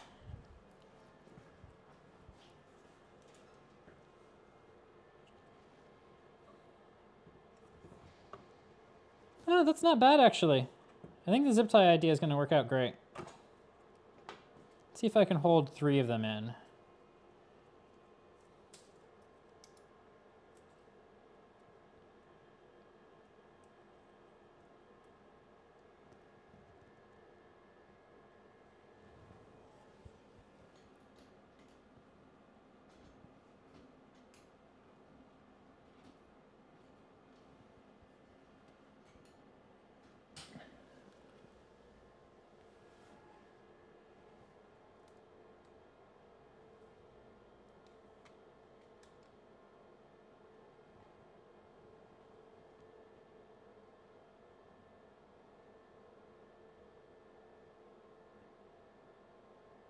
So this is not at all electrical. You know, this is just a plug, right?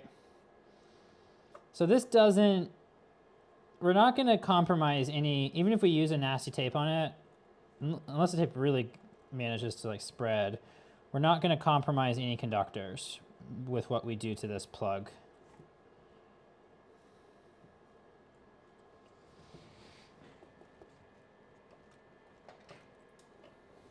Okay, so 3 was challenging to keep in there. We'll try it with 2, and we'll see how well that feels with 2, or how good that feels with 2.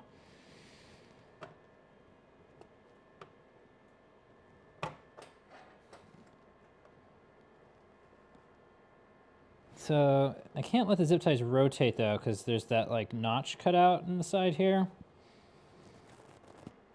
So if the zip ties rotate, they're just going to come out. Okay, we're forcing it in. That's fine. What did we...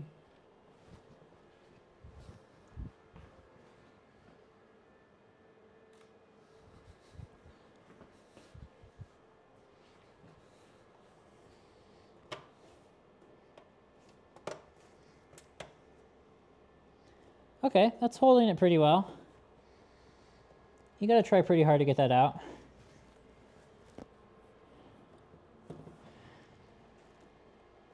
I kind of want to put a 3rd in just to make it really secure, so I'm going to try to push it out. If I just rotate it, one of the zip ties will pop out, and then it'll come right out.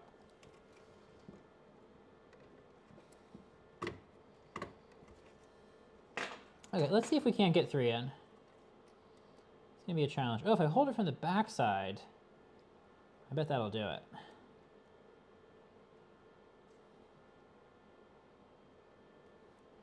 See how I'm doing that? I was thinking about 3D printing a part.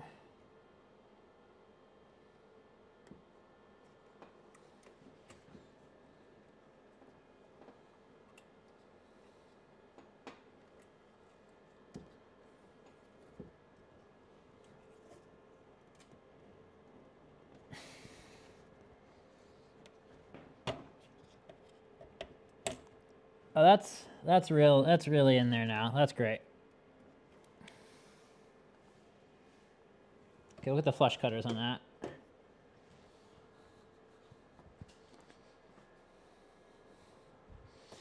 Good idea, Monochroma. Good idea.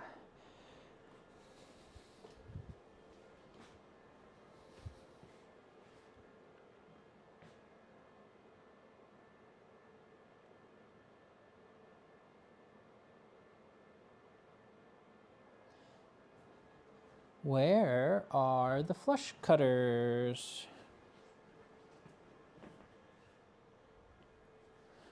Come on, just any pair will do.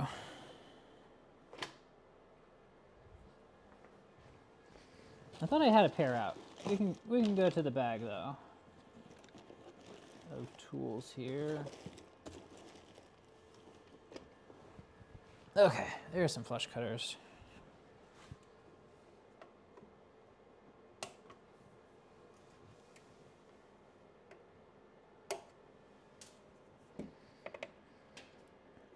Well, it's better than tape. That's what I can say about this fix.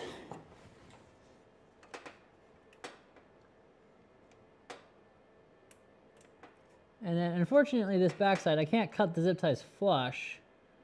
So I'm just going to try and cut them square so they're minimally sharp, but it's not going to be as like the ends are sticking out a little bit, but I didn't cut them to points, so I'm not that sadistic. 2, 3, 1, 2. Okay, where's my third zip tie clipping? Where did it go? Oh, it went all the way over here. Okay. Okay, there we go.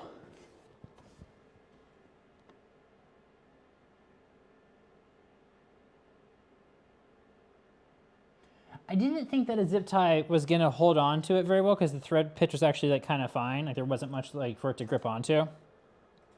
This is in there. I'm really happy with like how in there that is.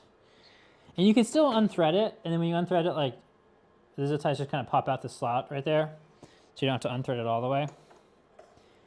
But I'm really happy with how this is working out. So we're just gonna stick with this, I think. Okay, now we can put this in.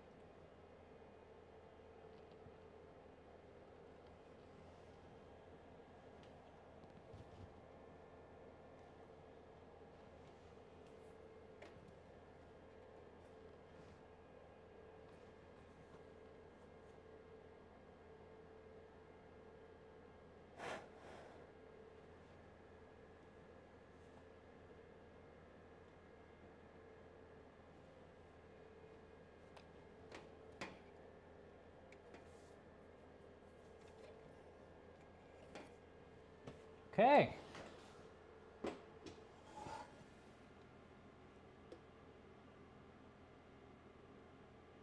Have a nice day, Peter. And this stream is wrapping up in a few minutes here, but it's not much to see. I'm just putting 4 screws in, closing this box, and then we're gonna call that good.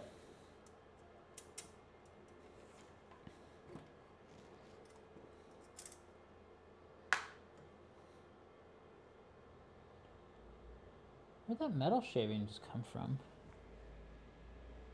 Huh. Is it from this workbench?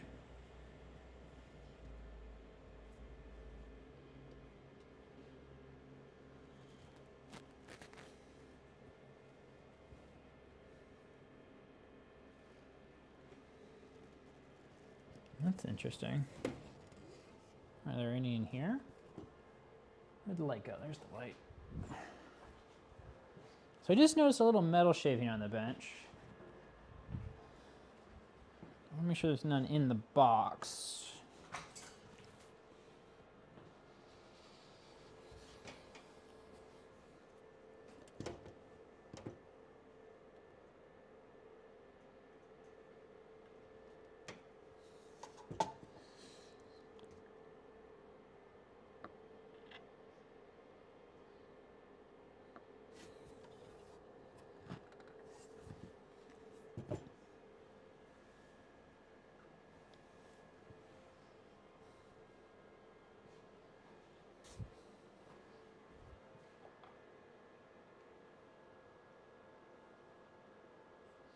We're not going to go through the DC box tonight / this morning.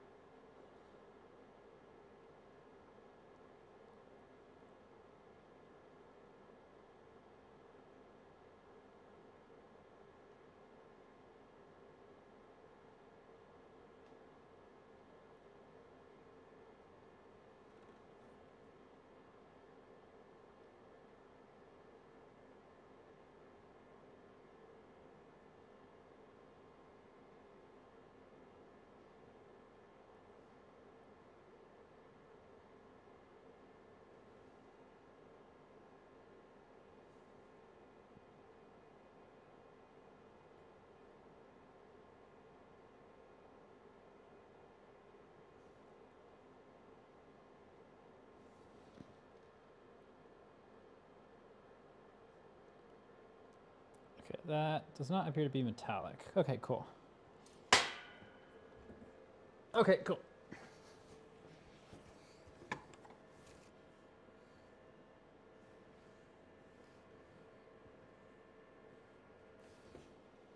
Last thing we want is metal dust in this box.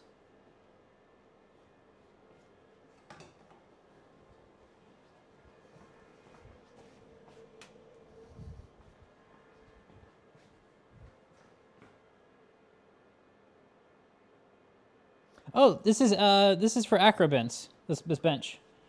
You take acrobins, and here, what camera can you see that on? Yeah, there we go. You can take acrobins, and you can hang bins on it. Isn't that kind of cool? Acrobin cart. And it is actually by Acro Mills of Akron, Ohio.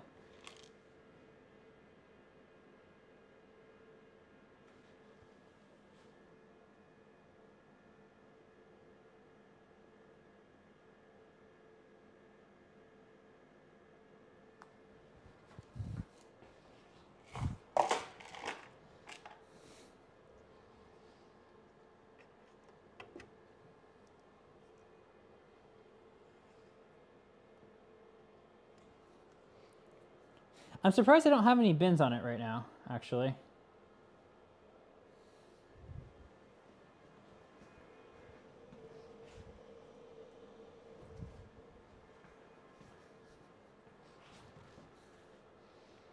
Okay, let's get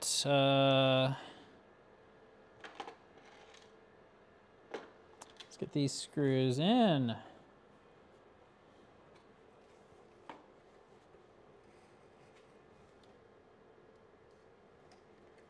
It's going back together, chat.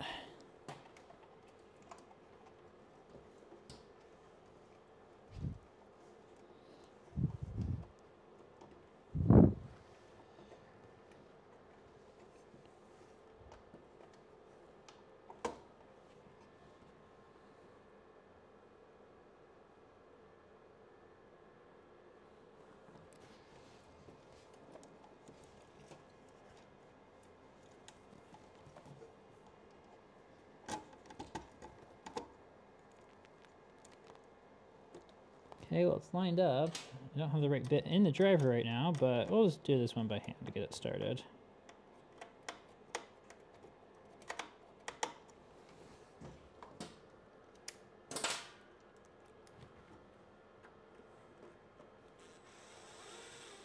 Just get it close. Let's make sure we just make sure we don't have any wires being pinched, because that would be really easy to do here.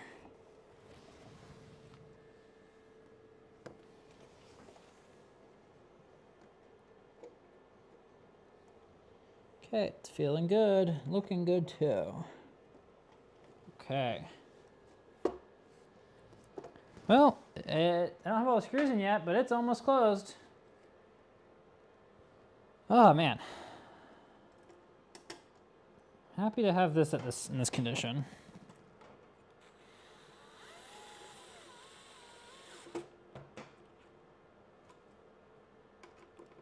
Oh, I put that one all the way in. Let me back that out just a little bit until I get the other side in too.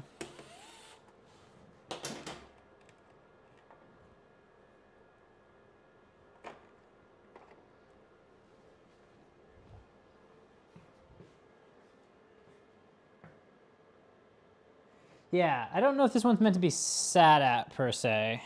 It's really, it's I don't know if you can tell on camera, but it's kind of at a really tall height to be sitting at it. It's definitely, it feels like it's the right height to be standing at though, but it's very tall to be sitting at.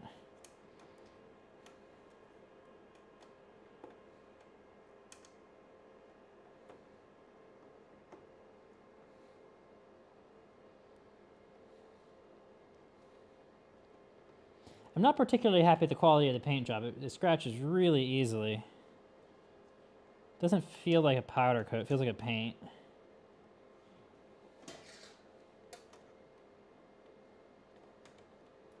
Maybe I need to put something on it. See if D-Brand has something for it. Come on. Come on. Don't want to cross thread this.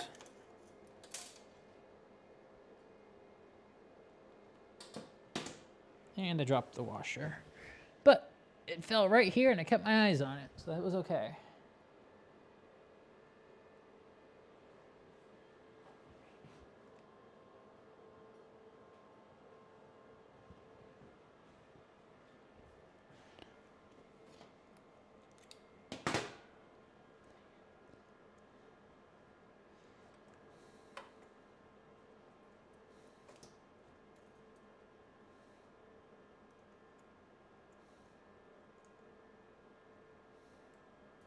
Damn it.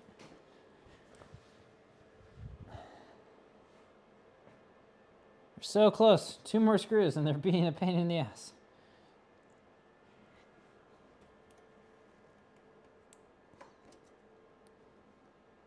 Almost. Almost.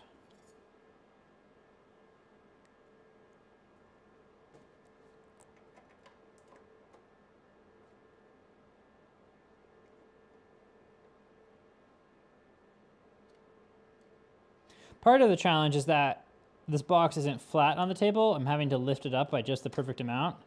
And it's not enough that I can actually get my hand or a finger underneath it at all. But it's just enough to be annoying, you know? I love things that are just enough to be annoying. It's like the atmosphere of Mars. It's just enough that it'll like burn up your spacecraft on re-entry, or not re-entry, I guess just entry to Mars. But it's not enough to like slow you down enough. It's like, it's just enough to be annoying and not enough to be helpful.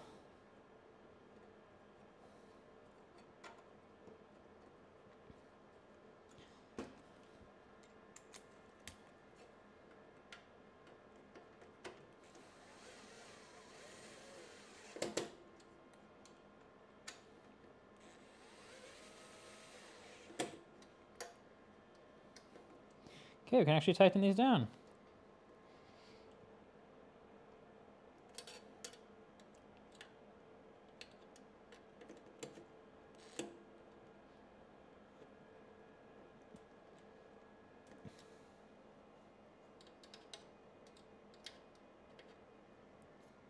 Try the one larger size. Maybe it is one size up. This is PZ2. No, definitely not PZ2. Is it actually PH? It's got the 4 marks on it for Posi drive. No, that's not. It's not actually Posi drive, is it? Is it? Oh, that's just regular Phillips. Why does it have the marks on it then?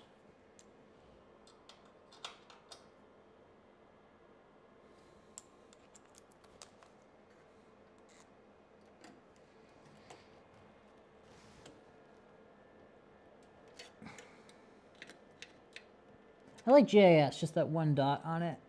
It's great. Okay, those are torqued.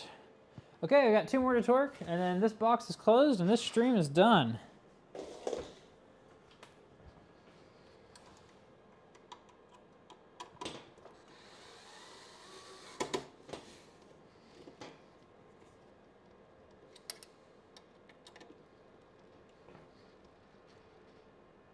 Yeah, Posi drive actually felt better. Okay. Didn't look like it was, but I guess it is.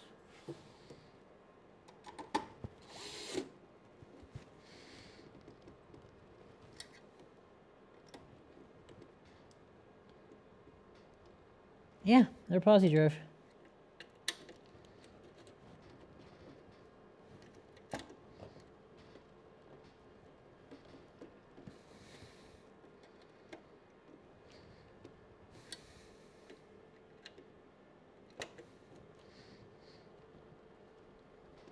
Okay.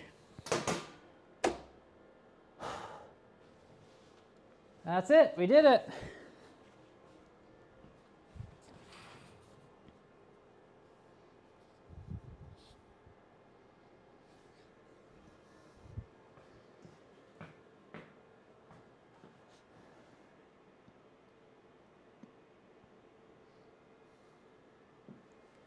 We got the box back together, chat.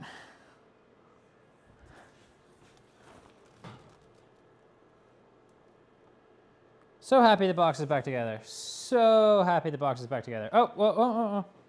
Don't want to celebrate too quickly. I need to plug back in the cable for the current, or for the current transformer for line sync. I don't want to forget to do that later. That would be bad. We like things that are good, chat, not things that are bad. Forgetting to plug this in later would be bad. So we're going to plug it in now.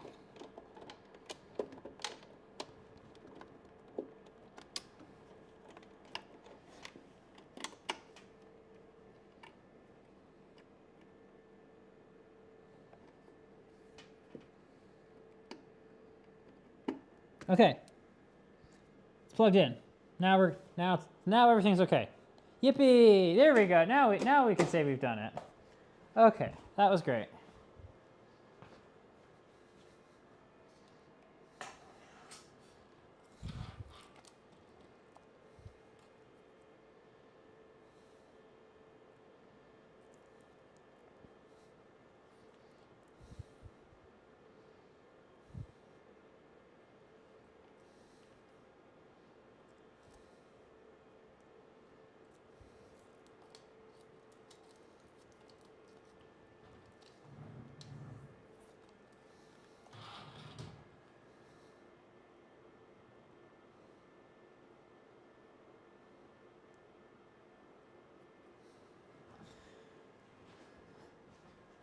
Well, thank you all for joining me on the inspection and disassembly and reassembly and maybe a rebuild. I don't know. This was actually in pretty good shape. We really didn't find that much.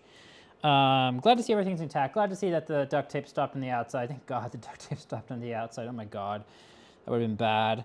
But yeah, that was a ton of fun. I really appreciate everybody who joined me in chat. You all have a lovely evening, morning, rest of your sleep cycle, wake cycle, whatever it's going to be for you. And yeah, we'll probably be picking this back up tomorrow. And then I think tomorrow is going to be the DC power supply. So that's going to be so much fun. And before I go off the air, I get to have the satisfaction of checking the box. Look at that, reassemble. Check, done. Hurrah, we did it. We did it, chat. We did it. So, I think with that, we're gonna call this stream a success and get off the air. But it's been great having you all, and I'll see you all next time. Bye.